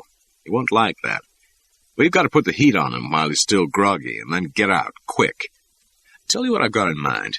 There's no doubt that gold gets into the States through this place. We've tracked the secretary again and again, and she just comes straight over from Jamaica to St. Petersburg and docks at that worm and bait factory, Rubberus, or whatever it's called. Ouroboros, said Bond. The great worm of mythology. Good name for a worm and bait factory. Suddenly a thought struck him. He hit the glass tabletop with the flat of his hand. Felix, of course! Ouroboros, the robber, don't you see? Mr. Big's man down here. It must be the same. Leiter's face lit up. Christ almighty, he exclaimed. Of course it's the same. That Greek who's supposed to own it, the man in Tarpon Springs that figures in the reports, that blockhead showed us in New York, Bingswanger. He's probably just a figurehead. Probably doesn't even know there's anything phony about it. It's his manager here we've got to get after. The robber, of course that's who it is. Leiter jumped up. Come on, let's get going. We'll go right along and look the place over. I was going to suggest it anyway, seeing the secretary always docks at their wharf. She's in Cuba now, by the way, he added. Havana. Cleared from here a week ago. They searched her good and proper when she came in and when she left. Didn't find a thing, of course. I thought she might have a false keel. Almost tore it off. She had to go into dock before she could sail again. Nix. Not a shadow of anything wrong, let alone a stack of gold coins. Anyway, we'll go and smell around. See if we can get a look at our robber friend. I'll just have to talk to Orlando and Washington. Tell them all we know. They must catch up quick with the big man's fellow on the train. Probably too late by now. You go and see how Solidaire's getting on. Tell her she's not to move till we get back. Lock her in. We'll take her out to dinner in Tampa. They've got the best restaurant on the whole coast. Cuban. Los Novedades. We'll stop at the airport on the way and fix her flight for tomorrow. Leiter reached for the telephone and asked for long distance. Bond left him to it. 10 minutes later, they were on their way. Solitaire had not wanted to be left. She had clung to Bond. I want to get away from here, she said, her eyes frightened. I have a feeling. She didn't end the sentence. Bond kissed her. It's all right, he said. We'll be back in an hour or so. Nothing can happen to you here. Then I shan't leave you until you're on the plane. We can even stay the night in Tampa and get you off at first light. Yes, please, said Solitaire anxiously. I'd rather do that. I'm frightened, dear. I feel in danger. She put her arms round his neck. Don't think I'm being hysterical. She kissed him. Now you can go. I just wanted to see you. Come back quickly. Leiter had called, and Bond had closed the door on her and locked it. He followed Leiter to his car on the parkway, feeling vaguely troubled. He couldn't imagine that the girl could come to any harm in this peaceful, law-abiding place, or that the big man could conceivably have traced her to the Everglades, which was only one of 100 similar beach establishments on Treasure Island. But he respected the extraordinary power of her intuitions, and her attack of nerves made him uneasy. The sight of Leiter's car put these thoughts out of his mind. Bond liked fast cars, and he liked driving them. Most American cars bored him. They lacked personality and the patina of individual craftsmanship that European cars have. They were just vehicles, similar in shape and in colour, and even in the tone of their horns, designed to serve for a year and then be turned in part exchange for the next year's model. All the fun of driving had been taken out of them with the abolition of a gear change, with hydraulic-assisted steering and spongy suspension. All effort had been smoothed away, and all of that close contact with the machine and the road that extracts skill and nerve from the European driver. To Bond, American cars were just beetle-shaped dodgems in which you motored along with one hand on the wheel, the radio full on, and the power-operated windows closed to keep out the drafts. But Leiter had got hold of an old Cord, one of the few American cars with a personality, and it cheered Bond to climb into the low-hung saloon, to hear the solid bite of the gears and the masculine tone of the wide exhaust. 15 years old, he reflected, yet still one of the most modern-looking cars in the world. They swung onto the causeway and across the wide expanse of unrippled water that separates the 20 miles of narrow island from the broad peninsula sprawling with St. Petersburg and its suburbs. Already as they idled up Central Avenue on their way across the town to the yacht basin and the main harbour and the big hotels, Bond caught a whiff of the atmosphere that makes the town the old folks' home of America. Everyone on the sidewalks had white hair, white or blue, and the famous sidewalk Davenports that Solitaire had described were thick with oldsters sitting in rows like the starlings in Trafalgar Square.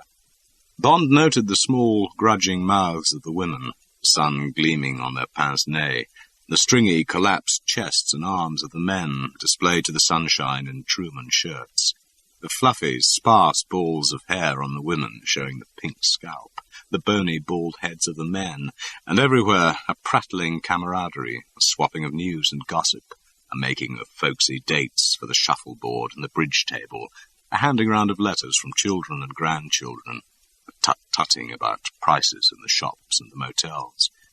You didn't have to be amongst them to hear it all. It was all in the nodding and twittering of the balls of blue fluff, the back-slapping and hawk and spitting of the little old bald heads. "Makes you want to climb right into the tomb and pull the lid down," said Leiter at Bond's exclamations of horror. "You wait till we get out and walk. If they see a shadow coming up the sidewalk behind them, they jump out the way as if you were the chief cashier coming to look over the shoulders in the bank. It's ghastly. Makes me think of the bank clerk who went home unexpectedly at midday and found the president of the bank sleeping with his wife. He went back and told his pals in the ledger department and said, 'Gosh, fellas, he nearly caught me.'" Bond laughed. "You can hear all the presentation gold watches ticking in their pockets," said Leiter. "Place is full of undertakers and pawn shops stuffed with gold watches and Masonic rings and bits of jet and lockets full of hair. Makes you shiver to think of it all. Wait till you go to Aunt Millie's place and see them all in droves, mumbling over their corned beef hash and cheeseburgers, trying to keep alive till 90. It'll frighten the life out of you. But they're not all old down here. Take a look at that ad over there." He pointed towards a big hoarding on a deserted lot. It was an advertisement for maternity clothes. "Stutzheimer and Block," it said. "It's new, our anticipation department, and after. Clothes for chips, 1 to 4, and twigs, 4 to 8. Bond groaned. "Let's get away from here," he said. "This is really beyond the call of duty." They came down to the waterfront and turned right, until they came to the seaplane base and the Coast Guard station. The streets were free of oldsters, and here there was the normal life of a harbour, Wharves, warehouses, a ship's chandler, some upturned boats, nets drying, the cry of seagulls, the rather fetid smell coming in off the bay. After the teeming boneyard of the town, the sign over the garage, Drive Yourself, Pat Grady, the smiling Irishman, used cars, was a cheerful reminder of a livelier, bustling world. "Better get out and walk," said Leiter. "The robber's place is in the next block." They left the car beside the harbour and sauntered along past a timber warehouse and some oil storage tanks. Then they turned left again towards the sea. The side road ended at a small, weather-beaten wooden jetty that reached out 20 feet on barnacled piles into the bay. Right up against its open gate was a long, low, corrugated iron warehouse. Over its wide double doors was painted, black on white, Ouroboros Incorporated, live worm and bait merchants, coral, shells, tropical fish, wholesale only. In one of the double doors there was a smaller door with a gleaming Yale lock. On the door was a sign, "Private. Keep out." Against this, a man sat on a kitchen chair, its back tilted so that the door supported his weight. He was cleaning a rifle, a Remington 30 it looked like to Bond. He had a wooden toothpick sticking out of his mouth and a battered baseball cap on the back of his head. He was wearing a stained white singlet that revealed tufts of black hair under his arms, and slept in white canvas trousers and rubber-soled sneakers. He was around 40, and his face was as knotted and seamed as the mooring posts on the jetty. It was a thin, hatchet face, and the lips were thin too, and bloodless. His complexion was the colour of tobacco dust, a sort of yellowy beige. He looked cruel and cold, like the bad man in a film about poker players and gold mines. Bond and Leiter walked past him and onto the pier. He didn't look up from his rifle as they went past, but Bond sensed that his eyes were following them. "If that isn't the robber," said Leiter, "it's a blood relation." A pelican, grey with a pale yellow head, was hunched on one of the mooring posts at the end of the jetty. He let them get very close, then reluctantly gave a few heavy beats of his wings and planed down towards the water.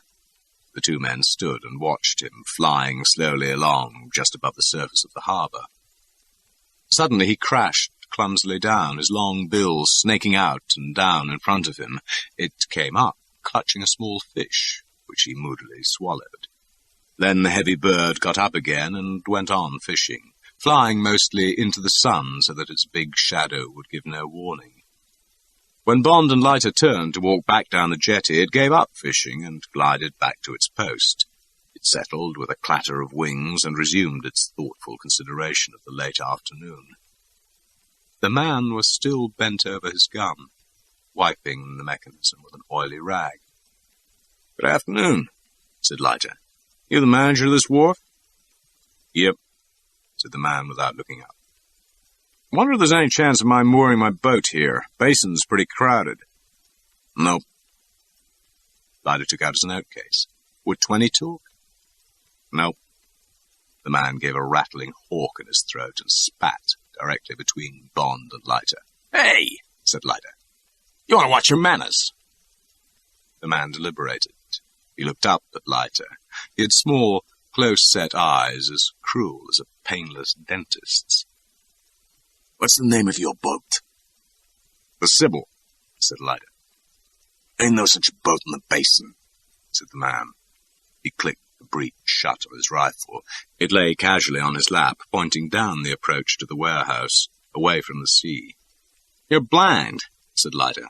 "Been there a week. 60-foot, 2-screw diesel, white with a green awning, rigged for fishing." The rifle started to move lazily in a low arc. The man's left hand was at the trigger, his right just in front of the trigger guard, pivoting the gun. They stood still. The man sat lazily, looking down at the breech, his chair still tilted against the small door with the yellow Yale lock. The gun slowly traversed Leiter's stomach, then Bond's. The two men stood like statues, not risking a move of the hand. The gun stopped pivoting. It was pointing down the wharf. The robber looked briefly up, narrowed his eyes, and pulled the trigger. The pelican gave a faint squawk, and they heard its heavy body crash into the water. The echo of the shot boomed across the harbour. "What the hell'd you do that for?" asked Bond furiously. "Practice," said the man, pumping another bullet into the breech. "Guess there's a branch of the ASPCA in this town," said Leiter. "Let's get along there and report this guy." "Want to be prosecuted for trespass?" asked the robber, getting slowly up and shifting the gun under his arm. "This is private property. Now," he spat the words out, "get the hell out of here." He turned and yanked the chair away from the door, opened the door with a key, and turned with one foot on the threshold. "You both got guns," he said. "I can smell 'em. You come around here again and you follow the Boyd, and I plead self-defense. I've had a bellyful of you lousy dicks around here lately breathing down my neck. Sybil my ass." He turned contemptuously through the door and slammed it so that the frame rattled. They looked at each other. Leiter grinned ruefully and shrugged his shoulders. "Round one to the robber," he said. They moved off down the dusty side road. The sun was setting, and the sea behind them was a pool of blood. When they got to the main road, Bond looked back. A big arc light had come on over the door, and the approach to the warehouse was stripped of shadows. "No good trying anything from the front," said Bond. "But there's never been a warehouse with only one entrance." "Just what I was thinking," said Leiter. "We'll save that for the next visit." They got into the car and drove slowly home across Central Avenue. On their way home, Leiter asked a string of questions about Solitaire. Finally, he said casually, "By the way, hope I fixed the rooms like you want 'em." "Couldn't be better," said Bond cheerfully. "Fine," said Leiter. "Just occurred to me you two might be hyphenating." "You read too much Winchell," said Bond. "It's just a delicate way of putting it," said Leiter. "Don't forget the walls of those cottages are pretty thin. I use my ears for hearing with, not for collecting lipstick." Bond grabbed for a handkerchief. "You lousy goddamn sleuth," he said furiously. Leiter watched him, scrubbing at himself out of the corner of his eye. "What are you doing?" he asked innocently. "I wasn't for a moment suggesting the color of your ears was anything but a natural red. However," he put a wealth of meaning into the word, "if you find yourself dead in your bed tonight," laughed Bond, "you'll know who did it." They were still chaffing each other when they arrived at the Everglades, and they were laughing when the grim Mrs. Stuyvesant greeted them on the lawn. "Pardon me, Mr. Leiter," she said, "but I'm afraid we can't allow music here. I can't have the other guests disturbed at all hours." They looked at her in astonishment. "I'm sorry, Mrs. Stuyvesant," said Leiter. "I don't quite get you." "That big radiogram you had sent round," said Mrs. Stuyvesant. "The man could hardly get the packing case through the door." Chapter 14.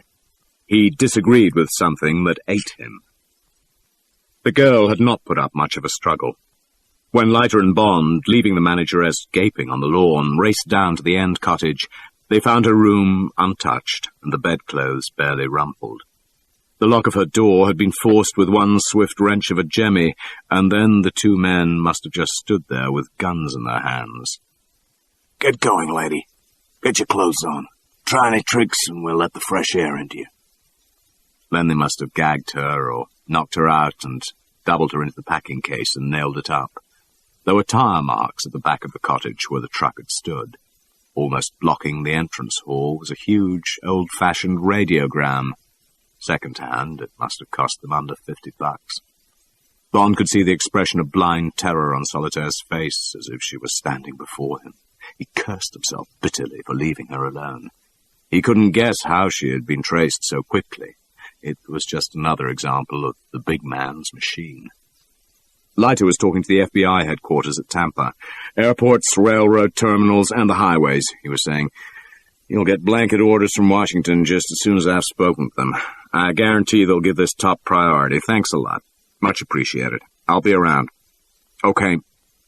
He hung up. "Thank God they're cooperating," he said to Bond, who was standing gazing with hard, blank eyes out to sea. "Sending a couple of their men around right away and throwing as wide a net as they can.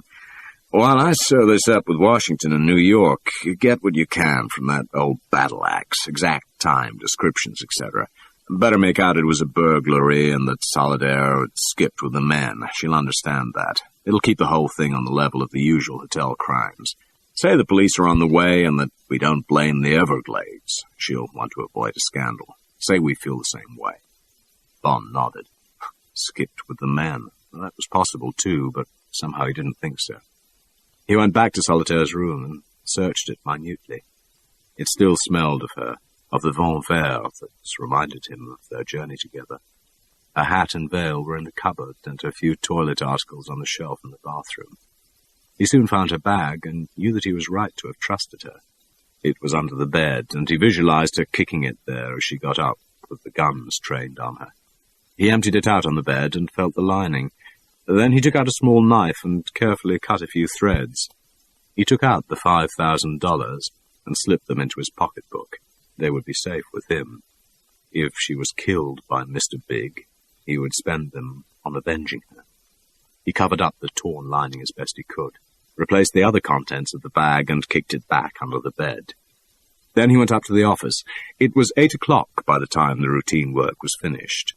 They had a stiff drink together and then went to the central dining room, where a handful of other guests were just finishing their dinner. Everyone looked curiously and rather fearfully at them. What were these two rather dangerous-looking young men doing in this place? Where was the woman who had come with them? Whose wife was she? What had all those goings-on meant that evening? Poor Mrs. Stuyvesant running about looking quite distracted. And didn't they realize that dinner was at 7 o'clock? The kitchen staff would be just going home. Serve them right if their food was quite cold. People must have consideration for others. Mrs. Stuyvesant had said she thought they were government men from Washington. Well, what did that mean?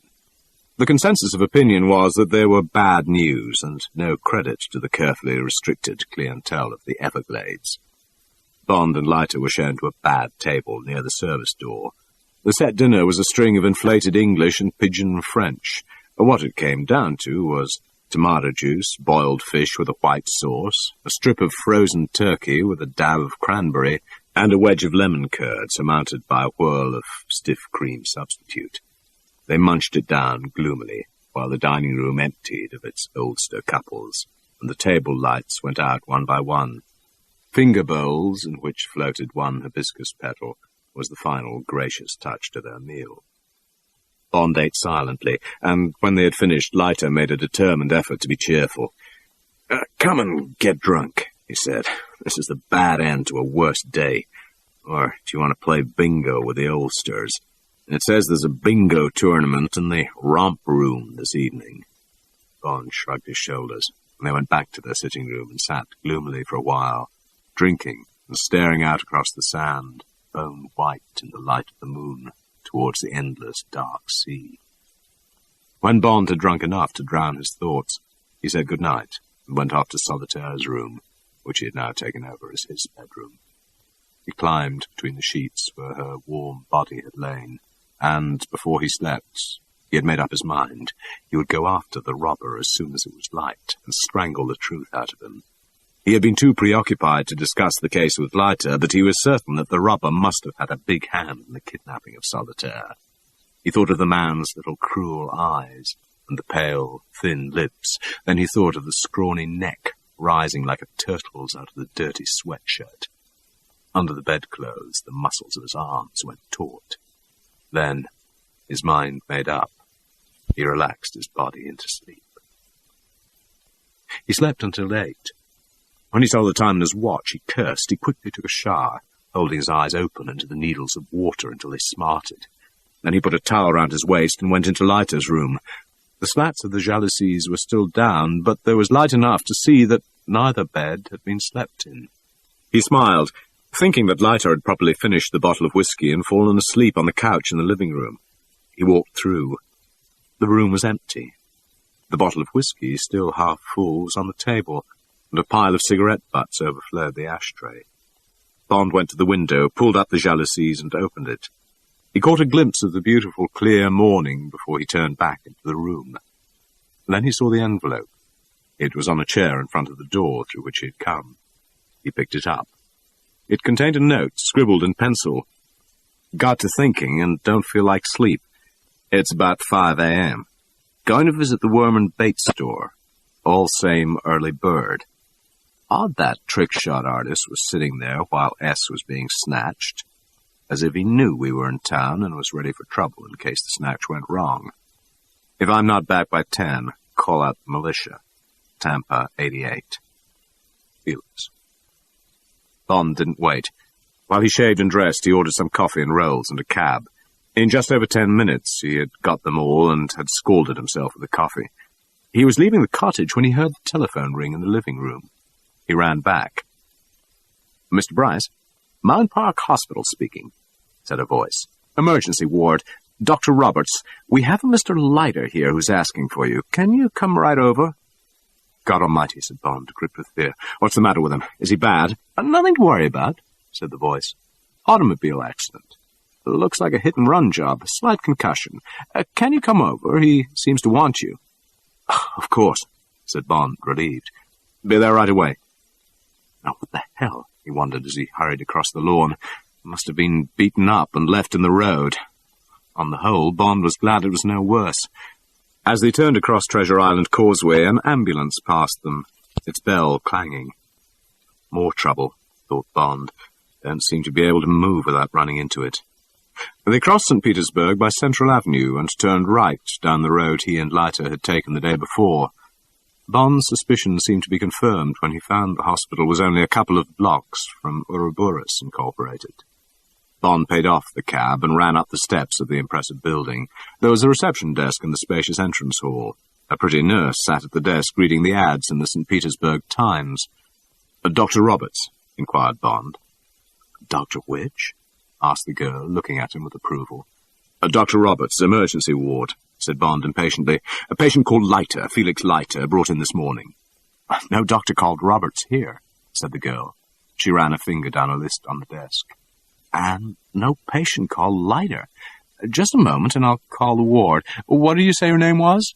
"Bryce," said Bond. "John Bryce." He started to sweat profusely, although it was quite cool in the hall. He wiped his wet hands on his trousers, fighting to keep from panic. The damn girl just didn't know her job. Too pretty to be a nurse, or to have someone competent on the desk. He ground his teeth as she talked cheerfully into the telephone. She put down the receiver. "I'm sorry, Mr. Bryce. Must be some mistake. No cases during the night, and they've never heard of a Dr. Roberts or Mr. Leiter. Sure you've got the right hospital?" Bond turned away without answering her. Wiping the sweat from his forehead, he made for the exit. The girl made a face at his back and picked up her paper. Mercifully, a cab was just drawing up with some other visitors. Bond took it and told the driver to get him back quick to the Everglades. All he knew was that they had got Leiter and had wanted to draw Bond away from the cottage. Bond couldn't make it out, but he knew that suddenly everything was going bad in them, and that the initiative was back in the hands of Mr. Big and his machine. Mrs. Stuyvesant hurried out when she saw him leave the cab. "Your poor friend," she said without sympathy. "Really, he should be more careful." "Yes, Mrs. Stuyvesant, what is it?" said Bond impatiently. "The ambulance came just after you left." The woman's eyes were gleaming with the bad news. "Seems Mr. Leiter was in an accident with his car. They had to carry him to the cottage on a stretcher. Such a nice colored man was in charge. He said Mr. Leiter would be quite all right, but he mustn't be disturbed by any account. Poor boy, face all covered with bandages. They said they'd make him comfortable, and a doctor would be coming later. If there's anything I can—" Bond didn't wait for more. He ran down the lawn to the cottage and dashed through the lobby into Leiter's room. There was the shape of a body on Leiter's bed. It was covered with a sheet. Over the face, the sheet seemed to be motionless. Bond gritted his teeth as he leant over the bed. Was there a tiny flutter of movement? Bond snatched the shroud down from the face. There was no face. Just something wrapped round and round with dirty bandages, like a white wasp's nest. He softly pulled the sheet down further. More bandages, still more roughly wound, with wet blood seeping through. Then the top of a sack which covered the lower half of the body, everything soaked in blood. There was a piece of paper protruding from a gap in the bandages where the mouth should have been. Bond pulled it away and leant down. There was the faintest whisper of breath against his cheek. He snatched up the bedside telephone. It took minutes before he could make Tampa understand. Then the urgency in his voice got through. They would get to him in 20 minutes. He put down the receiver and looked vaguely at the paper in his hand. It was a rough piece of white wrapping paper, scrawled in pencil in ragged block letters were the words, "He disagreed with something that ate him." And underneath, in brackets, "P.S. We have plenty more jokes as good as this." With the movements of a sleepwalker, Bond put the piece of paper down on the bedside table. Then he turned back to the body on the bed. He hardly dared touch it, for fear that the tiny, fluttering breath would suddenly cease. But he had to find out something. His fingers worked softly at the bandages on top of the head. Soon he uncovered some of the strands of hair. The hair was wet, and he put his fingers to his mouth. There was a salty taste. He pulled out some strands of hair and looked closely at them. There was no more doubt. He saw again the pale, straw-coloured mop that used to hang down in disarray over the right eye, grey and humorous, and below it the wry, hawk-like face of the Texan with whom he had shared so many adventures. He thought of him for a moment as he had been. Then he tucked the lock of hair back into the bandages and sat on the edge of the other bed and quietly watched over the body of his friend and wondered how much of it could be saved. When the two detectives and the police surgeon arrived, he told them all he knew in a quiet, flat voice. Acting on what Bond had already told them on the telephone, they had sent a squad car down to the robber's place, and they waited for a report while the surgeon worked next door. He was finished first. He came back into the sitting room looking anxious. Bond jumped to his feet. The police surgeon slumped into a chair and looked up at him. "I think he'll live," he said. "Then it's 50-50.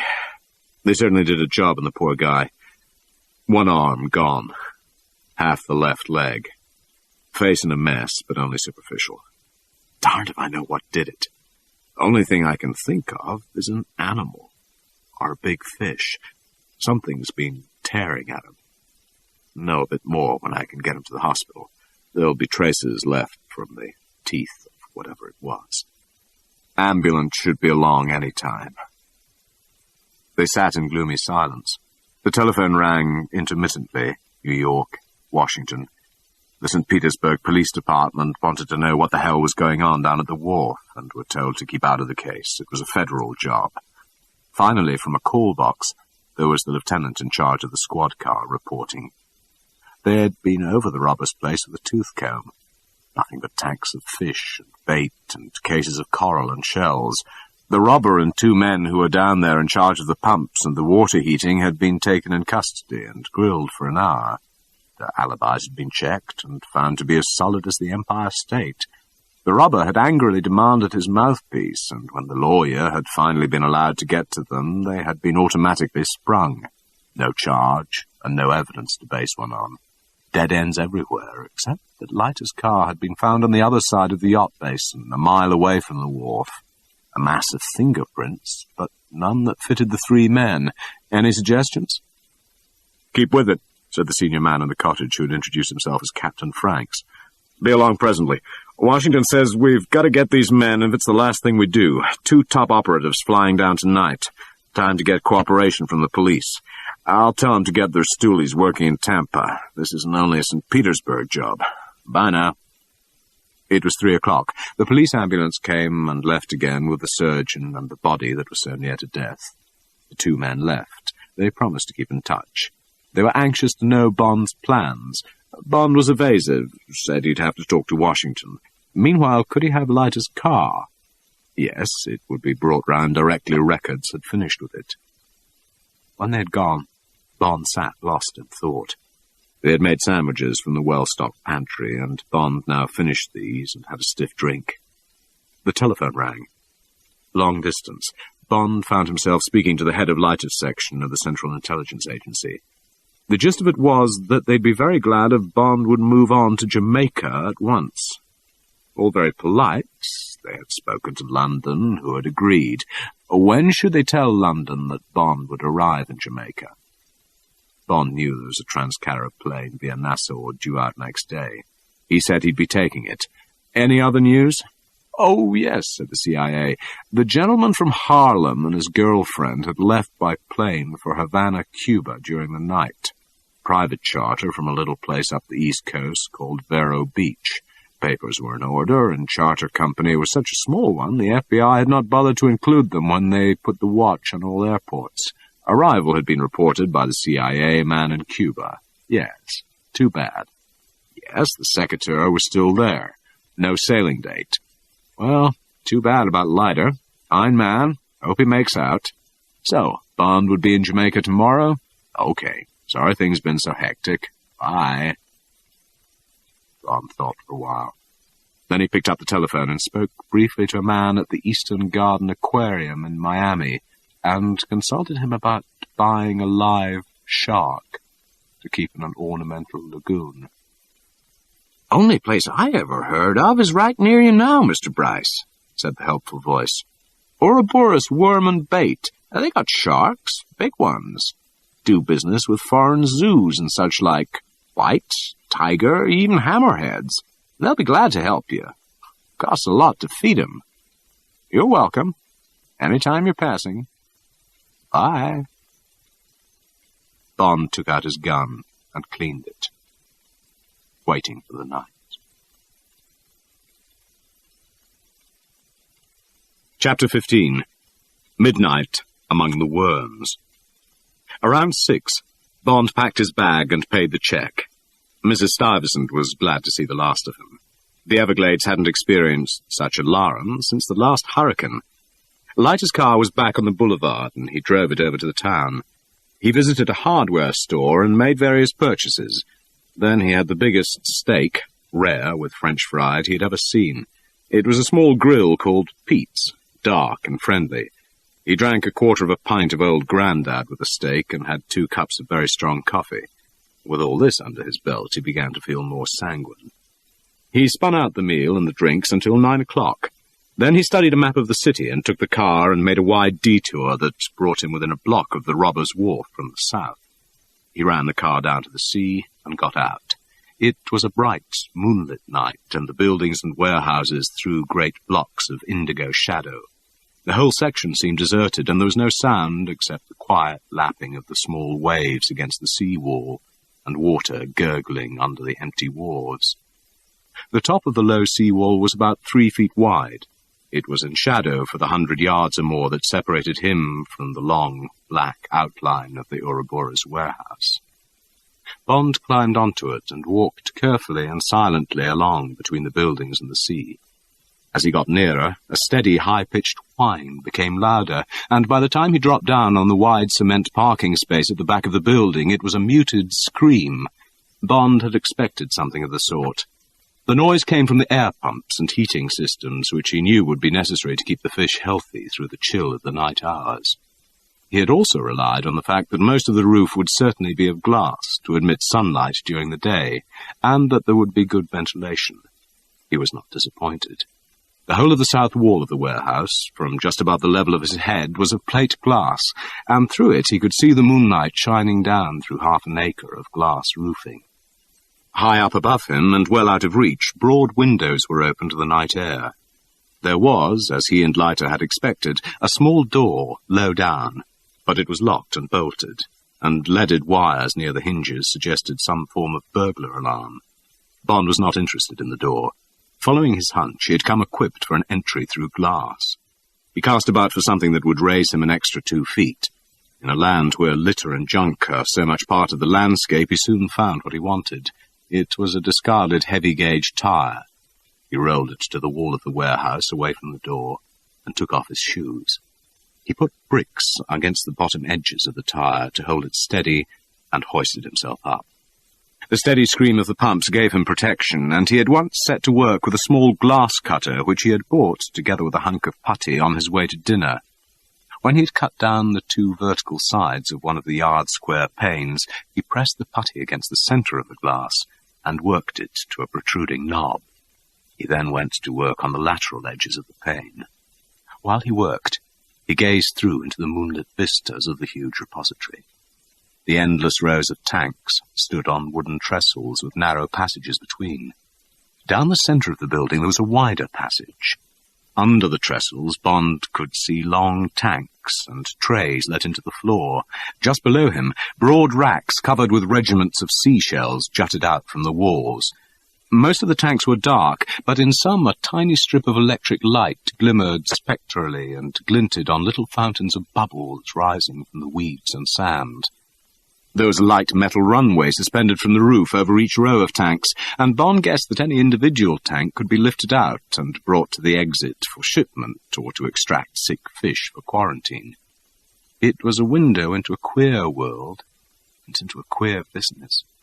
It was odd to think of all the worms and eels and fish stirring quietly in the night, the thousands of gills sighing, and the multitude of antennae waving and pointing and transmitting their tiny radar signals to the dozing nerve centres. After a quarter of an hour's meticulous work, there was a slight cracking noise, and the pane came away attached to the putty knob in his hand. He climbed down and put the pane carefully on the ground, away from the tire. Then he stuffed his shoes inside his shirt. With only one good hand, they might be vital weapons. He listened. There was no sound but the unfaltering whine of the pumps. He looked up to see if by chance there were any clouds about to cross the moon, but the sky was empty, save for its canopy of brightly burning stars. He got back on top of the tire, and with an easy heave, half of his body was through the wide hole he had made. He turned and grasped the metal frame above his head, and, putting all his weight on his arms, he jackknifed his legs through and down, so that they were hanging a few inches above the racks full of shells. He lowered himself until he could feel the backs of the shells with his stocking toes. Then he softly separated them with his toes until he had exposed a width of board. Then he let his whole weight subside softly onto the tray.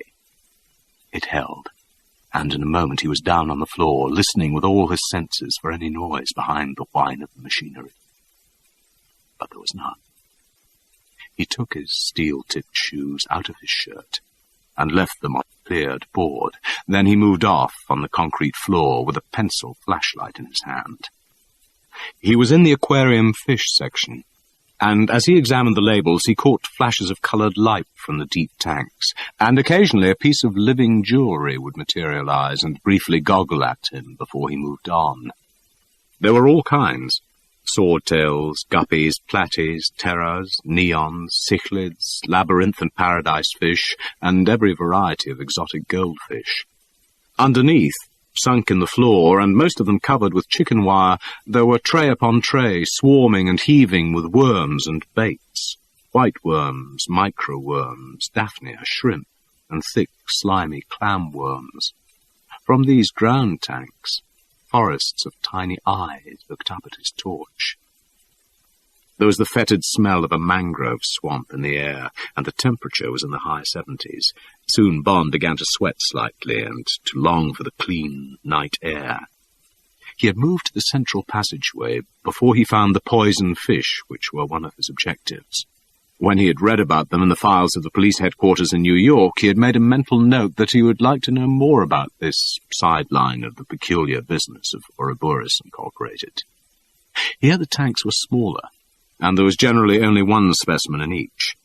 Here the eyes that looked sluggishly at Bond were cold and hooded, and an occasional fang was bared at the torch, or a spined backbone slowly swelled.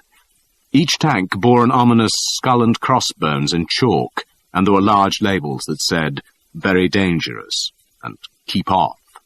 There must have been at least 100 tanks of various sizes, from the large ones to hold torpedo skates and the sinister guitar fish, to smaller ones for the horse-killer eel, mudfish from the Pacific, and the monstrous West Indian scorpion fish, each of whose spines has a poison sac as powerful as a rattlesnake's. Bond's eyes narrowed as he noticed that in all the dangerous tanks, the mud or sand on the bottom occupied nearly half the tank. He chose a tank containing a 6-inch scorpion fish. He knew something of the habits of this deadly species, and in particular that they do not strike, but poison only on contact. The top of the tank was on a level with his waist. He took out a strong pocket-knife he had purchased and opened the longest blade. Then he leant over the tank, and with his sleeve rolled up, he deliberately aimed the knife at the centre of the craggy head between the overhung grottos of the eye sockets. As his hand broke the surface of the water, the white dinosaur spine stood threateningly erect, and the mottled stripes of the fish turned to a uniform muddy brown. Its broad, wing-like pectorals rose slightly, poised for flight. Bond lunged swiftly, correcting his aim for the refraction from the surface of the tank. He pinned the bulging head down as the tail thrashed wildly and slowly drew the fish towards him and up the glass side of the tank. He stood aside and whipped it out onto the floor, where it continued, flapping and jumping despite its shattered skull. He leant over the tank and plunged his hand deep into the centre of the mud and sand. Yes, they were there. His hunch about the poisoned fish had been right. His fingers felt the close rows of coin deep under the mud, like counters in a box. They were in a flat tray. He could feel the wooden partitions. He pulled out a coin, rinsing it and his hand in the cleaner surface water as he did so. He shone his torch on it. It was as big as a modern 5-shilling piece, and nearly as thick. And it was gold. It bore the arms of Spain and the head of Philip II. He looked at the tank, measuring it. There must be 1,000 coins in this one tank that no customs officer would think of disturbing. $10,000 to $20,000 worth, guarded by one poison-fanged Cerberus. These must be the cargo brought in by the secretaire on her last trip a week ago. 100 tanks, say $150,000 worth of gold per trip. Soon the trucks would be coming for the tanks, and somewhere down the road men with rubber-coated tongs would extract the deadly fish and throw them back in the sea or burn them. The water and the mud would be emptied out and the gold coin washed and poured into bags. Then the bags would go to agents, and the coins would trickle out on the market, each one strictly accounted for by Mr. Biggs' machine. It was a scheme after Mr. Biggs' philosophy, effective, technically brilliant, almost foolproof. Bond was full of admiration as he bent to the floor and speared the scorpion fish in the side. He dropped it back in the tank. There was no point in divulging his knowledge to the enemy. It was as he turned away from the tank that all the lights in the warehouse suddenly blazed on, and a voice of sharp authority said, "Don't move an inch! Sting him up!" As Bond took a rolling dive under the tank, he caught a glimpse of the lank figure of the robber, squinting down the sights of his rifle about 20 yards away, up against the main entrance. As he dived, he prayed that the robber would miss, but also he prayed that the floor tank, which was to take his dive, would be one of the covered ones. It was covered with chicken wire. Something snapped up at him as he hit the wire and sprawled clear in the next passageway. As he dived, the rifle cracked, and the scorpion fish tank above his head splintered sharply, and water gushed down. Bond sprinted fast between the tanks, back towards his only means of retreat. Just as he turned the corner, there was a shot, and a tank of angelfish exploded like a bomb just beside his ear.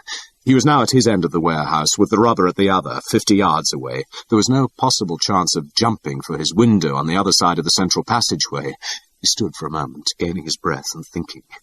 He realized that the lines of tanks would only protect him to the knees, and that below the tanks he would be in full view down the narrow passages. Either way, he could not stand still. He was reminded of the fact as a shot whammed between his legs into a pile of conchas, sending splinters of their hard china buzzing round him like wasps. He ran to his right, and another shot came at his legs. It hit the floor and zoomed into a huge carboy of clams that split in half and emptied 100 shellfish over the floor. Bond raced back, taking long, quick strides. He had his Beretta out and loosed off 2 shots as he crossed the central passageway. He saw the robber jump for shelter as a tank shattered above his head. Bond grinned as he heard a shout drowned by the crash of glass and water. He immediately dropped to one knee and fired 2 shots at the robber's legs, but 50 yards for his small-caliber pistol was too much. There was the crash of another tank, but the second shot clanged emptily into the iron entrance gates. Then the robber was shooting again, and Bond could only dodge to and fro behind the cases and wait to be caught in the kneecap. Occasionally he fired a shot in return to make the robber keep his distance, but he knew the battle was lost. The other man seemed to have endless ammunition. Bond had only 2 shots left in his gun and 1 fresh clip in his pocket. As he shuttled to and fro, slipping on the rare fish that flapped wildly on the concrete, he even stooped to snatching up heavy queen conchs and helmet shells and hurling them towards the enemy. Often they burst impressively on top of some tank at the robber's end and added to the appalling racket inside the corrugated iron shed, but they were quite ineffective.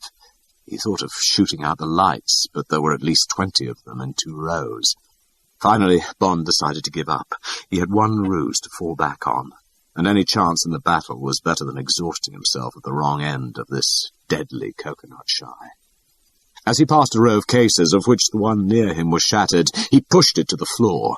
It was still half full of rare Siamese fighting fish, and Bond was pleased with the expensive crash as the remains of the tank burst in fragments on the floor. A wide space was cleared on the trestle table, and after making 2 quick darts to pick up his shoes, he dashed back to the table and jumped up. With no target for the robber to shoot at, there was a moment's silence, save for the whine of the pumps, the sound of water dripping out of broken tanks, and the flapping of dying fish. Bond slipped his shoes on and laced them tight. "Hey, Limey!" called the robber patiently. "Come on out or I start using pineapples. I've been expecting you. I got plenty ammo." "Guess I got to give up," answered Bond through cupped hands. "But only because you smashed one of my ankles." "I'll not shoot," called the robber. "Drop your gun on the floor and come down the central passage with your hands up. We'll have a quiet little talk." "Guess I got no option," said Bond, putting hopelessness into his voice. He dropped his Beretta with a clatter onto the cement floor. He took the gold coin out of his pocket and clenched it in his bandaged left hand. Bond groaned as he put his feet to the floor. He dragged his left leg behind him as he limped heavily up the central passage, his hands held level with his shoulders. He stopped halfway up the passage. The robber came slowly towards him, half-crouching, his rifle pointed at Bond's stomach. Bond was glad to see that his shirt was soaked and that he had a cut over the left eye.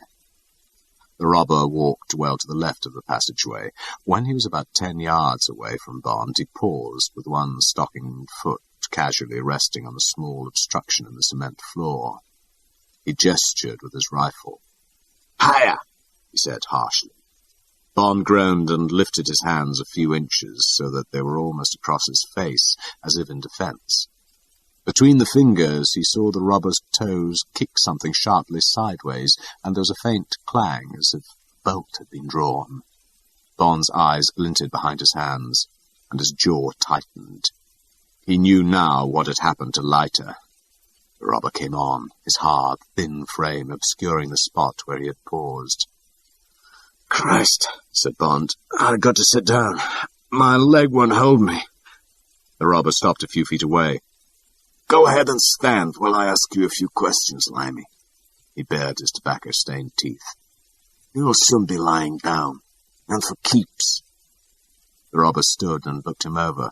Bond sagged. Behind the defeat in his face, his brain was measuring in inches. "Nosy bastard," said the robber.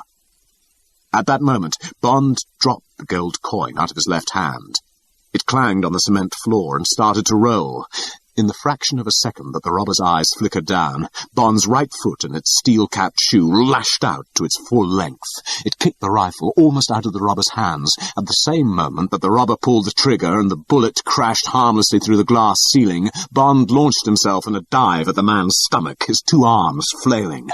Both hands connected with something soft and brought a grunt of agony. Pain shot through Bond's left hand, and he winced as the rifle crashed down across his back. He bore on into the man, blind to pain, hitting with both hands, his head down between hunched shoulders, forcing the man back and off his balance. As he felt the balance yield, he straightened himself slightly and lashed out again with his steel-capped foot. It connected with the robber's kneecap. There was a scream of agony, and the rifle clattered to the ground as the robber tried to save himself. He was halfway to the floor when Bond's uppercut hit him and projected the body another few feet. The robber fell in the center of the passage, just opposite what Bond could now see was a drawn bolt in the floor. As the body hit the ground, a section of the floor turned swiftly on a central pivot, and the body almost disappeared down the black opening of a wide trapdoor in the concrete. As he felt the floor give under his weight, the robber gave a shrill scream of terror, and his hands scrabbled for a hold. They caught the edge of the floor and clutched it just as his whole body slid into space, and the 6-foot panel of reinforced concrete revolved smoothly until it rested upright on its pivot, a black rectangle yawning on either side. Bond gasped for air. He put his hands on his hips and got back some of his breath. Then he walked to the edge of the right-hand hole and looked down. The robber's terrified face, the lips drawn back from the teeth and the eyes madly distended, jabbered up at him. Looking beyond him, Bond could see nothing, but he heard the lapping of water against the foundations of the building, and there was a faint luminescence on the seaward side. Bond guessed that there was access to the sea through wire or narrow bars. As the robber's voice died down to a whimper, Bond could hear something stirring down there, awoken by the light.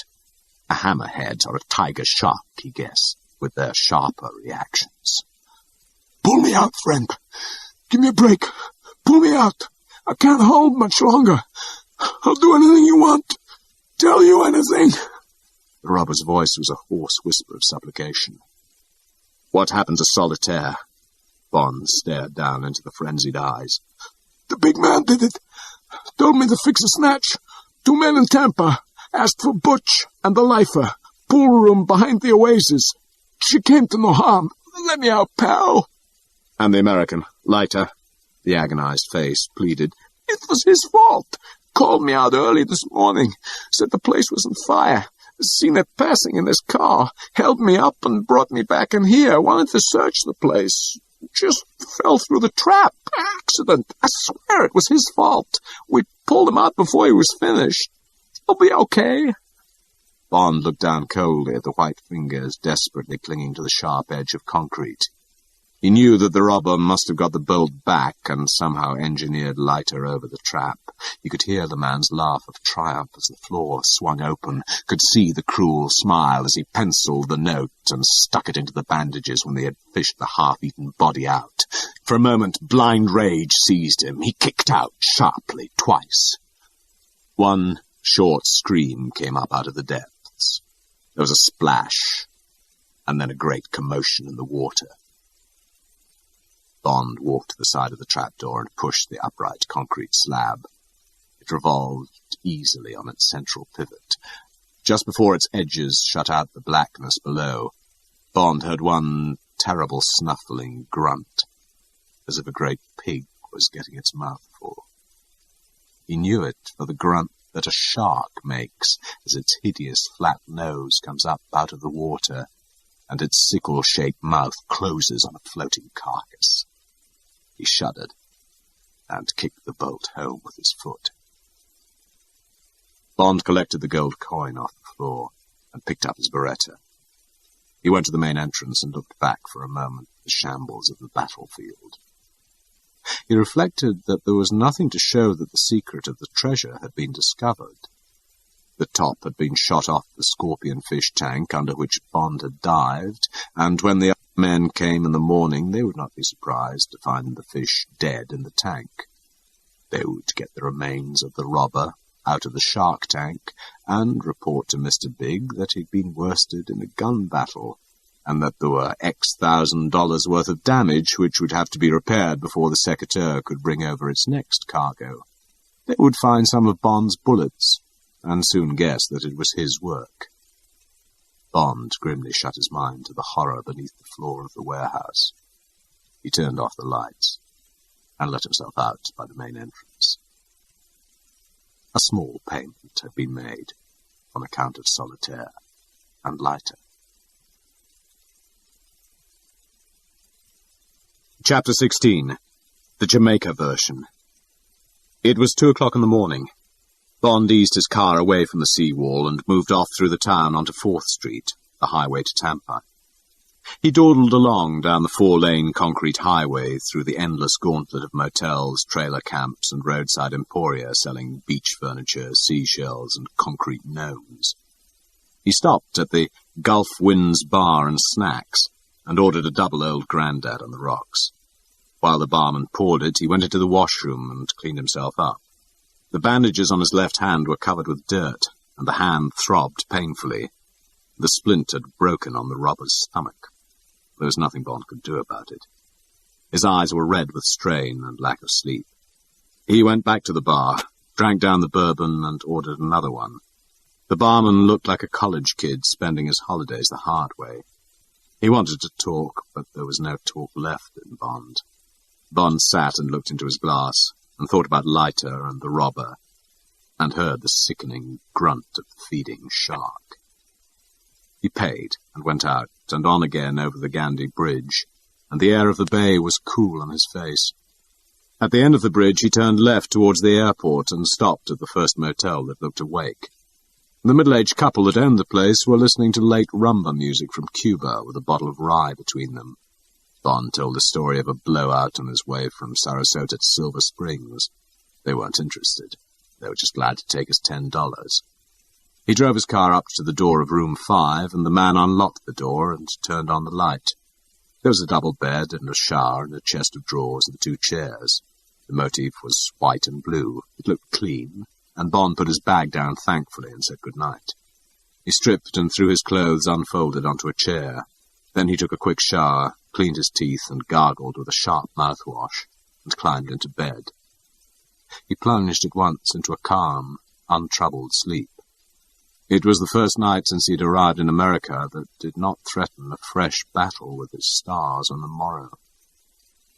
He awoke at midday and walked down the road to a cafeteria where a short-order cook fixed him a delicious 3-decker Western sandwich and coffee.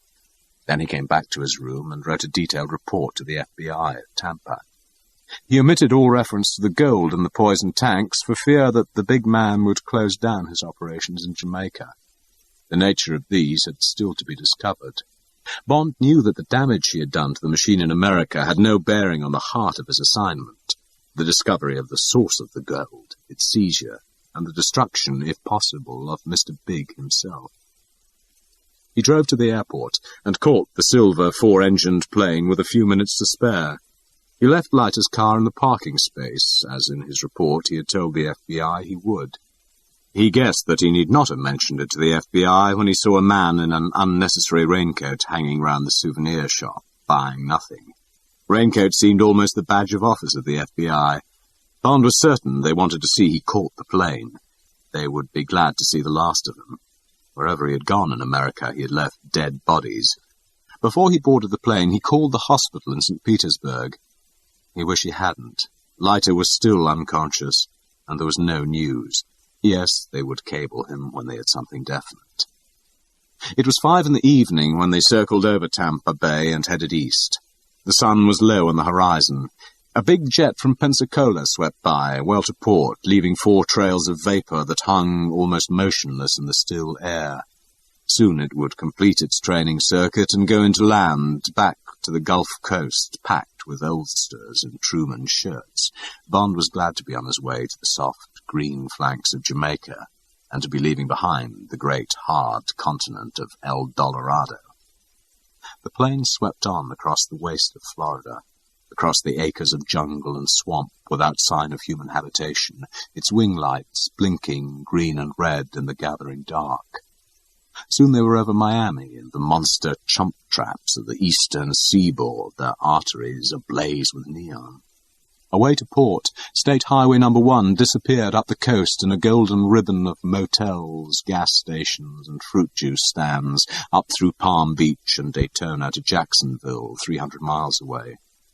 Bond thought of the breakfast he had had at Jacksonville not 3 days before, and of all that had happened since. Soon, after a short stop at Nassau, he would be flying over Cuba, perhaps over the hideout where Mr. Big had put her away. She would hear the noise of the plane, and perhaps her instincts would make her look up towards the sky and feel that for a moment he was nearby. Bond wondered if they would ever meet again and finish what they had begun. But that would have to come later, when his work was over, the prize at the end of the dangerous road that had started 3 weeks before in the fog of London. After a cocktail and an early dinner, they came into Nassau and spent half an hour on the richest island in the world. the sandy patch where 1,000 million pounds of frightened sterling lies buried beneath the canaster tables, and where bungalows surrounded by a thin scurf of screw pine and casuarina change hands at £50,000 apiece. They left the platinum whistle-stop behind, and were soon crossing the twinkling mother-of-pearl lights of Havana, so different in their pastel modesty from the harsh primary colours of American cities at night. They were flying at 15,000 feet, when, just after crossing Cuba, they ran into one of those violent tropical storms that suddenly turn aircraft from comfortable drawing rooms into bucketing death traps. The great plane staggered and plunged, its screws now roaring in vacuum and now biting harshly into walls of solid air. The thin tubes shuddered and swung, crockery crashed in the pantry, and huge rain hammered on the Perspex windows. Bond gripped the arms of his chair so that his left hand hurt, and cursed softly to himself. He looked at the racks of magazines and thought, they won't help much with the steel tires at 15,000 feet, nor will the eau de cologne in the washroom, nor the personalized meals, the free razor, the orchid for your lady now trembling in the icebox, least of all the safety belts and the life jackets with the whistle that the steward demonstrates will really blow, nor the cute little rescue lamp that glows red. No. When the stresses are too great for the tired metal, when the ground mechanic who checks the de-icing equipment is crossed in love and skimps his job, way back in London, Idlewild, Gander, Montreal, when those or many things happen, then the little warm room with propellers in front falls straight down out of the sky into the sea or onto the land, heavier than air, fallible, vain. And the 40 little heavier-than-air people, fallible within the plane's fallibility, vain within its larger vanity, fall down with it and make little holes in the land or little splashes in the sea, which is anyway their destiny, so why worry? You're linked to the ground mechanic's careless fingers in Nassau, just as you are linked to the weak head of the little man in the family saloon who mistakes the red light for the green and meets you head-on for the first and last time as you are motoring quietly home from some private sin. There's nothing to do about it. You start to die the moment you are born. The whole of life is cutting through the pack with a death, so take it easy. Light a cigarette and be grateful you're still alive as you suck the smoke deep into your lungs. Your stars have already let you come quite a long way since you left your mother's womb and whimpered in the cold air of the world. Perhaps they'll even let you get to Jamaica tonight. Can't you hear those cheerful voices in the control tower that have said quietly all day long, "Come in, BOAC, come in, Panam, come in, KLM." Can't you hear them calling you down, too? Come in, Transcarib, come in, Transcarib. Don't lose faith in your stars. Remember that hot stitch of time when you faced death from the robber's gun last night? You're still alive, aren't you? There. We're out of it already. It was just to remind you that being quick with a gun doesn't mean you're really tough. Just don't forget it. This happy landing at Palisadoes Airport comes to you by courtesy of your stars. Better thank them. Bond unfastened his seatbelt and wiped the sweat off his face. To hell with it, he thought, as he stepped down out of the huge, strong plane. Strangways, the chief Secret Service agent for the Caribbean, was at the airport to meet him, and he was quickly through the customs and immigration and finance control. It was nearly 11, and the night was quiet and hot.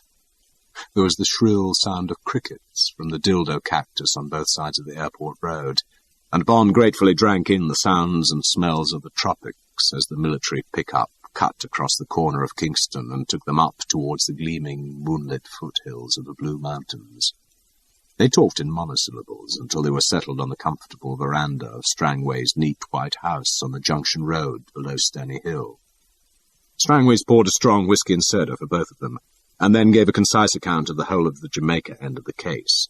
He was a lean, humorous man of about 35, a former lieutenant commander in the special branch of the RNVR. He had a black patch over one eye, and the sort of aquiline good looks that are associated with the bridges of destroyers. But his face was heavily lined under its tan, and Bond sensed from his quick gestures and clipped sentences that he was nervous and highly strung. He was certainly efficient, and he had a sense of humour, and he showed no signs of jealousy at someone from headquarters butting in on his territory. Bond felt that they would get on well together, and he looked forward to the partnership. This was the story that Strangways had to tell. It had always been rumoured that there was treasure on the Isle of Surprise, and that everything that was known about Bloody Morgan supported the rumour. The tiny island lay in the exact centre of Shark Bay, a small harbour that lies at the end of the Junction Road that runs across the thin waste of Jamaica from Kingston to the north coast. The great buccaneer had made Shark Bay his headquarters. He liked to have the whole width of the island between himself and the governor at Port Royal, so that he could slip in and out of Jamaican waters in complete secrecy. The governor also liked the arrangement. The Crown wished a blind eye to be turned on Morgan's piracy until the Spaniards had been cleared out of the Caribbean. When this was accomplished, Morgan was rewarded with a knighthood and the governorship of Jamaica. Till then, his actions had to be disavowed to avoid a European war with Spain. So, for the long period before the poacher turned gamekeeper, Morgan used Shark Bay as his sally port. He built 3 houses on the neighbouring estate, christened Llanrummy after his birthplace in Wales. These houses were called Morgan's, the Doctor's, and the Lady's. Buckles and coins are still turned up in the ruins of them. His ships always anchored in Shark Bay, and he careened them in the lee of the Isle of Surprise, a precipitous lump of coral and limestone that surges straight up out of the centre of the bay and is surmounted by a jungly plateau of about an acre. When, in 1683, he left Jamaica for the last time, it was under open arrest to be tried by his peers for flouting the Crown. His treasure was left behind somewhere in Jamaica, and he died in penury without revealing its whereabouts. It must have been a vast hoard, the fruits of countless raids on Hispaniola, on the capture of innumerable treasure ships sailing for the Plate, of the sacking of Panama and the looting of Maracaibo. But it vanished without trace. It was always thought that the secret lay somewhere on the Isle of Surprise, but for 200 years the diving and digging of treasure hunters yielded nothing. Then, said Strangways, just 6 months before, 2 things had happened within a few weeks. A young fisherman disappeared from the village of Shark Bay and had not been heard of since, and an anonymous New York syndicate purchased the island for £1,000 from the present owner of the Llanrummy estate, which was now a rich banana and cattle property. A few weeks after the sale, the yacht Secateur put into Shark Bay and dropped anchor in Morgan's old anchorage in the lee of the island. It was manned entirely by Negroes. They went to work and cut a stairway in the rock face of the island and erected on the summit a number of low-lying shacks in the fashion known in Jamaica as wattle and daub. They appeared to be completely equipped with provisions, and all they purchased from the fishermen of the bay was fresh fruit and water. They were a taciturn and orderly lot who gave no trouble. They explained to the customs, which they had cleared in the neighbouring Port Maria, that they were there to catch tropical fish, especially the poisonous varieties, and collect rare shells for Ouroboros Incorporated of St. Petersburg. When they had established themselves, they purchased large quantities of these from the Shark Bay, Port Maria, and Orocabessa fishermen. For a week, they carried out blasting operations on the island, and it was given out that these were for the purpose of excavating a large fish tank. The Secateur began a fortnightly shuttle service with the Gulf of Mexico, and watchers with binoculars confirmed that before each sailing consignments of portable fish tanks were taken aboard. Always 6 men were left behind. Canoes approaching the island were warned off by a watchman at the base of the steps in the cliff, who fished all day from a narrow jetty, alongside which the Secateur on her visits moored with 2 anchors out, well sheltered from the prevailing northeasterly winds. No one succeeded in landing on the island by daylight, and after 2 tragic attempts, nobody tried to gain access by night. The first attempt was made by a local fisherman, spurred on by the rumours of buried treasure that no talk of tropical fish could suppress. He had swum out one dark night, and his body had been washed back over the reef next day. Sharks and barracuda had left nothing but the trunk and the remains of a thigh.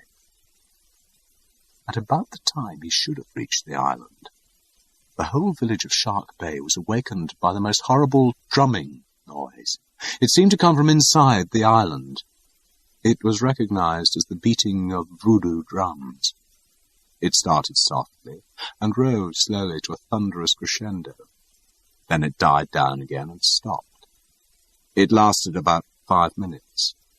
From that moment, the island was Juju, or Obea, as it is called in Jamaica, and even in daylight canoes kept at a safe distance. By this time Strangways was interested, and he made a full report to London. Since 1950, Jamaica had become an important strategic target, thanks to the development by Reynolds Metal and the Kaiser Corporation of huge bauxite deposits found on the island. So far as Strangways was concerned, the activities on Surprise might easily be the erection of a base for one-man submarines in the event of war, particularly since Shark Bay was within range of the route followed by the Reynolds ships to the new bauxite harbour at Ocherias, a few miles down the coast. London followed the report up with Washington, and it came to light that the New York syndicate that had purchased the island was wholly owned by Mr. Big. This was 3 months ago. Strangways was ordered to penetrate the island at all costs and find out what was going on. He mounted quite an operation. He rented a property on the western arm of Shark Bay called Beau Desert. It contained the ruins of one of the famous Jamaican great houses of the 19th century, and also a modern beach house directly across from the Secateurs' anchorage up against Surprise. He brought down 2 very fine swimmers from the naval base at Bermuda and set up a permanent watch on the island through day and night glasses. Nothing of a suspicious nature was seen, and on a dark, calm night he sent the 2 swimmers with instructions to make an underwater survey of the foundations of the island. Strangways described his horror when, an hour after they had left to swim across the 300 yards of water, the terrible drumming had started up somewhere inside the cliffs of the island. That night the 2 men did not return. On the next day they were both washed up at different parts of the bay, or rather, the remains left by the shark and barracuda. At this point in Strangway's narrative, Bond interrupted him. "Just a minute," he said. "What's all this about shark and barracuda? They're not generally savage in these waters. There aren't very many of them round Jamaica, and they don't often feed at night. Anyway, I don't believe either of them attacks humans unless there's blood in the water. Occasionally they might snap at a white foot out of curiosity. Have they ever behaved like this round Jamaica before?" "Never been a case since a girl got a foot bitten off in Kingston Harbour in 1942, said Strangways. "She was being towed by a speedboat, flipping her feet up and down. The white feet must have looked particularly appetizing. Travelling at just the right speed, too. Everyone agrees with your theory, and my men had harpoons and knives. I thought I'd done everything to protect them. Dreadful business. You can imagine how I felt about it. Since then, we've done nothing except try to get legitimate access to the island via the Colonial Office in Washington. You see, it belongs to an American now. Damn slow business, particularly as there's nothing against these people. They seem to have pretty good protection in Washington, and some smart international lawyers. We're absolutely stuck. London told me to hang on until you came." Strangways took a pull at his whiskey and looked expectantly at Bond. "What are the Secateurs' movements?" asked Bond. "Still in Cuba. Sailing in about a week, according to the CIA. How many trips has she done?" "About 20.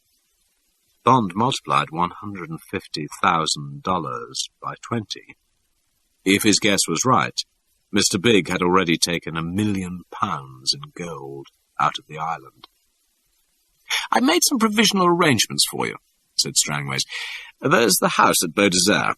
I've got you a car, Sunbeam Talbot Coupe, new tyres. Fast, right car for these roads. I've got a good man to act as your factotum, a Cayman Islander called Quarrel, best swimmer and fisherman in the Caribbean. Terribly keen, nice chap. And I've borrowed the West Indian Citrus Company's rest house in Manatee Bay. It's the other end of the island. You could rest up there for a week and get in a bit of training until the Secretary comes in.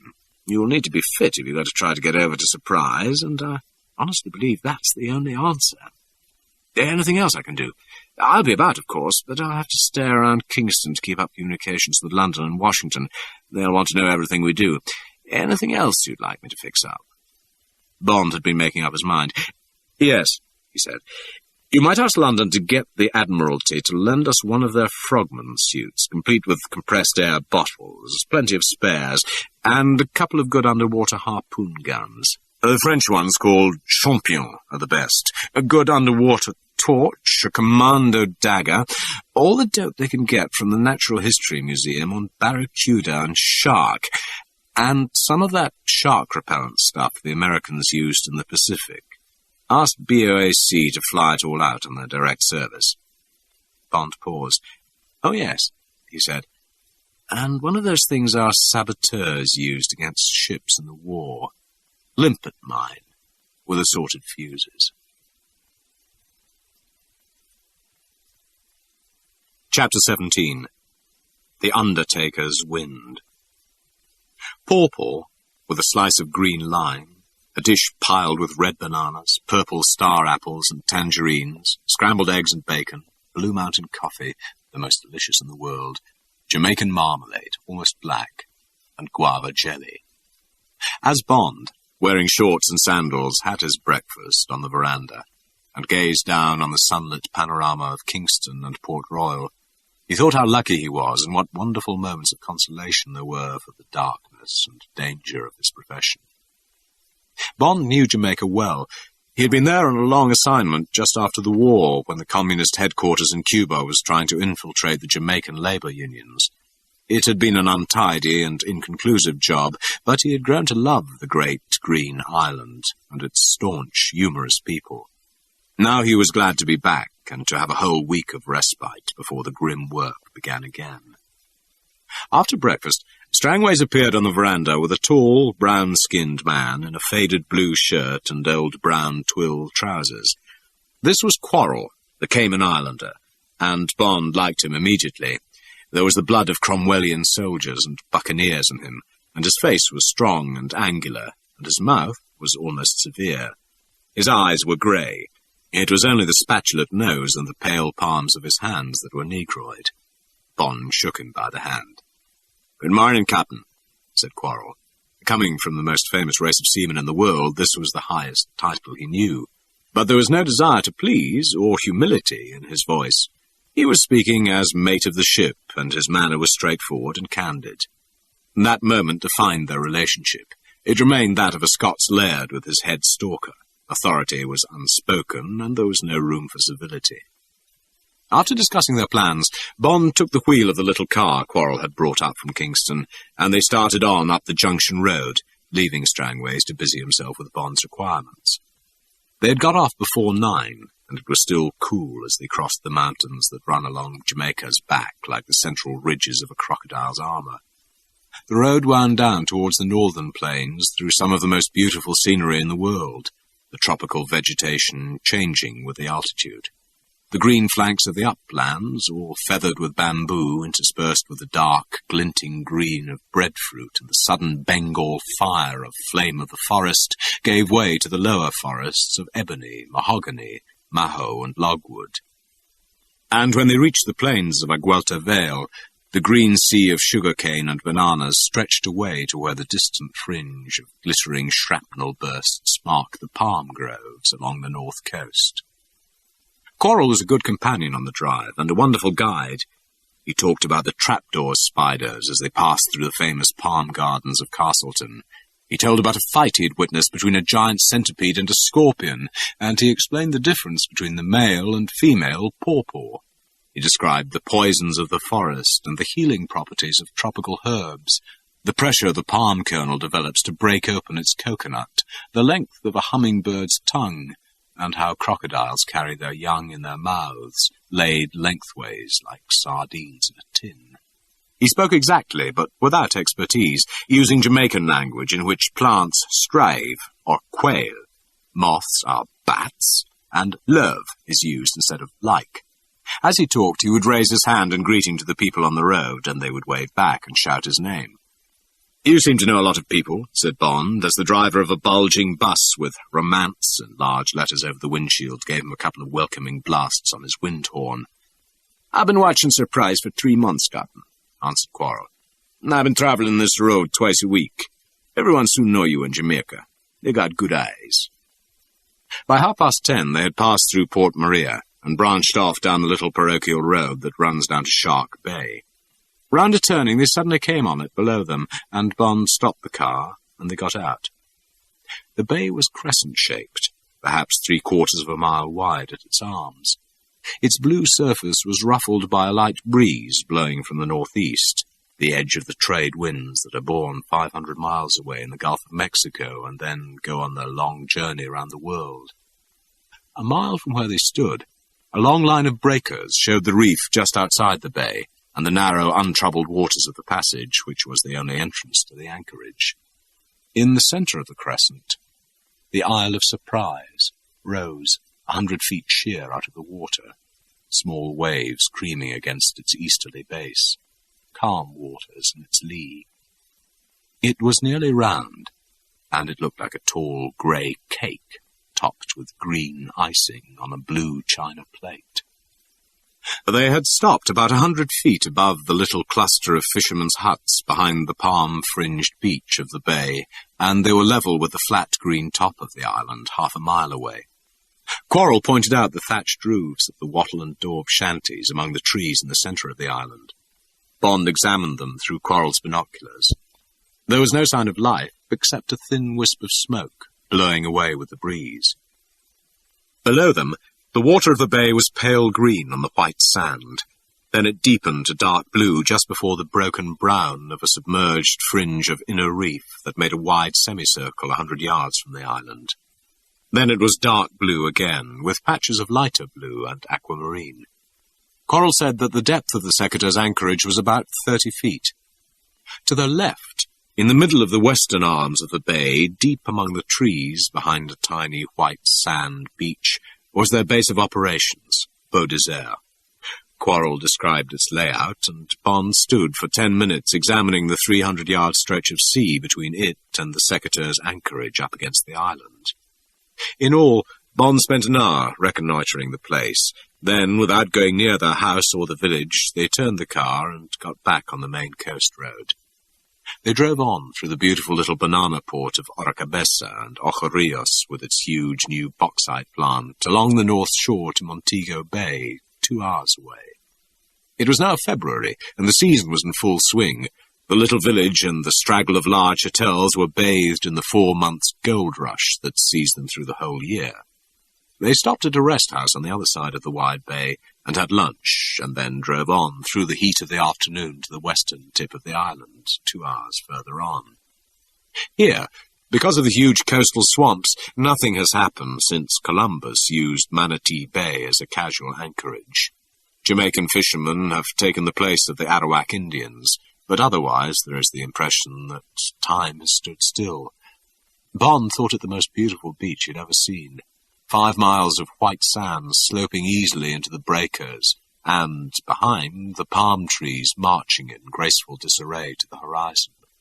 Under them, the grey canoes were pulled up beside pink mounds of discarded conch shells, and among them smoke rose from the palm-thatched cabins of the fishermen in the shade between the swamplands and the sea. In a clearing among the cabins, set on a rough lawn of Bahama grass, was the house on stilts, built as a weekend cottage for the employees of the West Indian Citrus Company. It was built on stilts to keep the termites at bay, and it was closely wired against mosquito and sandfly. Bond drove off the rough track and parked under the house. While Quarrel chose 2 rooms and made them comfortable, Bond put a towel round his waist and walked through the palm trees to the sea 20 yards away. For an hour he swam and lazed in the warm, buoyant water, thinking of Surprise and its secret, fixing these 300 yards in his mind, wondering about the shark and barracuda and the other hazards of the sea, that great library of books one cannot read. Walking back to the little wooden bungalow, Bond picked up his first sandfly bites. Quarrel chuckled when he saw the flat bumps on his back that would soon start to itch maddeningly. "Can't do nothing to keep 'em away, Captain," he said, "but I can stop them tickling. You best take a shower first to get the salt off. They only bites hard for an hour in the evening, and then they like salt with their dinner." When Bond came out of the shower, Quarrel produced an old medicine bottle and swabbed the bites with a brown liquid that smelt of creosote. "We get more skeeters and sandfly in the Caymans than anywhere else in the world," he said, "but we gives them no attention so long as we got this medicine." The 10 minutes of tropical twilight brought its quick melancholy, and then the stars and the three-quarter moon blazed down, and the sea died to a whisper. There was a short lull between the two great winds of Jamaica, and then the palms began to whisper again. Quarrel jerked his head towards the window. "The Undertaker's wind," he commented. "How's that?" asked Bond, startled. "On and offshore breeze, the sailors call it," said Quarrel. "The Undertaker blowed a body air out of the island, night times from 6 till 6. Then every morning the doctor's wind come and blow the sweet air in from the sea. Leastwise, that's what we calls them in Jamaica." Quarrel looked quizzically at Bond. "Guess you and the Undertaker's wind got much the same job, Captain," he said, half seriously. Bond laughed shortly. "Glad I don't have to keep the same hours," he said. Outside, the crickets and the tree frogs started to zing and tinkle, and the great hawk moths came to the wire netting across the windows and clutched it, gazing with trembling ecstasy at the 2 oil lamps that hung from the crossbeams inside. Occasionally a pair of fishermen, or a group of giggling girls, would walk by down the beach on their way to the single tiny rum shop at the point of the bay. No man walked alone for fear of the duppies under the trees, or the rolling calf, the ghastly animal that comes rolling towards you along the ground, its legs in chains and flames coming out of its nostrils. While Quarrel prepared one of the succulent meals of fish and eggs and vegetables that were to be their staple diet, Bond sat under the light and pored over the books that Strangways had borrowed from the Jamaica Institute, books on the tropical sea and its denizens by Beebe and Allen and others, and on submarine hunting by Cousteau and Huss. When he set out to cross those 300 yards of sea, he was determined to do it expertly and to leave nothing to chance. He knew the caliber of Mr. Big, and he guessed that the defences of surprise would be technically brilliant. He thought they would not involve simple weapons like guns and high explosives. Mr. Big needed to work undisturbed by the police. He had to keep out of reach of the law. He guessed that somehow the forces of the sea had been harnessed to do the big man's work for him, and it was on these that he concentrated, on murder by shark and barracuda, perhaps by manta ray and octopus. The facts set out by the naturalists were chilling and awe-inspiring, but the experiences of Cousteau in the Mediterranean and of Huss in the Red Sea and Caribbean were more encouraging. That night Bond's dreams were full of terrifying encounters with giant squids and stingrays, hammerheads, and the saw teeth of barracuda, so that he whimpered and sweated in his sleep. On the next day, he started his training under the critical, appraising eyes of Quarrel. Every morning he swam a mile up the beach before breakfast, and then ran back along the firm sand to the bungalow. At about 9, they would set out in a canoe, the single triangular sail taking them fast through the water up the coast to Bloody Bay and Orange Bay, where the sand ends in cliffs and small coves, and the reef is close in against the coast. Here they would beach the canoe, and Quarrel would take him out with spears and masks and an old underwater harpoon gun on breathtaking expeditions in the sort of waters he would encounter in Shark Bay. They hunted quietly, a few yards apart, Quarrel moving effortlessly in an element in which he was almost at home. Soon Bond, too, learned not to fight the sea, but always to give and take with the currents and eddies, and not to struggle against them, to use judo tactics in the water. On the first day he came home cut and poisoned by the coral, and with a dozen sea-egg spines in his side. Quarrel grinned and treated the wounds with methylate and Milton. Then, as every evening, he massaged Bond for half an hour with palm oil, talking quietly the while about the fish they had seen that day, explaining the habits of the carnivores and the ground feeders, the camouflage of fish and their machinery for changing colour through the bloodstream. He also had never known fish to attack a man, except in desperation or because there was blood in the water. He explained that fish are rarely hungry in tropical waters, and that most of their weapons are for defense and not for attack. The only exception, he admitted, was the barracuda. Mean fish, he called them. Fearless, since they knew no enemy except disease, capable of 50 miles an hour over short distances, and with the worst battery of teeth of any fish in the sea. One day they shot a 10-pounder that had been hanging round them, melting into the grey distances and then reappearing, silent, motionless in the upper water, its angry tiger's eyes glaring at them so close that they could see its gills working softly and the teeth glinting like a wolf's along its cruel, underslung jaw. Quarrel finally took the harpoon gun from Bond and shot it badly through the streamlined belly. It came straight for them, its jaws on their great hinges wide open like a striking rattlesnake. Bond made a wild lunge at it with his spear just as it was on to Quarrel. He missed, but the spear went between its jaws. They immediately snapped shut on the steel shaft, and as the fish tore the spear out of Bond's hand, Quarrel stabbed at it with his knife, and it went mad, dashing through the water with its entrails hanging out, the spear clenched between its teeth and the harpoon dangling from its body.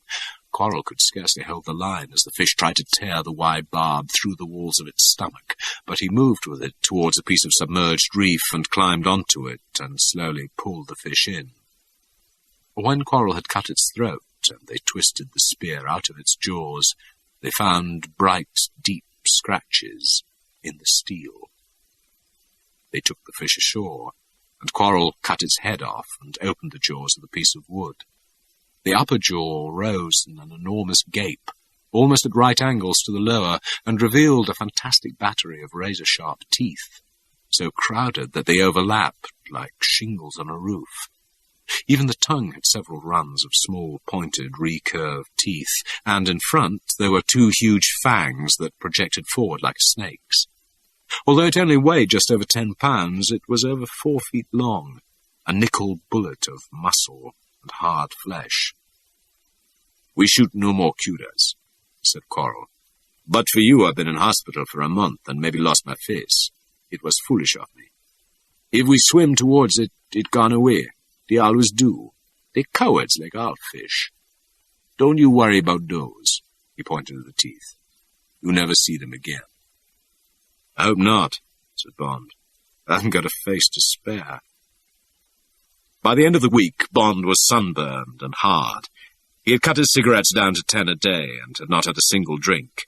He could swim 2 miles without tiring. His hand was completely healed, and all the scales of big city life had fallen from him. Quarrel was pleased. "You ready for surprise, Cap?" he said. "And I not like be the fish that tries to eat you." Towards nightfall on the 8th day, they came back to the rest house to find Strangways waiting for them. "I've got some good news for you," he said. "Your friend Felix Leiter's going to be all right. At all events, he's not going to die. They've had to amputate the remains of an arm and a leg. Now the plastic surgery chaps have started building up his face. They called me up from St. Petersburg yesterday. Apparently he insisted on getting a message to you. First thing he thought of when he could think at all. Says he's sorry not to be with you, and to tell you not to get your feet wet, or at any rate, not as wet as he did." Bond's heart was full. He looked out of the window. "Tell him to get well quickly," he said abruptly. "Tell him I miss him." He looked back into the room. "Now, what about the gear? Everything okay?" "I've got it all," said Strangways, "and the Secretary sails tomorrow for Surprise. After clearing at Port Maria, they should anchor before nightfall. Mr. Biggs on board. Only the second time he's been down here. Oh, and they've got a woman with them. Girl called Solitaire, according to the CIA. Know anything about her?" "Not much," said Bond. "But I'd like to get her away from him. She's not one of his team." "Sort of damsel in distress," said the romantic Strangways. "Good show. According to the CIA, she's a corker." But Bond had gone out on the veranda and was gazing up at his stars. Never before in his life had there been so much to play for. The secret of the treasure, the defeat of a great criminal, the smashing of a communist spy ring, and the destruction of a tentacle of Smirch, the cruel machine that was his own private target. And now, solitaire, the ultimate personal prize. The stars winked down their cryptic Morse, and he had no key to their sight. Chapter 18. Beau Désert. Strangways went back alone after dinner, and Bond agreed that they would follow at first light. Strangways left him a fresh pile of books and pamphlets on shark and barracuda, and Bond went through them with rapt attention. They added little to the practical lore he had picked up from Quarrel. They were all by scientists, and much of the data on attacks was from the beaches on the Pacific, where a flashing body in the thick surf would excite any inquisitive fish. But there seemed to be a general agreement that the danger to underwater swimmers with breathing equipment was far less than to surface swimmers. They might be attacked by almost any of the shark family, particularly when the shark was stimulated and excited by blood in the water, by the smell of a swimmer, or by the sensory vibration set up by an injured person in the water. But they could sometimes be frightened off, he read, by loud noises in the water, even by shouting below the surface, and they would often flee if a swimmer chased them. The most successful form of shark repellent, according to U.S. Naval Research Laboratory tests, was a combination of copper acetate and a dark nigrosin dye, and cakes of this mixture were apparently now attached to the Mae Wests of all the U.S. armed forces. Bond called in Quarrel. The Cayman Islander was scornful until Bond read out to him what the Navy Department had to say about their researches at the end of the war among packs of sharks stimulated by what was described as extreme mob behavior conditions. Sharks were attracted to the back of the shrimp boat with trash fish, read out Bond. Sharks appeared as a slashing, splashing shoal. We prepared a tub of fresh fish and another tub of fish mixed with repellent powder. We got up to the shoal of sharks, and the photographer started his camera. I shoveled over the plain fish for 30 seconds, while the sharks, with much splashing, ate them.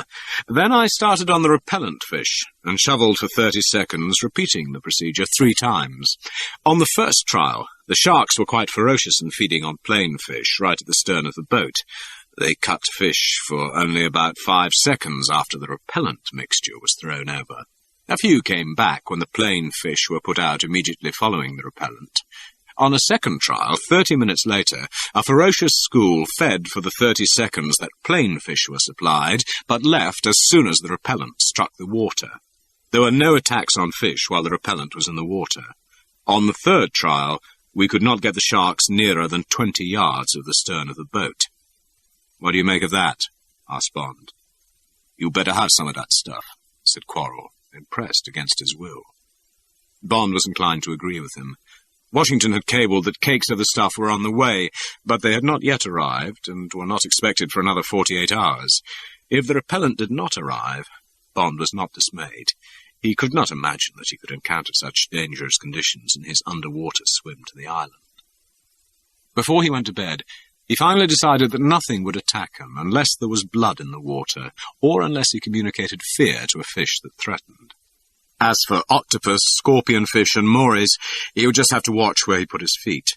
To his mind, the 3-inch spines of the black sea eggs were the greatest hazard to normal underwater swimming in the tropics, and the pain they caused would not be enough to interfere with his plans. They left before 6 in the morning, and were at Beau Désert by 10:30. The property was a beautiful old plantation of about 1,000 acres, with the ruins of a fine great house commanding the bay. It was given over to pimento and citrus inside a fringe of hardwoods and palms, and had a history dating back to the time of Cromwell.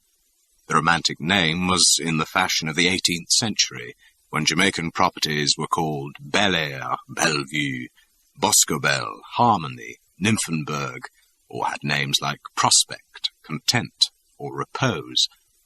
A track, out of sight of the island and the bay, led them among the trees down to the little beach house.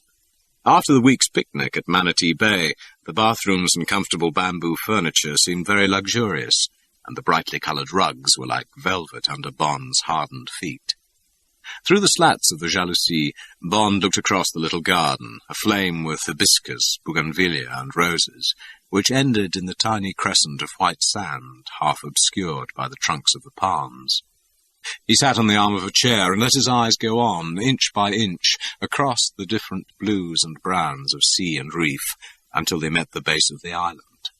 The upper half of it was obscured by the dipping feathers of the palm trees in the foreground, but the stretch of vertical cliff within his vision looked grey and formidable in the half-shadow cast of the hot sun. Quarrel cooked lunch in a Primus stove, so that no smoke would betray them, and in the afternoon Bond slept, and then went over the gear from London that had been sent across from Kingston by Strangways. He tried on the thin black rubber frogman suit that covered him from the skull-tight helmet with the perspex window to the long black flippers over his feet. It fitted like a glove, and Bond blessed the efficiency of M's Q branch. They tested the twin cylinders, each containing 1,000 litres of free air compressed to 200 atmospheres, and Bond found the manipulation of the demand valve and the reserve mechanism simple and foolproof. At the depth he would be working, the supply of air would last him for nearly 2 hours underwater. There was a new and powerful Champion harpoon gun, and a commando dagger of the type devised by Wilkinson's during the war. Finally, in a box covered with danger labels, there was the heavy limpet mine, a flat cone of explosive on a base studded with wide copper bosses, so powerfully magnetized that the mine would stick like a clam to any metal hull. There were a dozen pencil-shaped metal and glass fuses set for 10 minutes to 8 hours, and a careful memorandum of instructions that were as simple as the rest of the gear. There was even a box of benzodrine tablets to give endurance and heighten perception during the operation, and an assortment of underwater torches, including one that threw only a tiny pencil-thin beam.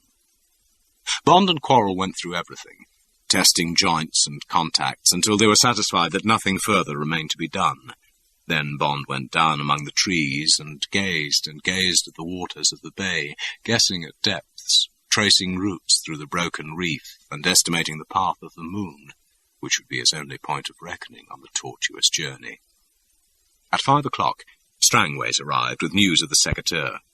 "They've cleared Port Maria," he said, "and they'll be here in 10 minutes at the outside. Mr. Big had a passport in the name of Gallia, and the girl in the name of Latrelle, Simone Latrelle. She was in her cabin, prostrate with what the Negro captain of the secateurs described as seasickness. It may have been. Scores of empty fish tanks on board, more than 100. Otherwise, nothing suspicious, and they were given a clean bill. I wanted to go on board as one of the customs team, but I thought it best that the show should be absolutely normal. Mr. Big stuck to his cabin. He was reading when they went to see his papers. How's the gear?" "Perfect," said Bond. "Guess we'll operate tomorrow night. I hope there's a bit of wind. If the air bubbles are spotted, we shall be in a mess." Quarrel came in. "She's coming through the reef now, Captain." They went down as close to the shore as they dared, and put their glasses on her. She was a handsome craft, black with a grey superstructure, 70 foot long and built for speed, at least 20 knots, Bond guessed. He knew her history, built for a millionaire in 1947 and powered with twin General Motors diesels, steel hull and all the latest wireless gadgets, including ship-to-shore telephone and Decca navigator. She was wearing the red ensign at her crosstrees and the stars and stripes aft, and she was making about 3 knots through the 20-foot opening of the reef. She turned sharply inside the reef and came down to seaward of the island. When she was below it, she put her helm hard over and came up with the island to port. At the same time, 3 Negroes and white ducks came running down the cliff steps to the narrow jetty and stood by to catch lines. There was a minimum of backing and filling before she was made fast, just opposite to the watchers ashore, and the 2 anchors roared down among the rocks and corals scattered round the island's foundations in the sand. She lay well secured even against a norther.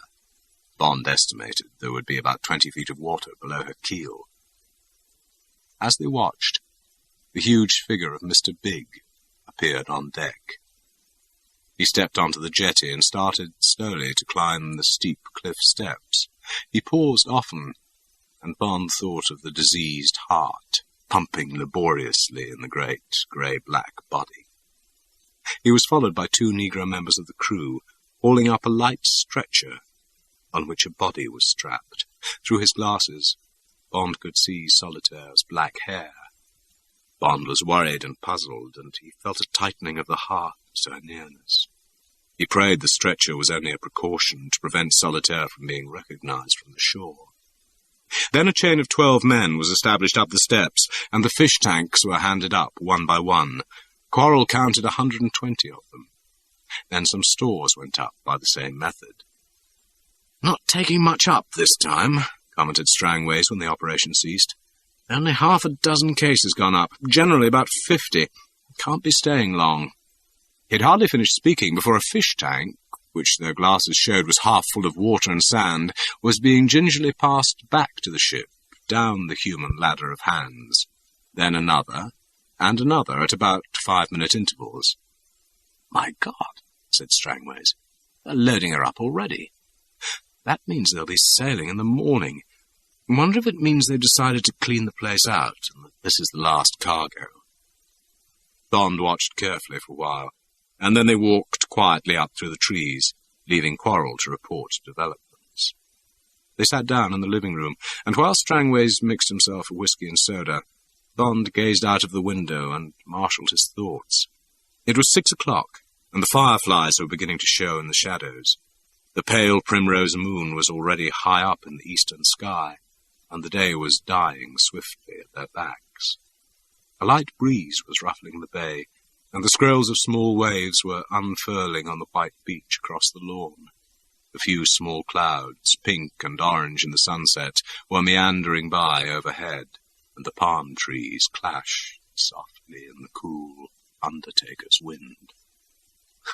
Undertaker's wind, thought Bond, and smiled wryly. So it would have to be tonight.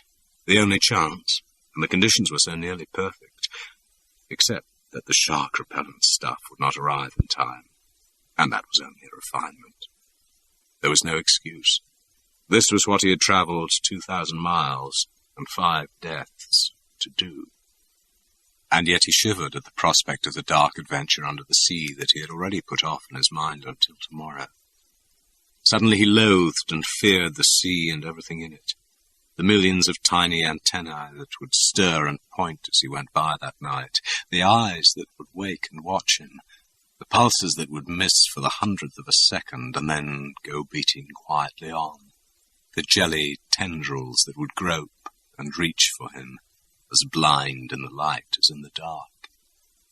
He would be walking through thousands of millions of secrets. In 300 yards, alone and cold, he would be blundering through a forest of mystery towards a deadly citadel whose guardians had already killed 3 men. He, Bond, after a week's paddling with his nanny beside him in the sunshine, was going out tonight, in a few hours, to walk alone under that black sheet of water. It was crazy, unthinkable. Bond's flesh cringed, and his fingers dug into his wet palms. There was a knock on the door, and Quarrel came in.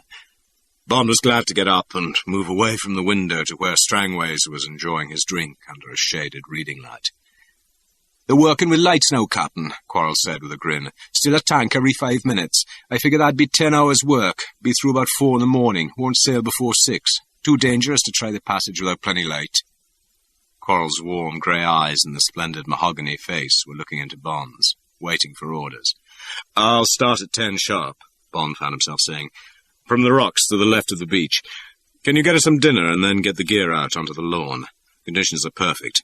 I'll be over there in half an hour." He counted on his fingers. "Give me fuses for 5 to 8 hours, and the quarter-hour one in reserve in case anything goes wrong." "Okay. Aye, aye, Captain," said Quarrel. "You'll just leave 'em all to me." He went out. Bond looked at the whiskey bottle, and then he made up his mind and poured half a glass on top of 3 ice cubes. He took a box of Benzedrine tablets out of his pocket and slipped a tablet between his teeth. "Here's luck," he said to Strangways, and took a deep swallow. He sat down and enjoyed the tough, hot taste of his first drink for more than a week. "Now," he said, Tell me exactly what they do when they're ready to sail. How long it takes them to clear the island and get through the reef. If it's the last time, don't forget they'll be taking off an extra 6 men and some stores. Let's try to work it out as closely as we can. In a moment, Bond was immersed in a sea of practical details, and the shadow of fear had fled back to the dark pools under the palm trees. Exactly at 10 o'clock, with nothing but anticipation and excitement in him, the shimmering black, bat-like figure slipped from the rocks into 10 feet of water and vanished under the sea. "Go safely," said Quarrel to the spot where Bond had disappeared. He crossed himself.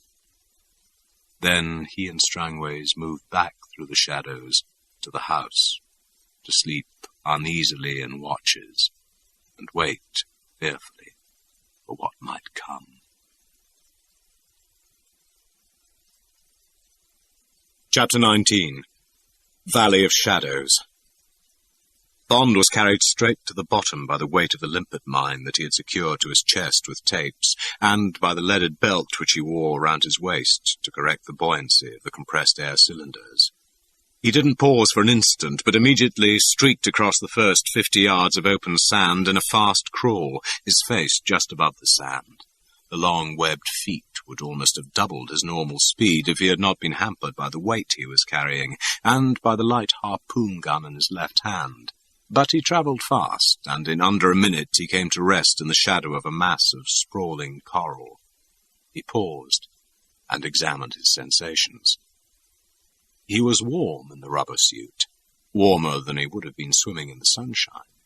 He found his movements very easy, and breathing perfectly simple so long as his breath was even and relaxed. He watched the telltale bubbles streaming up against the coral in a fountain of silver pearls, and prayed that the small waves were hiding them. In the open he had been able to see perfectly.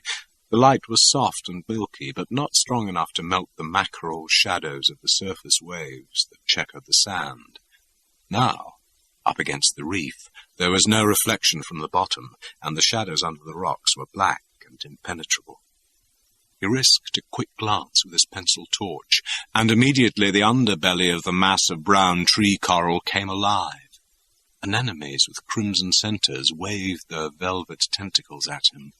A colony of black sea eggs moved their Toledo steel spines in sudden alarm, and a hairy sea centipede halted in its 100 strides and questioned with its eyeless head. In the sand at the base of the tree, a toadfish softly drew its hideous, warty head back into its funnel, and a number of flower-like sea worms whisked out of sight down their gelatinous tubes. A covey of bejeweled butterfly and angelfish flirted into the light, and he marked the flat spiral of a long-spined star shell. Bond tucked the light back in his belt. Above him, the surface of the sea was a canopy of quicksilver. It crackled softly like fat frying in a saucepan. Ahead, the moonlight glinted down into the deep, crooked valley that sloped down and away on the route he had to follow. He left his sheltering tree of coral and walked softly forward. Now it was not so easy. The light was tricky and bad, and the petrified forest of the coral reef was full of cul-de-sac and tempting but misleading avenues. Sometimes he had to climb almost to the surface to get over a tangled scrub of tree and antler coral, and when this happened he profited by it to check his position with the moon that glowed like a huge pale rocket burst through the broken water. Sometimes the hourglass waist of a niggerhead gave him shelter, and he rested for a few moments, knowing that the small froth of his air bubbles would be hidden by the jagged knob protruding above the surface. Then he would focus his eyes on the phosphorescent scribbles of the minute underwater nightlife and perceive whole colonies and populations about their microscopic business. There were no big fish about, but many lobsters were out of their holes, looking huge and prehistoric in the magnifying lens of the water. Their stalk-like eyes glared redly at him, and their foot-long, spined antennae asked him for the password. Occasionally they scuttled nervously backwards into their shelters, their powerful tails kicking up the sand, and crouched on the tips of their 8 hairy feet, waiting for the danger to pass. Once the great streamers of a Portuguese man-of-war floated slowly by. They almost reached his head from the surface 15 feet away, and he remembered the whiplash of a sting from the contact of one of their tendrils that had burned for 3 days at Manatee Bay. If they caught a man across the heart, they could kill him. He saw several green and speckled moray eels, the latter moving like big yellow and black snakes along patches of sand, the green ones baring their teeth from some hole in the rock, and several West Indian blowfish, like brown owls with huge, soft green eyes. He poked at one with the end of his gun, and it swelled out to the size of a football, and became a mass of dangerous white spines. Wide sea fans swayed and beckoned in the eddies, and in the grey valleys they caught the light of the moon and waved spectrally, like fragments of the shrouds of men buried at sea. Often in the shadows there were unexplained heavy movements and swirls in the water, and the sudden glare of large eyes at once extinguished. Then Bond would whirl round, thumbing up the safety catch on his harpoon gun, and stare back into the darkness. But he shot at nothing, and nothing attacked him as he scrambled and slithered through the reef. The 100 yards of coral took him a quarter of an hour. When he got through and rested on a round lump of brain coral under the shelter of a last niggerhead, he was glad that nothing but 100 yards of grey-white water lay in front of him. He still felt perfectly fresh, and the elation and clarity of mind produced by the benzodrine were still with him, but the gauntlet of hazards through the reef had been a constant fret, with the risk of tearing his rubber skin always on his mind. Now the forest of razor-blade coral was behind, to be exchanged for shark and barracuda, or perhaps a sudden stick of dynamite dropped into the centre of the little flower of his bubbles on the surface. It was while he was measuring the dangers ahead that the octopus got him, round both ankles. He'd been sitting with his feet on the sand, and suddenly they were manacled to the base of the round toadstool of coral on which he was resting. Even as he realized what had happened, a tentacle began to snake up his leg, and another one, purple in the dim light, wandered down his webbed left foot. He gave a start of fear and disgust, and at once he was on his feet, shuffling and straining to get away. But there was no inch of yield, and his movements only gave the octopus an opportunity to pull his heels tighter under the overhang of the round rock. The strength of the brute was prodigious, and Bond could feel his balance going fast. In a moment he would be pulled down flat on his face, and then, hampered by the mine on his chest and the cylinders on his back, it might be almost impossible to get at the beast. Bond snatched his dagger out of his belt and jabbed down between his legs, but the overhang of the rock impeded him, and he was terrified of cutting his rubber skin. Suddenly he was toppled over, lying on the sand. At once his feet began to be drawn into a wide lateral cleft under the rock. He scrabbled at the sand and tried to curl round to get within range with the dagger, but the thick hump of the mine protruding from his chest prevented him. On the edge of panic, he remembered the harpoon gun. Before, he had dismissed it as being a hopeless weapon at that short range, but now it was the only chance. It lay on the sand where he had left it. He reached for it and put up the safety catch. The mine prevented him from aiming. He slid the barrel along his legs and probed each of his feet with the tip of the harpoon to find the gap between them. At once a tentacle seized the steel tip and began tugging. The gun slipped between his manacled feet, and he pulled the trigger blindly. Immediately a great cloud of viscous, stringy ink rolled out of the cleft towards his face. But one leg was free, and then the other, and he whipped them round and under him and seized the haft of the 3-foot harpoon where it disappeared under the rock. He pulled and strained until, with a rending of flesh, it came away from the black fog that hung over the hole. Panting, he got up and stood away from the rock, sweat pouring down his face under the mask. Above him, the telltale stream of silver bubbles rose straight to the surface, and he cursed the wounded puss fellow in its lair. But there was no time to worry further with it, and he reloaded his gun and struck out with the moon over his right shoulder. Now he made good going through the misty grey water, and he concentrated only on keeping his face a few inches above the sand and his head well down to streamline his body. Once, out of the corner of his eye, he saw a stingray as big as a ping-pong table shuffle out of his path, the tip of its great speckled wings beating like a bird's, its long horn tail streaming out behind it. But he paid it no attention, remembering that Quarrel had said that rays never attack except in self-defense. He reflected that it had probably come in over the outer reef to lay its eggs, or mermaids' purses, as the fishermen call them, because they are shaped like a pillow with a stiff black string at each corner, on the sheltered sandy bottom. Many shadows of big fish lazed across the moonlit sand, some as long as himself. When one followed beside him for at least a minute, he looked up to see the white belly of a shark, 10 feet above him, like a glaucous, tapering airship. Its blunt nose was buried inquisitively in his stream of air bubbles. The wide sickle slit of its mouth looked like a puckered scar. It leant sideways and glanced down at him out of one hard, pink, naked eye. Then it wobbled its great scythe-shaped tail and moved slowly into the wall of grey mist. He frightened a family of squids, ranging from about 6 pounds down to an infant of 6 ounces, frail and luminous in the half-light, hanging almost vertical in a diminishing chorus line. They righted themselves and shot off with streamlined jet propulsion. Bond rested for a moment about halfway, and then went on. Now there were barracuda about, big ones of up to 20 pounds. They looked just as deadly as he had remembered them. They glided above him like silver submarines, looking down out of their angry tiger's eyes. They were curious about him and about his bubbles, and they followed him, around and above him like a pack of silent wolves. By the time Bond met the first bit of coral that meant he was coming up with the island, there must have been 20 of them, moving quietly, watchfully in and out of the opaque wall that enclosed him. Bond's skin cringed under the black rubber, but he could do nothing about them, and he concentrated on his objective.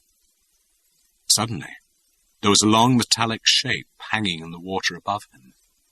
Behind it, there was a jumble of broken rock leading steeply upwards.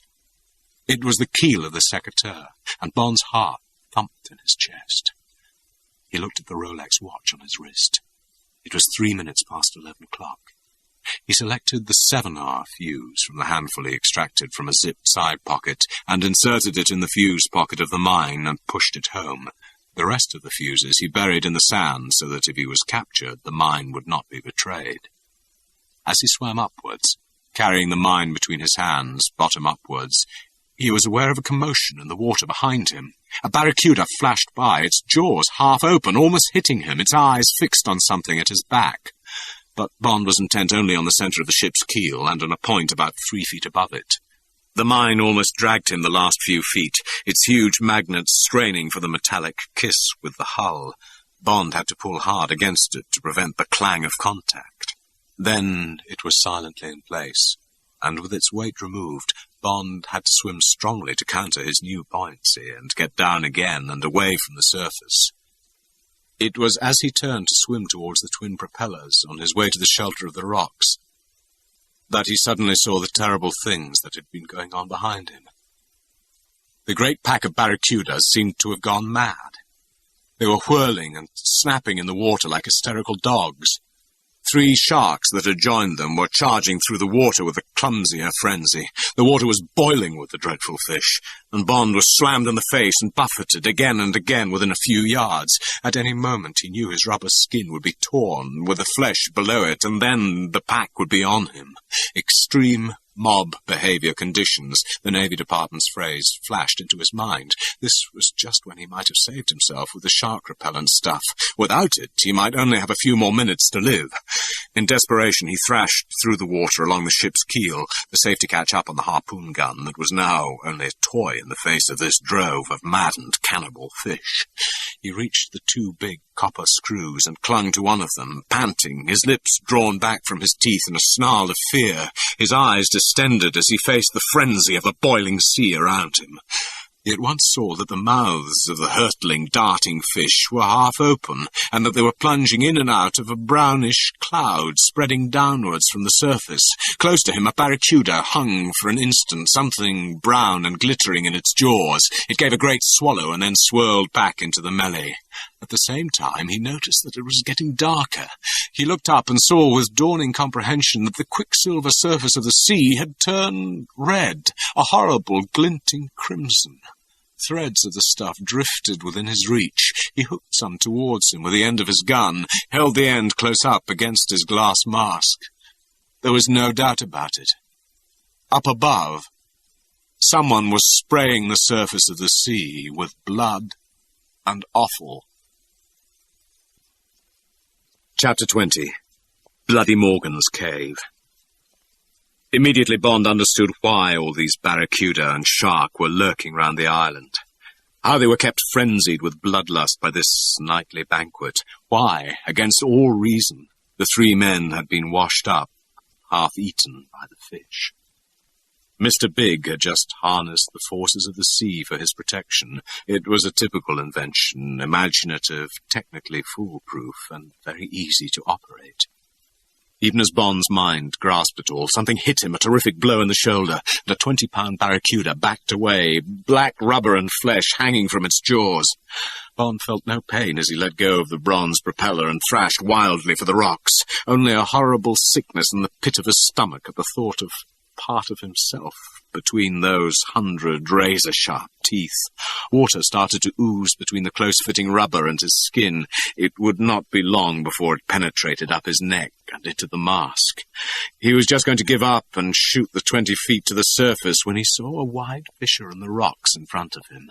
Beside it, a great boulder lay on its side, and somehow he got behind it. He turned from the partial shelter it gave, just in time to see the same barracuda coming at him again, its upper jaw held at right angles to the lower for its infamous gaping strike. Bond fired, almost blind, with a harpoon gun. The rubber thong swam down the barrel, and the barbed harpoon caught the big fish in the center of its raised upper jaw, pierced it, and stuck with half the shaft and the line still free. The barracuda stopped dead in its tracks, 3 feet from Bond's stomach. It tried to get its jaws together, and then gave a mighty shake of its long reptile's head. Then it shot away, zigzagging madly, the gun and line jerked from Bond's hands, streaming behind it. Bond knew that the other fish would be onto it, tearing it to bits before it had gone 100 yards. Bond thanked God for the diversion.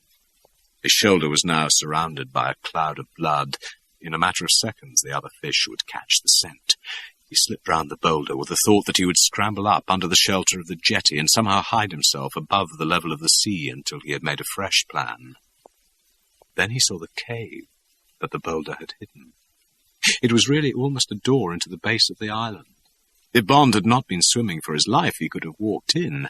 As it was, he dived straight through the opening and only stopped when several yards separated him from the glimmering entrance. Then he stood upright on the soft sand and switched on his torch. A shark might conceivably come in after him, but in the confined space it would be almost impossible for it to bring its underslung mouth to bear on him. It would certainly not come in with a rush, for even the shark is frightened of hazarding its tough skin among rocks, and he would have plenty of chance of going for its eyes with his dagger. Bond shone his torch on the ceiling and sides of the cave. It had certainly been fashioned or finished by man. Bond guessed that it had been dug outwards from somewhere in the center of the island. "At least another 20 yards to go, men," Bloody Morgan must have said to the slave overseers, and then the picks would have burst suddenly through to the sea, and a welter of arms and legs and screaming mouths, gagged forever with water, would have hurtled back into the rock to join the bodies of other witnesses. The great boulder at the entrance would have been put in position to seal the seaward exit.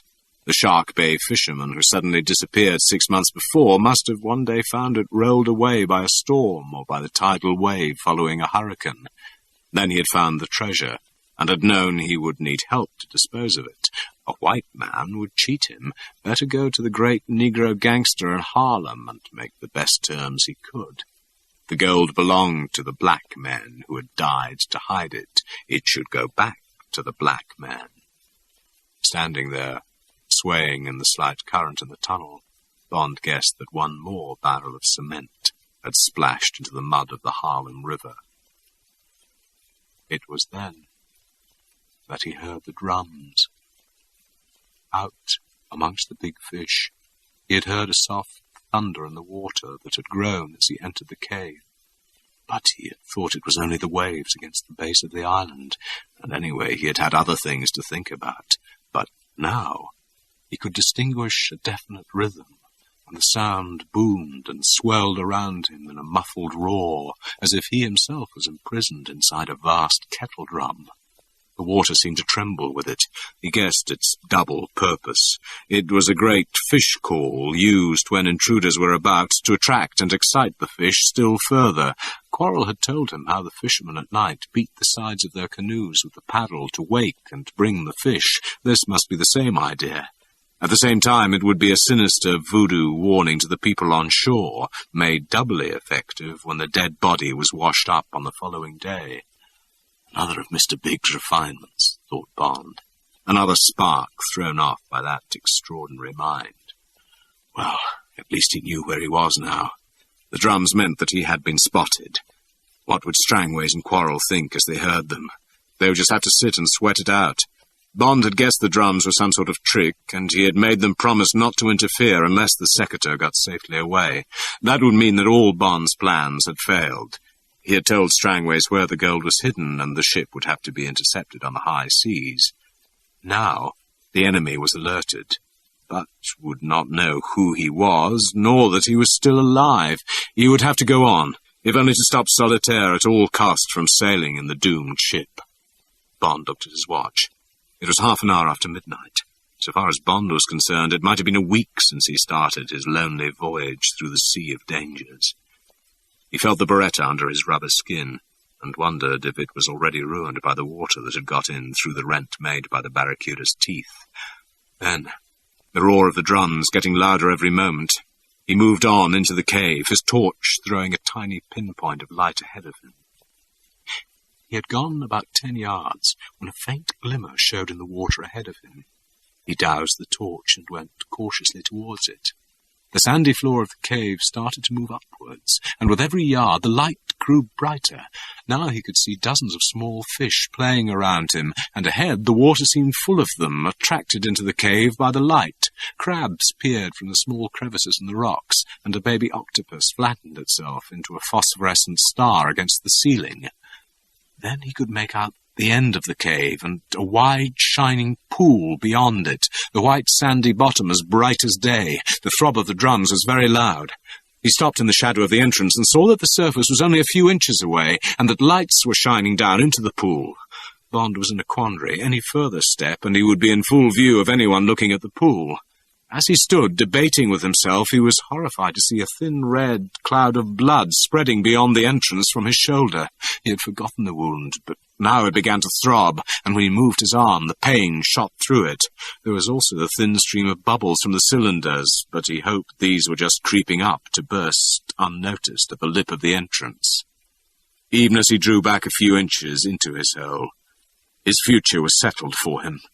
Above his head there was a single huge splash, and two Negroes, naked except for the glass masks over their faces, were onto him, long daggers held like lances in their left hands.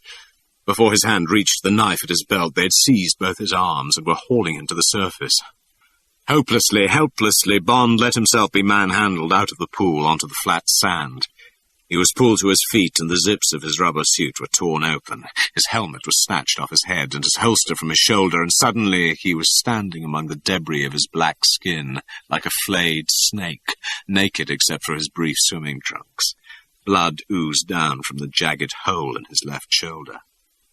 When his helmet came off, Bond was almost deafened by the shattering boom and stutter of the drums. The noise was in him and all around him. The hastening, syncopated rhythm galloped and throbbed in his blood. It seemed enough to wake all Jamaica. Bond grimaced and clenched his senses against the buffeting tempest of noise. Then his guards turned him round, and he was faced with a scene so extraordinary that the sound of the drums receded, and all his consciousness was focused through his eyes. In the foreground, At a green baize card table littered with papers, in a folding chair, sat Mr. Big, a pen in his hand, looking incuriously at him. A Mr. Big in a well-cut fawn tropical suit, with a white shirt and black knitted silk tie. His broad chin rested on his left hand, and he looked up at Bond as if he had been disturbed in his office by a member of the staff asking for a raise in salary. He looked polite, but faintly bored. A few steps away from him, sinister and incongruous, the scarecrow effigy of Baron Samedi, erect on a rock, gaped at Bond from under its bowler hat. Mr. Big took his hand off his chin, and his great golden eyes looked Bond over from top to toe. "Good morning, Mr. James Bond," he said at last, throwing his flat voice against the dying crescendo of the drums. "The fly has indeed been a long time coming to the spider. Or perhaps I should say, the minnow to the whale. You left a pretty wake of bubbles after the reef." He leant back in his chair and was silent. The drums softly thudded and boomed. So, it was the fight with the octopus that had betrayed him. Bond's mind automatically registered the fact as his eyes moved on past the man at the table. He was in a rock chamber as big as a church. Half the floor was taken up with the clear white pool from which he had come, and which verged into aquamarine and then blue near the black hole of the underwater entrance. Then there was the narrow strip of sand on which he was standing, and the rest of the floor was smooth, flat rock, dotted with a few grey and white stalagmites. Somewhere behind Mr. Big, steep steps mounted towards a vaulted ceiling from which short limestone stalactites hung down. From their white nipples, water dripped intermittently into the pool, or onto the points of the young stalagmites that rose towards them from the floor. A dozen bright arc lights were fixed high up on the walls and reflected golden highlights from the naked chests of a group of Negroes standing to his left on the stone floor, rolling their eyes and watching Bond, their teeth showing in delighted, cruel grins. Round their black and pink feet, in a debris of broken timber and rusty iron hoops, mildewed strips of leather and disintegrating canvas, was a blazing sea of gold coin. Yards, piles, cascades of round golden specie from which the black legs rose as if they had been halted in the middle of a walk through flame. Beside them were piled row upon row of shallow wooden trays. There were some on the floor, partly filled with gold coin, and at the bottom of the steps a single Negro had stopped on his way up, and he was holding one of the trays in his hands, and it was full of gold coin. 4 cylindrical rows of it, held out as if for sale between his hands. Further to the left, in a corner of the chamber, 2 Negroes stood by a bellying iron cauldron suspended over 3 hissing blow lamps, its base glowing red. They held iron skimmers in their hands, and these were splashed with gold halfway up the long handles. Beside them was a towering jumble of gold objects, plate, altarpieces, drinking vessels, crosses, and a stack of gold ingots of various sizes. Along the wall near them were ranged rows of metal cooling trays, their segmented surfaces gleaming yellow, and there was an empty tray on the floor near the cauldron, and a long gold-spattered ladle, its handle bound with cloth. Squatting on the floor not far from Mr. Big, a single Negro had a knife in one hand and a jewelled goblet in the other. Beside him, on a tin plate, was a pile of gems that winked dully, red and blue and green, in the glare of the arcs. It was warm and airless in the great rock chamber, and yet Bond shivered as his eyes took in the whole splendid scene, the blazing violet-white lights, the shimmering bronze of the sweating bodies, the bright glare of the gold, the rainbow pool of jewels, and the milk and aquamarine of the pool. He shivered at the beauty of it all, at this fabulous, petrified ballet in the great treasure house of Bloody Morgan. His eyes came back to the square of green baize, and the great zombie face. And he looked at the face, and into the wide yellow eyes, awe, almost with reverence. "Stop the drums," said the big man, to no one in particular. They had died almost to a whisper, a lisping beat right on the pulse of the blood.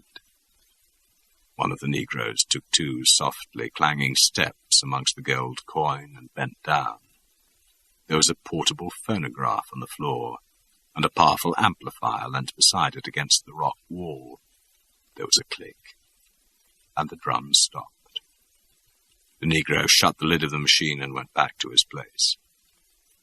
"Get on with the work," said Mr. Big, and at once all the figures started moving as though a penny had been put in a slot. The cauldron was stirred, the gold was picked up and clinked into the boxes, the man picked busily at his jewelled goblet, and the negro with the tray of gold moved on up the stairs. Bond stood and dripped sweat and blood. The big man bent over the lists on his table and wrote 1 or 2 figures with his pen. Bond stirred and felt the prick of a dagger over his kidneys. The big man put down his pen and got slowly to his feet. He moved away from the table. "Take over," he said to one of Bond's guards, and the naked man walked round the table and sat down in Mr. Big's chair and picked up the pen. "Bring him up." Mr. Big walked over to the steps in the rock and started to climb them slowly. Bond felt a prick in his side. He stepped out of the debris of his black skin and followed the slowly climbing figure. No one looked up from his work. No one would slacken when Mr. Big was out of sight. No one would put a jewel or a coin in his mouth. Baron Samedi was left in charge. Only his zombie had gone from the cave. Chapter 21. Good night to you both. They climbed slowly up, past an open door near the ceiling for about 40 feet, and then paused on a wide landing in the rock. Here, a single negro with an acetylene light beside him was fitting trays full of gold coin into the center of the fish tanks, scores of which were stacked against the wall. As they waited, 2 negroes came down the steps from the surface, picked up one of the prepared tanks, and went back up the steps with it. Bond guessed the tanks were stocked with sand and weed and fish somewhere up above, and then passed to the human chain that stretched down the cliff face. Bond noticed that some of the waiting tanks had gold ingots fitted in the center, and others a gravel of jewels, and he revised his estimate of the treasure, quadrupling it to around 4 million sterling. Mr. Big stood for a few moments with his eyes on the stone floor. His breathing was deep but controlled. Then they went on up. 20 steps higher, there was another landing, smaller, and with a door leading off it. The door had a new chain and padlock on it. The door itself was made of plaited iron slats, brown and corroded with rust. Mr. Big paused again, and they stood side by side on the small platform of rock. For a moment Bond thought of escape, but, as if reading his mind, the negro guard crowded him up against the stone wall away from the big man. And Bond knew his first duty was to stay alive and get to Solitaire, and somehow keep her away from the doomed ship, where the acid was slowly eating through the copper of the time fuse. From above, a strong draught of cold air was coming down the shaft, and Bond felt the sweat drying on him. He put his right hand up to the wound in his shoulder, undeterred by the prick of the guard's dagger in his side. The blood was dry and caked, and most of the arm was numb. It ached viciously. Mr. Big spoke. "That wind, Mr. Bond," he pointed up the shaft, "is known in Jamaica as the Undertaker's wind." Bond shrugged his right shoulder and saved his breath. Mr. Big turned to the iron door, took a key from his pocket and unlocked it. He went through, and Bond and his guard followed. It was a long, narrow passage of a room with rusty shackles low down in the walls at less than yard intervals. At the far end, where a hurricane light hung from the stone roof, there was a motionless figure under a blanket on the floor. There was one more hurricane light over their heads near the door, otherwise nothing but a smell of damp rock and ancient torture and death. "Solitaire," said Mr. Big softly. Bond's heart leapt, and he started forward. At once a huge hand grasped him by the arm. "Hold it, wait, man!" snapped the guard, and twisted his wrist up between his shoulder blades, hefting it higher until Bond lashed out with his left heel. It hit the other man's shin and hurt Bond more than the guard. Mr. Big turned round. He had a small gun almost covered by his huge hand. "Let him go," he said quietly. "If you want an extra navel, Mr. Bond, you can have one. I have 6 of them in this gun." Bond brushed past the big man. Solitaire was on her feet, coming towards him. When she saw his face, she broke into a run, holding out her 2 hands. "James," she sobbed. "James." She almost fell at his feet. Their hands clutched at each other. "Get me some rope," said Mr. Big in the doorway. "It's all right, Solitaire," said Bond, knowing that it wasn't. "It's all right. I'm here now." He picked her up and held her at arm's length. It hurt his left arm. She was pale and dishevelled. There was a bruise on her forehead and black circles under her eyes. Her face was grimy, and tears had made streaks down the pale skin. She had no makeup. She wore a dirty white linen suit and sandals. She looked thin. "What's the bastard been doing to you?" said Bond. He suddenly held her tightly to him. She clung to him, her face buried in his neck. Then she drew away and looked at her hand. "But you're bleeding," she said. "What is it?" She turned him half round and saw the black blood on his shoulder and down his arm. "Oh, my darling, what is it?" She started to cry again, forlornly, hopelessly, realizing suddenly that they were both lost. "Tie them up," said the big man from the door. "Here, under the light. I have things to say to them." The Negro came towards them, and Bond turned. Was it worth a gamble? The Negro had nothing but rope in his hands, but the big man had stepped sideways and was watching him, the gun held loosely, half pointing at the floor. "No, Mr. Bond," he said simply. Bond eyed the big Negro and thought of Solitaire and his own wounded arm. The Negro came up, and Bond allowed his arms to be tied behind his back. They were good knots. There was no play in them. They hurt. Bond smiled at Solitaire. He half-closed one eye. It was nothing but bravado, but he saw hopeful awareness dawn through her tears. The Negro led him back to the doorway. "There," said the big man, pointing at one of the shackles. The Negro cut Bond's legs from under him with a sudden sweep of his shin. Bond fell on his wounded shoulder. The Negro pulled him by the rope up to the shackle, tested it, and put the rope through and then down to Bond's ankles, which he bound securely. He had stuck his dagger in a crevice in the rock. He pulled it out and cut the rope and went back to where Solitaire was standing. Bond was left sitting on the stone floor, his legs straight out in front, his arms hoisted up and secured behind. Blood dripped down from his freshly opened wound. Only the remains of the benzodrine in his system kept him from fainting. Solitaire was bound and placed almost opposite him. There was a yard between their feet. When it was done, the big man looked at his watch. "Go," he said to the guard. He closed the iron door behind the man and leant against it. Bond and the girl looked at each other, and the big man gazed down on both of them. After one of his long silences, he addressed Bond. Bond looked up at him. The great grey football of a head under the hurricane lamp looked like an elemental and malignant spectre from the centre of the earth as it hung in mid-air, the golden eyes blazing steadily, the great body in shadow. Bond had to remind himself that he had heard its heart pumping in its chest, had heard it breathe, had seen sweat on the grey skin.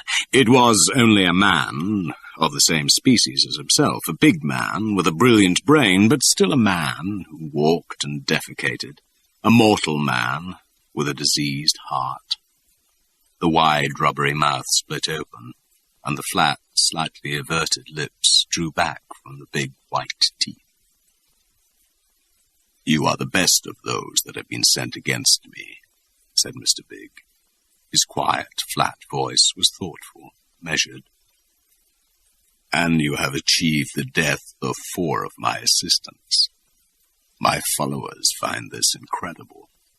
It was fully time that accounts should be squared. What happened to the American was not sufficient. The treachery of this girl," he still looked at Bond, "whom I found in the gutter, and whom I was prepared to put on my right hand, has also brought my infallibility in question. I was wondering how she should die, when Providence, or Baron Samedi, as my followers would believe, brought you also to the altar, with your head bowed, ready for the axe. The mouth paused, with the lips parted. Bond saw the teeth come together to form the next word. So, it is convenient that you should die together. That will happen in an appropriate fashion. The big man looked at his watch. In 2.5 hours' time. At 6 o'clock, give or take, he added. A few minutes. Let's give those minutes, said Bond. I enjoy my life. In the history of Negro emancipation, Mr. Big continued in an easy conversational tone, there have already appeared great athletes, great musicians, great writers, great doctors and scientists. In due course, as in the developing history of other races, there will appear Negroes great and famous in every other walk of life. He paused. It is unfortunate for you, Mr. Bond, and for this girl, that you have encountered the first of the great Negro criminals. I use a vulgar word, Mr. Bond, because it is the one you, as a form of policeman, would yourself use. But I prefer to regard myself as one who has the ability and the mental and nervous equipment to make his own laws and act according to them, rather than accept the laws that suit the lowest common denominator of the people. You have doubtless read Trotter's Instincts of the Herd in War and Peace, Mr. Bond. Well, I am by nature and predilection a wolf, and I live by a wolf's laws. Naturally, the sheep describe such a person as a criminal. The fact, Mr. Bond, the big man continued after a pause, that I survive and indeed enjoy limitless success, although I am alone against countless millions of sheep, is attributable to the modern techniques I described to you on the occasion of our last talk, and to an infinite capacity for taking pains, not dull, plodding pains, but artistic, subtle pains. And I find, Mr. Bond, that it is not difficult to outwit sheep, however many of them there may be, if one is dedicated to the task, and if one is by nature an extremely well-equipped wolf. Let me illustrate to you by an example how my mind works. We will take the method I have decided upon by which you are both to die. It is a modern variation on the method used in the time of my kind patron, Sir Henry Morgan. In those days it was known as keel-hauling. Pray continue, said Bond, not looking at Solitaire. We have a paravane on board the yacht, continued Mr. Big, as if he was a surgeon describing a delicate operation to a body of students, which we use for trawling for shark and other big fish.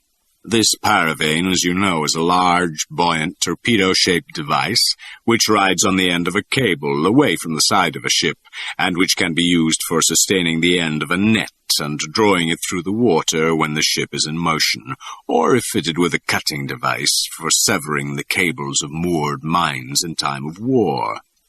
I intend, said Mr. Big in a matter-of-fact, discursive tone of voice, to bind you together to a line streamed from this paravane, and to tow you through the sea until you are eaten by sharks.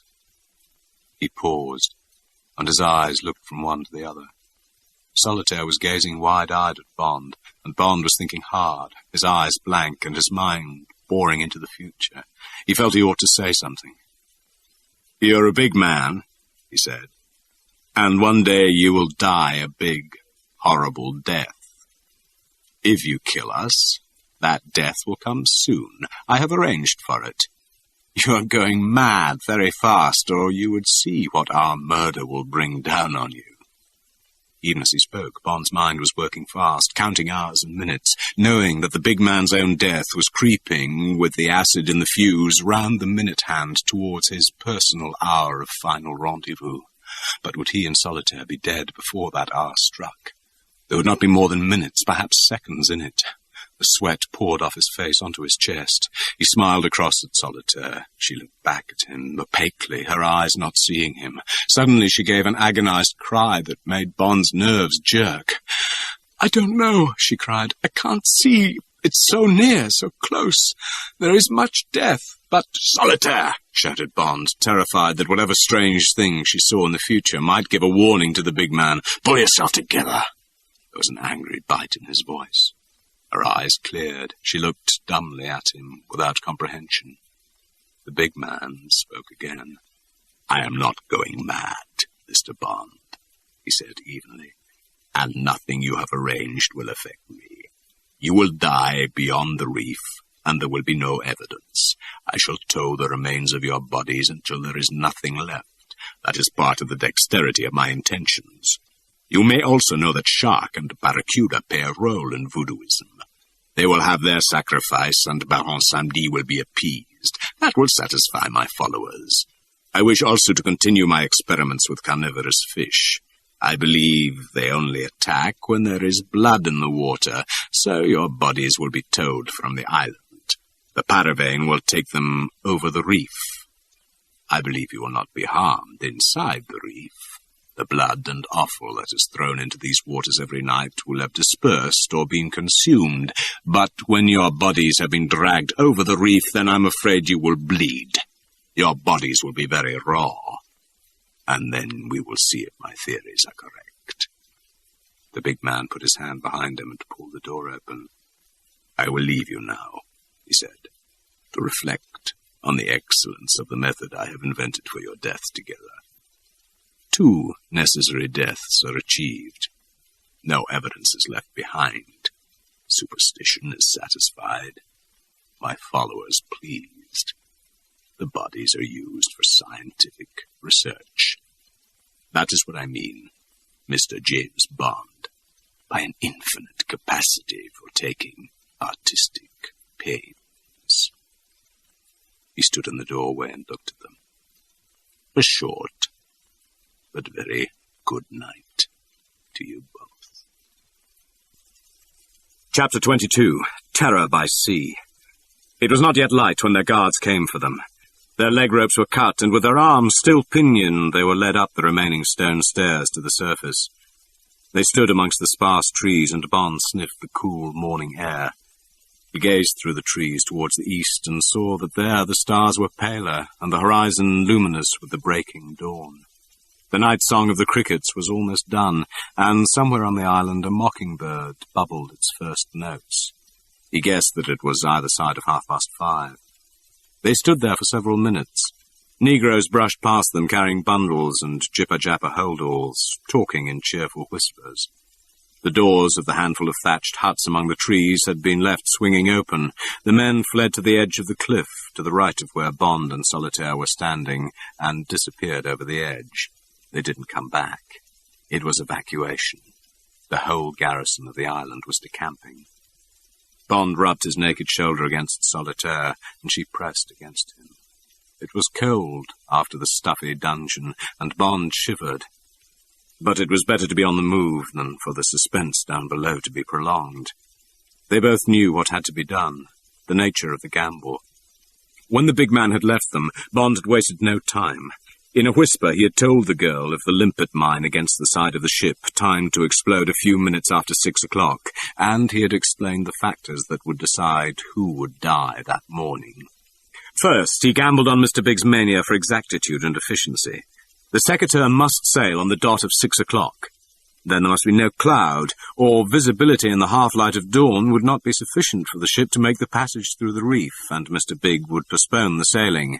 If Bond and Solitaire were on the jetty alongside the ship, they would then be killed with Mr. Big. Supposing the ship sailed dead on time, how far behind and to one side of her would their bodies be towed?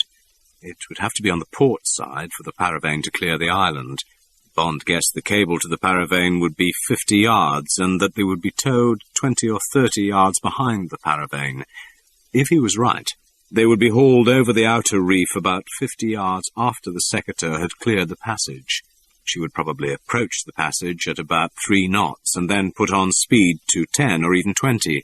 At first, their bodies would be swept away from the island in a slow arc, twisting and turning at the end of the tow rope.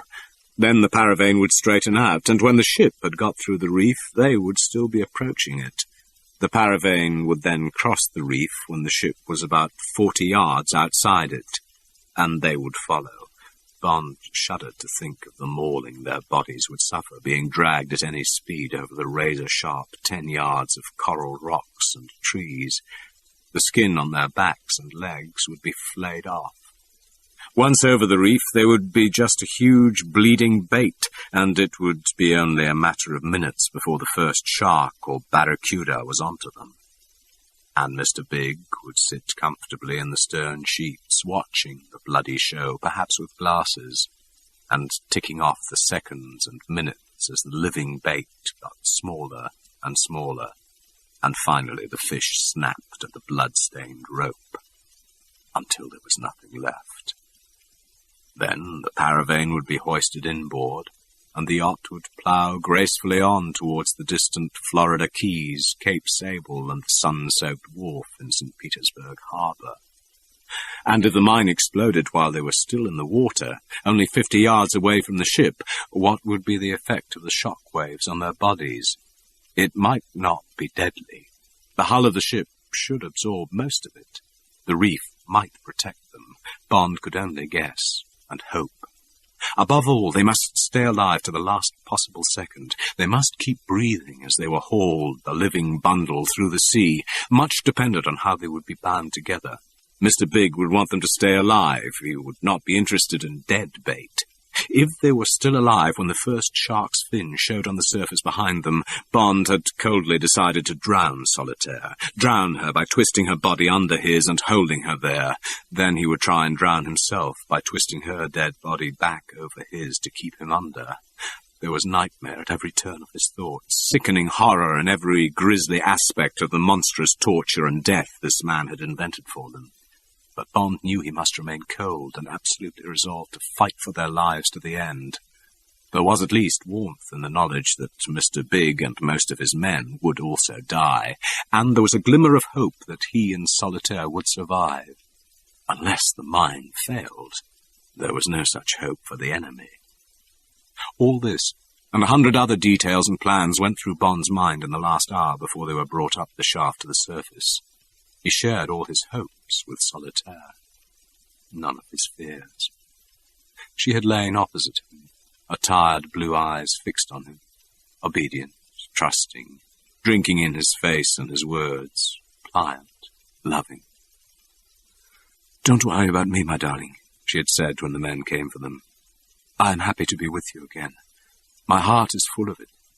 For some reason I am not afraid, although there is much death very close. Do you love me a little?" "Yes," said Bond, "and we shall have our love." "Get up," said one of the men. And now, on the surface, it was getting lighter, and from below the cliff Bond heard the great twin diesels stutter and roar. There was a light flutter of breeze to windward, but to leeward, where the ship lay, the bay was a gunmetal mirror. Mr. Big appeared up the shaft, a businessman's leather briefcase in his hand. He stood for a moment, looking round, gaining his breath. He paid no attention to Bond and Solitaire, nor to the 2 guards standing beside them with revolvers in their hands. He looked up at the sky, and suddenly called out in a loud, clear voice towards the rim of the sun, "Thank you, Sir Henry Morgan. Your treasure will be well spent. Give us a fair wind." The negro guards showed the whites of their eyes. "The Undertaker's wind it is," said Bond. The big man looked at him. "All down?" he asked the guards. "Yes, sir, boss," answered one of them. "Take them along," said the big man. They went to the edge of the cliff and down the steep steps, one guard in front, one behind. Mr. Big followed. The engines of the long, graceful yacht were turning over quietly, the exhaust bubbling glutinously, a thread of blue vapor rising astern. There were 2 men on the jetty at the guide ropes. There were only 3 men on deck, besides the captain and the navigator on the grey, streamlined bridge. There was no room for more. All the available deck space, save for a fishing chair rigged right aft, was covered with fish tanks. The red ensign had been struck, and only the stars and stripes hung motionless at the stern. A few yards clear of the ship, the red, torpedo-shaped paravane, about 6 foot long, lay quietly on the water, now aquamarine in the early dawn. It was attached to a thick pile of wire cable, coiled up on the deck aft. To Bond there looked to be a good 50 yards of it. The water was crystal clear, and there were no fish about. The undertaker's wind was almost dead. Soon the doctor's wind would start to breathe in from the sea. How soon, wondered Bond. Was it an omen? Away beyond the ship he could see the roof of Beau Desert among the trees, but the jetty and the ship and the cliff path were still in deep shadow. Bond wondered if night glasses would be able to pick them out, and if they could, what Strangways would be thinking. Mr. Biggs stood on the jetty and supervised the process of binding them together. "Strip her," he said to Solitaire's guard. Bond flinched. He stole a glance at Mr. Biggs' wristwatch. It said 10 minutes to 6. Bond kept silence. There must not be even a minute's delay. "Throw the clothes on board," said Mr. Biggs. "Tie some strips round his shoulder. I don't want any blood in the water, yet." Solitaire's clothes were cut off her with a knife. She stood pale and naked. She hung her head, and the heavy black hair fell forward over her face. Bond's shoulder was roughly bound with strips of her linen skirt. "You bastard," said Bond through his teeth. Under Mr. Biggs' direction, their hands were freed. Their bodies were pressed together, face to face, and their arms held round each other's waists, and then bound tightly again. Bond felt Solitaire's soft breasts pressed against him. She leant her chin on his right shoulder. "I didn't want it to be like this," she whispered tremulously. Bond didn't answer. He hardly felt her body. He was counting seconds. On the jetty, there was a pile of rope to the paravane. It hung down off the jetty, and Bond could see it lying along the sand until it rose to meet the belly of the red torpedo. The free end was tied under their armpits and knotted tightly between them in the space between their necks. It was all very carefully done. There was no possible escape. Bond was counting the seconds. He made it 5 minutes to 6. Mr. Big had a last look at them. "Their legs can stay free," he said. "They'll make appetizing bait." He stepped off the jetty onto the deck of the yacht. The 2 guards went aboard. The 2 men on the jetty unhitched their lines and followed. The screws churned up the still water, and with the engines at half speed ahead, the secateurs slid swiftly away from the island. Mr. Big went aft and sat down in the fishing chair. They could see his eyes fixed on them. He said nothing, made no gesture. He just watched. The secateur cut through the water towards the reef.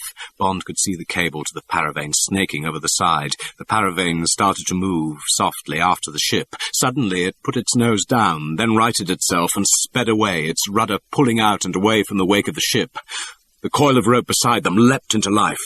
"Look out," said Bond urgently, holding tighter to the girl. Their arms were pulled almost out of their sockets as they were jerked together off the jetty into the sea.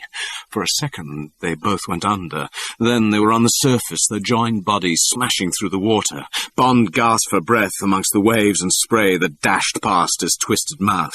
He could hear the rasping of Solitaire's breath next to his ear. "Breathe! Breathe!" he shouted through the rushing of the water. "Lock your legs against mine!" She heard him, and he felt her knees pressing between his thighs.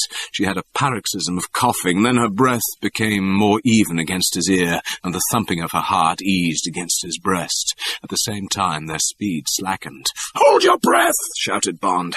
"I've got to have a look. Ready?" A pressure of her arms answered him. He felt her chest heave as she filled her lungs. With the weight of his body, he swung her round so that his head was now quite out of water.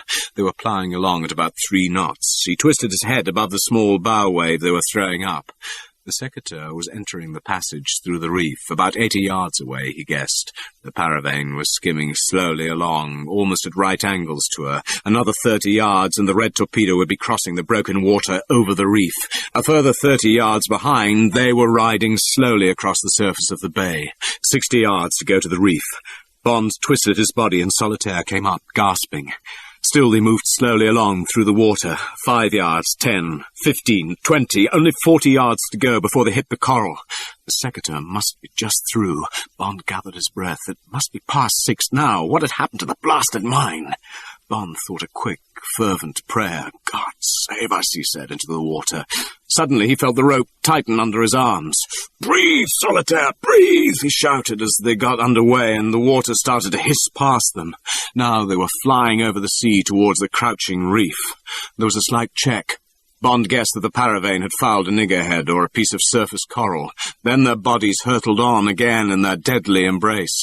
30 yards to go, 20, 10, Jesus Christ, thought Bond, we're for it. He braced his muscles to take the crashing, searing pain, edged Solitaire further above him to protect her from the worst of it. Suddenly the breath whistled out of his body and a giant fist thumped him into Solitaire so that she rose right out of the sea above him and then fell back. A split second later, lightning flashed across the sky and there was the thunder of an explosion. They stopped dead in the water, and Bond felt the weight of the slack rope pulling them under. His legs sank down beneath his stunned body and water rushed into his mouth. It was this that brought him back to consciousness. His legs pounded under him and brought their mouths to the surface. The girl was a dead weight in his arms. He trod water desperately and looked round him, holding Solitaire's lolling head on his shoulder above the surface. The first thing he saw was the swirling waters of the reef, not 5 yards away. Without its protection, they would both have been crushed by the shockwave of the explosion. He felt the tug and eddy of its currents round his legs. He backed desperately towards it, catching gulps of air when he could. His chest was bursting with the strain, and he saw the sky through a red film. The rope dragged him down, and the girl's hair filled his mouth and tried to choke him. Suddenly, he felt the sharp scrape of the coral against the back of his legs. He kicked and felt frantically with his feet for a foothold, flaying the skin off with every movement. He hardly felt the pain. Now his back was being scraped, and his arms. He floundered clumsily, his lungs burning in his chest. Then there was a bed of needles under his feet. He put all his weight on it, leaning back against the strong eddies that tried to dislodge him. His feet held, and there was rock at his back. He leant back, panting, blood streaming up around him in the water, holding the girl's cold, scarcely breathing body against him. For a minute he rested, blessedly, his eyes shut, and the blood pounding through his limbs, coughing painfully, waiting for his senses to focus again. His first thought was for the blood in the water around him, but he guessed the big fish would not venture into the reef. Anyway, there was nothing he could do about it. Then he looked out to sea. There was no sign of the secateur. High up in the still sky, there was a mushroom of smoke beginning to trail with the doctor's wind in towards the land.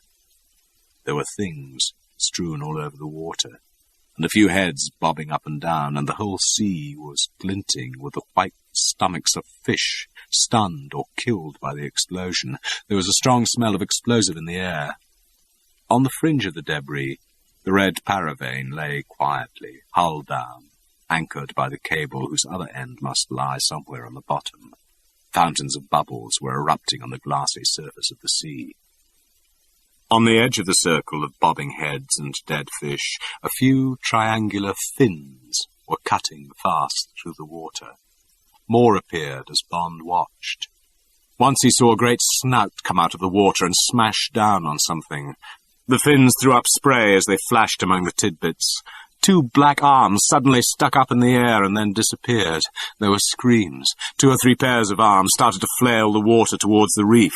One man stopped to bang the water in front of him with the flat of his hand. Then his hands disappeared under the surface. Then he too began to scream, and his body jerked to and fro in the water. Barracuda hitting into him, said Bond's dazed mind. But one of the heads was getting nearer, making for the bit of reef where Bond stood, the small waves breaking under his armpits, the girl's black hair hanging down his back. It was a large head, and a veil of blood streamed down over the face from a wound in the great bald skull. Bond watched it come on. The big man was executing a blundering breaststroke, making enough flurry in the water to attract any fish that wasn't already occupied. Bond wondered whether he would make it. Bond's eyes narrowed, and his breath became calmer as he watched the cruel sea for its decision. The surging head came nearer. Bond could see the teeth showing in a rictus of agony and frenzied endeavour. Blood half veiled the eyes that Bond knew would be bulging in their sockets. He could almost hear the great diseased heart thumping under the grey-black skin. Would it give out before the bait was taken? The big man came on. His shoulders were naked, his clothes stripped off him by the explosion, Bond supposed, but the black silk tie had remained, and it showed round the thick neck and streamed behind the head like a Chinaman's pigtail. A splash of water cleared some blood away from the eyes. They were wide open, staring madly towards Bond. They held no appeal for help, only a fixed glare of physical exertion. Even as Bond looked into them, now only 10 yards away, they suddenly shut, and the great face contorted in a grimace of pain. Said the distorted mouth. Both arms stopped flailing the water, and the head went under and came up again. A cloud of blood welled up and darkened the sea. 2 6-foot thin brown shadows backed out of the cloud and then dashed back into it. The body in the water jerked sideways. Half of the big man's left arm came out of the water. It had no hand, no wrist, no wristwatch. But the great turnip head, the drawn-back mouth full of white teeth, almost splitting it in half, was still alive, and now it was screaming, a long, gurgling scream that only broke each time a barracuda hit into the dangling body. There was a distant shout from the bay behind Bond. He paid no attention. All his senses were focused on the horror in the water in front of him. A fin split the surface a few yards away and stopped. Bond could feel the shark, pointing like a dog, the short-sighted pink button eyes trying to pierce the cloud of blood and weigh up the prey. Then it shot in towards the chest, and the screaming head went under as sharply as a fisherman's float. Some bubbles burst on the surface. There was the swirl of a sharp, brown-spotted tail as the huge leopard shark backed out to swallow and attack again. The head floated back to the surface. The mouth was closed. The yellow eyes seemed still to look at Bond. Then the shark's snout came right out of the water, and it drove in towards the head. The lower curved jaw opened so that light glinted on the teeth. There was a horrible grunting scrunch and a great swirl of water. Then silence. Bond's dilated eyes went on staring at the brown stain that spread wider and wider across the sea. Then the girl moaned, and Bond came to his senses. There was another shout from behind him, and he turned his head towards the bay. It was Quarrel, his brown, gleaming chest towering above the slim hull of a canoe, his arms flailing at the paddle. And a long way behind him, all the other canoes of Shark Bay, skimming like water boatmen across the small waves that had started to ripple the surface. The fresh northeast trade winds had started to blow, and the sun was shining down on the blue water and on the soft green flanks of Jamaica.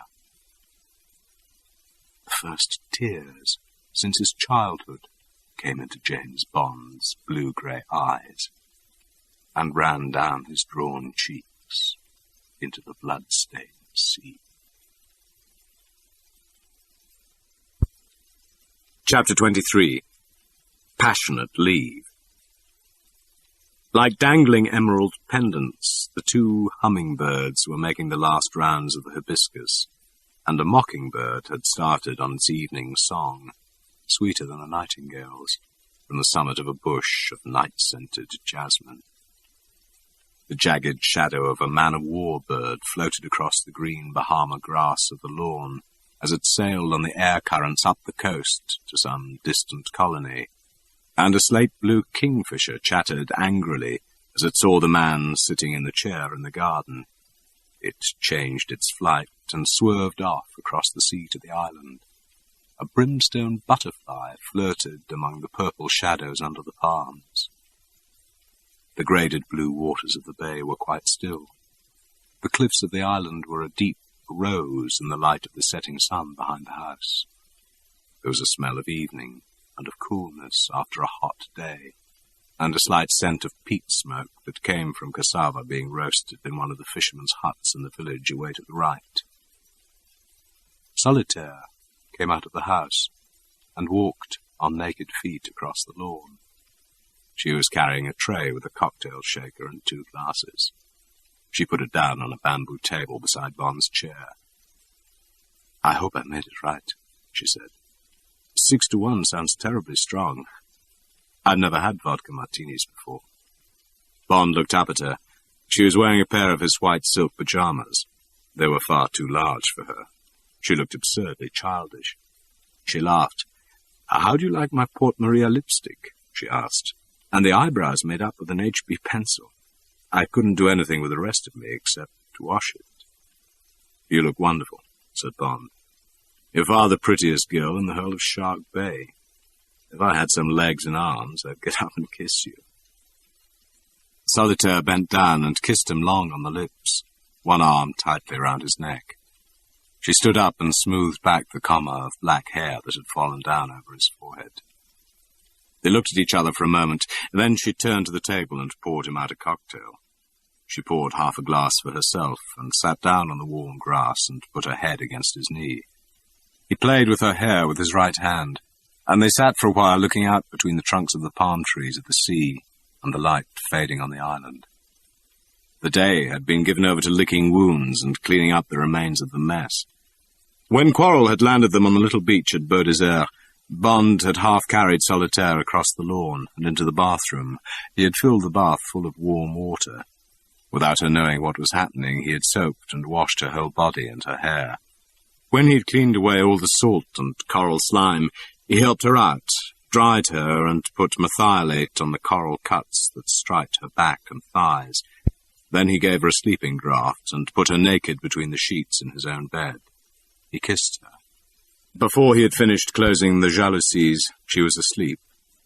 Then he got into the bath, and Strangways soaped him down and almost bathed his body in methylate. He was raw and bleeding in 100 places, and his left arm was numb from the barracuda bite. He had lost a mouthful of muscle at the shoulder. The sting of the methylate made him grind his teeth. He put on a dressing gown, and Quarrel drove him to the hospital at Port Maria. Before he left, he had a Lucullian breakfast and a blessed first cigarette. He fell asleep in the car, and he slept on the operating table and in the cot where they finally put him, a mass of bandages and surgical tape. Quarrel brought him back in the early afternoon. By that time, Strangways had acted on the information Bond had given him. There was a police detachment on the Isle of Surprise. The wreck of the Secateur, lying in about 20 fathoms, was buoyed, and the position being patrolled by the customs launch from Port Maria. The salvage tug and divers were on their way from Kingston. Reporters from the local press had been given a brief statement, and there was a police guard on the entrance to Baudelaire, prepared to repel the flood of newspapermen who would arrive in Jamaica when the full story got out to the world. Meanwhile, a detailed report had gone to M and to Washington, so that the big man's team in Harlem and St. Petersburg could be rounded up and provisionally held on a blanket gold smuggling charge. There were no survivors from the Secateur, but the local fishermen had brought in nearly a ton of dead fish that morning. Jamaica was aflame with rumours. There were serried ranks of cars on the cliffs above the bay and along the beach below. Word had got out about Bloody Morgan's treasure, but also about the packs of shark and barracuda that had defended it, and because of them there was not a swimmer who was planning to get out to the scene of the wreck under cover of darkness. A doctor had been to visit Solitaire, but had found her chiefly concerned about getting some clothes and the right shade of lipstick. Strangways had arranged for a selection to be sent over from Kingston next day. For the time being, she was experimenting with the contents of Bond's suitcase and a bowl of hibiscus. Strangways got back from Kingston shortly after Bond's return from hospital. He had a signal for Bond from M. It read, "Presume you have filed claim to treasure in your name. Behalf Universal Export. Stop. Proceed immediately with salvage. Stop. Have engaged counsel to press our rights with Treasury and Colonial Office. Stop. Meanwhile, very well done. Stop. Fortnight's passionate leave granted. End it. I suppose he means compassionate, said Bond. Strangways looked solemn. I expect so, he said. I made a full report of the damage to you, and to the girl, he added. Said Bond. Cypherines don't often pick a wrong group. However, Strangways looked carefully out of the window with his one eye. It's so like the old devil to think of the gold first, said Bond. Suppose he thinks he can get away with it and somehow dodge a reduction in the secret fund when the next parliamentary estimates come round. I expect half his life is taken up with arguing with the Treasury, but still he's been pretty quick off the mark. I filed your claim at Government House directly I got the signal, said Strangways. But it's going to be tricky. The Crown will be after it, and America will come in somewhere, as he was an American citizen. It'll be a long business. They had talked some more, and then Strangways had left, and Bond had walked painfully out into the garden to sit for a while in the sunshine with his thoughts. In his mind, he ran once more the gauntlet of dangers he had entered on his long chase after the big man and the fabulous treasure, and he lived again through the searing flashes of time when he had looked various deaths in the face.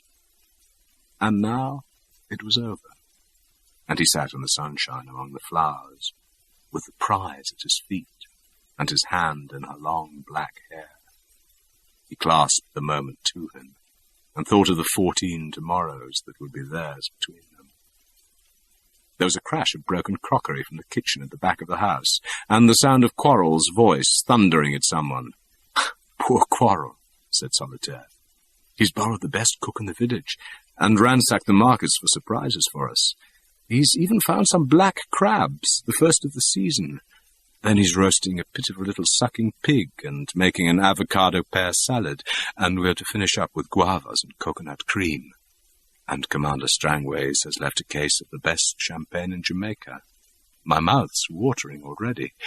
But don't forget it's supposed to be a secret.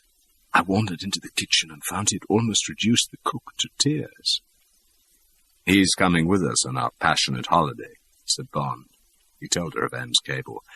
We're going to a house on stilts with palm trees and 5 miles of golden sand. And you'll have to look after me very well, because I shan't be able to make love with only one arm. There was open sensuality in Solitaire's eyes as she looked up at him. She smiled innocently. What about my back? She said.